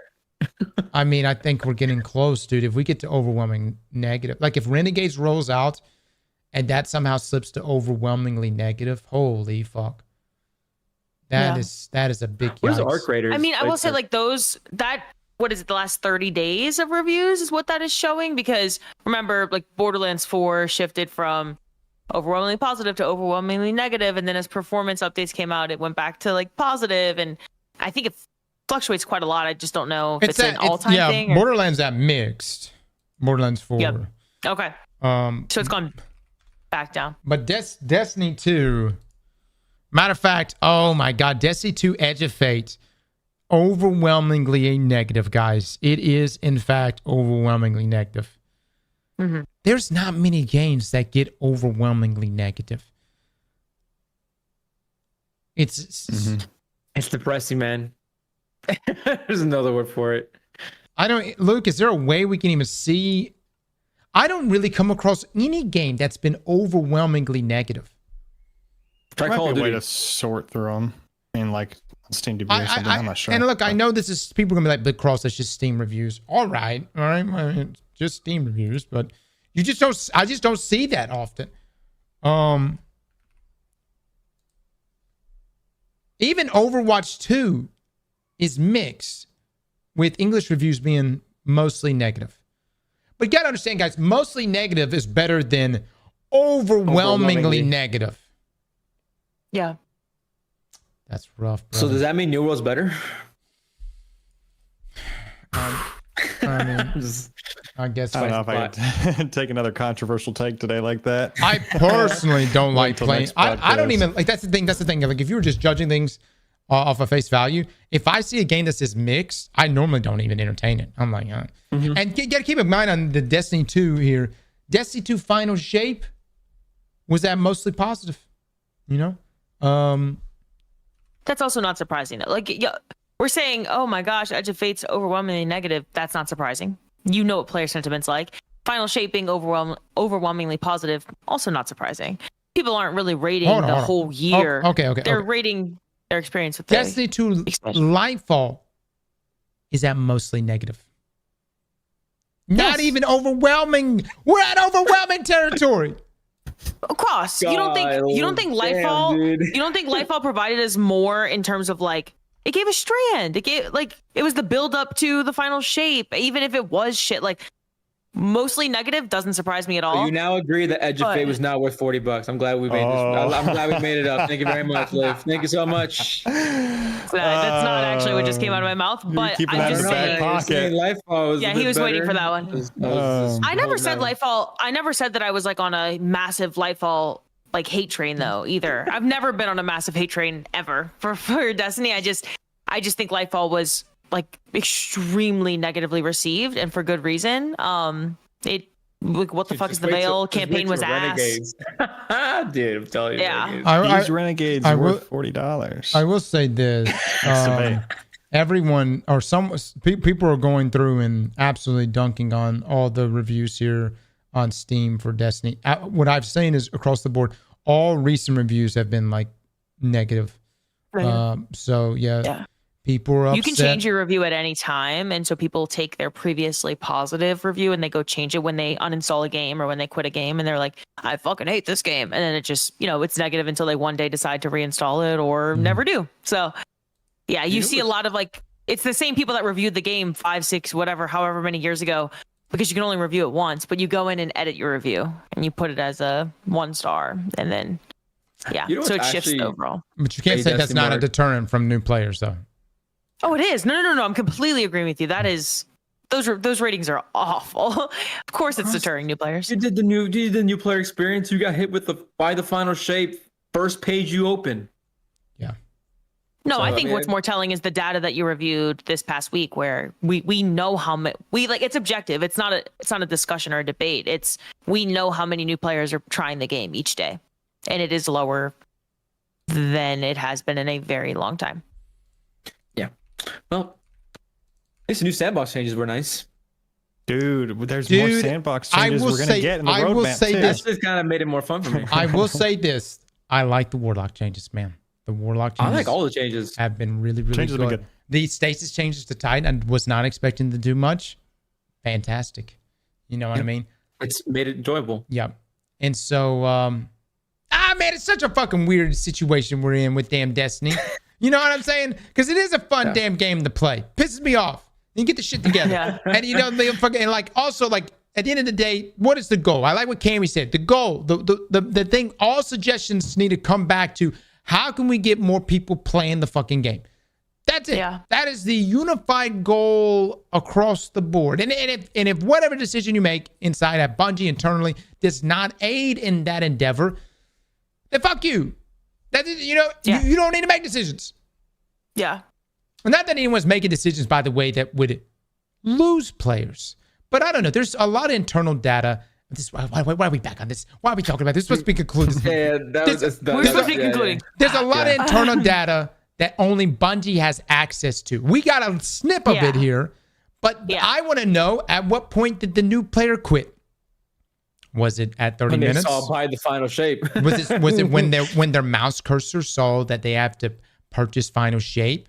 You know what I mean? Like there is just a lot of data that we don't have access to. That Bungie's just they're just going to have to make a lot of their own calls themselves. All right. Just make a D3. Fuck. Just get it over with. Make a D3, bro. Restart. Everyone on even playing field. Done. Simple. Take 5 years to make if you need to. Oh, you can't roll in there with fucking... Look. This is where I'm talking about. This is why a Destiny Classic would be good. Oh my God. You got people that just want to buy their exotics and their season pass every fucking season. You know what I mean? Keep those casual fucks in Destiny 2 and let us go back to fucking Destiny Classic. I can't believe how much I agree with this take. You could separate. He's hesitantly agreeing. Get the people back who actually care about grinding the stuff. But you can keep us in Destiny Classic, and then Destiny 2. You guys go as casual as you want. You guys, everybody can have powerful weapons. You know what I mean? Bosses, you don't have to shoot on them. You just kind of have to look at them. They just fall over. You know what I mean? You can make Destiny 2 the most casual, approachable game in all the universe. I hope it works out for you guys. But then bring us back with Destiny 1. Make things actually fucking matter. Make fucking exotics rare and all that shit. Can you imagine 1 head, 2 body, 140 hand cannon? Oh, dang. We would. Unless you think it's just... No. That's what I'm trying to say. It's like, there you don't go in there and just give us 1-to-1 exactly what we had back in Destiny 1. And by the way, you're speaking from a year 3 perspective. Not year 1 perspective. Y'all are probably so tired of hearing me say it, but I just need more raids. I just need a raid. I'm with obsessed. you. 2 per year was nice. Luke, Liv, I started. you ain't I getting need another 2 raids. I need 2 raids, and I'll be happy. You know, even more if they'd like to do that one day. I'm obviously kidding. I know that's not going to happen, but I low manned Epic Desert Perpetual earlier this week. Like we did trio, and it was the most enjoyable experience I've had in Destiny, and I cannot recall the last time I had that much fun in the game. Okay, Liv. Okay, It's so good. I was told this year. I just want to raid this so bad. year is gonna be worth. I was told that. Yeah, Lev. You're the what? one that said that this is worth $40. What the fuck are you talking This is about? worth 40. You know, No, it's we're not- worth we're not- $100. You said it's worth. Okay, You said it was hold worth up. double. Huh? What the hell are you Backtrack. talking about? I just spent $100 on Pokemon ZA. So Oh, again, I'm not the person. now you just flexing how much you spending on video games now. Exactly. Oh, must be nice. Must be nice with that $100. All right. Some of us like I'm not. having I'm 2 just. raids a year. All I'm Okay. saying is, I'm not the person to be like $40 is not worth it. I understand that is an insane price tag on a game in general. Okay, Arc Raiders cost $40. Like, don't tell me I'm out of touch. I understand that. Like, that is crazy. No, you're just trying to get me eaten alive in the comments. I'm right. just saying. Edge of You Fate is said bad. one raid, one Edge of Fate dungeon is was enough. bad. We talked. I didn't say that was enough. I just said, man, this is a new Bungie. Like, it's not enough. I want 7 raids. I want 7 raids a year, Bungie. Like, I can start saying stupid shit like that. I'm just saying. Like, I wanted 1 raid, 1 reprisal, 2 dungeons a year. That's all I wanted. I couldn't give a shit about anything else. It took that away from us. Y'all are just pushing my buttons. I just know, like, yeah, I would love to be able to do the raids from back in the day that I've never been able to do because I didn't play Destiny back then. I would fucking love that. They do need to reprise all their raids. I'm not saying that less content's ever acceptable. We said this. We're like, Bungie's going to try a bunch of new shit this year. Let's see if it goes well or if it doesn't. Well, guess what? It didn't go well. So, This is the first time people are actually speaking with their wallet in the time. Right. The Exactly. first time in Destiny's history. Exactly. Yeah. So Yeah, screw it. Wait, I'm fine with waiting a couple of years until D3. I have the same opinion when it comes to like anime too. It's like they try to push these things out like every single year and like the animation quality goes Dude, down. I hate the movie like- shit. I hate the movie shit. I also kind of not a huge fan. Dude, of it. I mean, this there's some first good Demon movies. Slayer There's movie some was good. really good movies. Did you guys but- watch the Demon Slayer Infinity Arc thingy, my Bob? I'm not Demon Slayer, I've only watched the train arc movie, but I haven't watched any of the.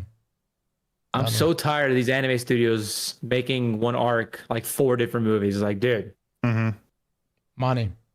They make Yeah, I know. I know it's money, but damn it, dude. JJK's like new movie is it's like a combination of like the recent season and then a piece, I think, of the beginning of Calling Games. So I was like, yeah, man, I'm not a big fan of it.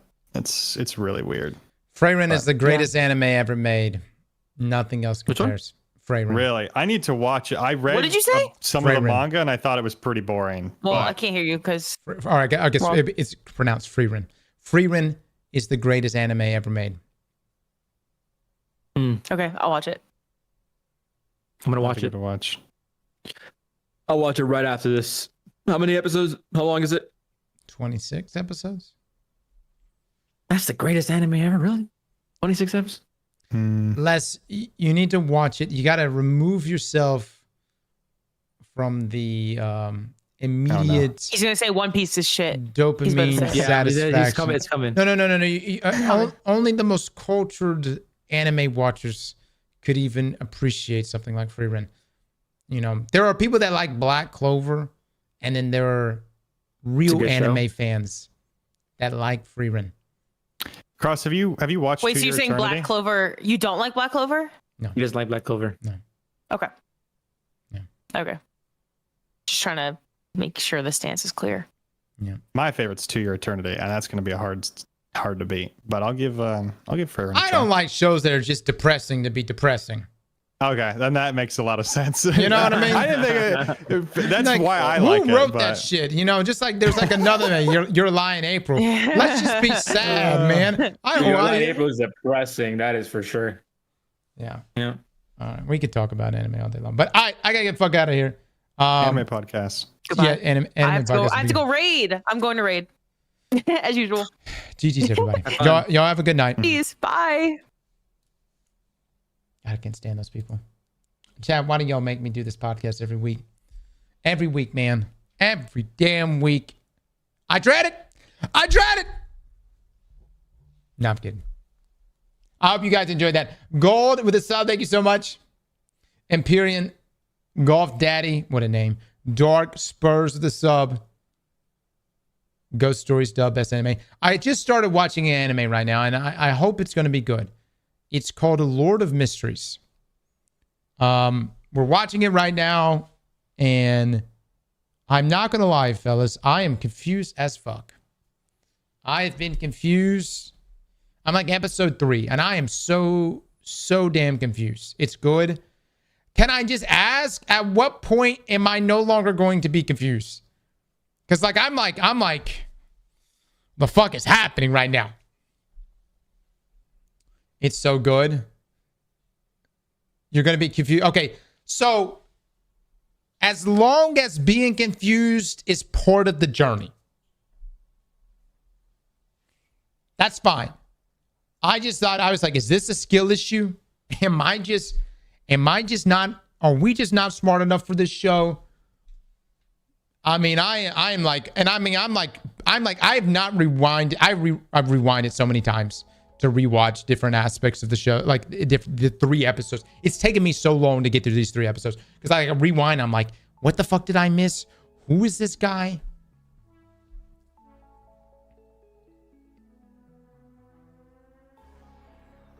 No one is smart enough for the story. Gotcha. It's meant to be confusing. All right. Guys, y'all been great, man. I hope y'all enjoyed this podcast. Listen, we've got some stuff happening this week. We're most likely going to have the baby this week. I'm hoping we get through festival on Tuesday. If we end up going into labor before Tuesday and I'm just tied up with baby stuff, Luke will have to cover festival. Okay, guys. But hopefully we can, maybe like Wednesday or something like that. So obviously I'm not the one having the baby, but I'm not a piece of shit and not just gonna leave Riga. So I try to be as much a part of it as I can. So yeah, I love that. But what do you fuck? You know what I mean? When you hit me that we bullshit, huh? Were you ragging me right now on the whole weed thing? I gotta do things too. I gotta make my own lunch. You know what I'm saying? And if labor goes on for a long time, I gotta make my own dinner. What are you talking about, man? I'm doing shit too. That sucks with the 34 months. Thank you. Guys, listen, at a 911 team with the 300 bids. Paranoid with the gift sub the name. Thank you so much. Guys, y'all have a wonderful rest of your afternoon, all right? I'll see you in the next one. Bye, everybody.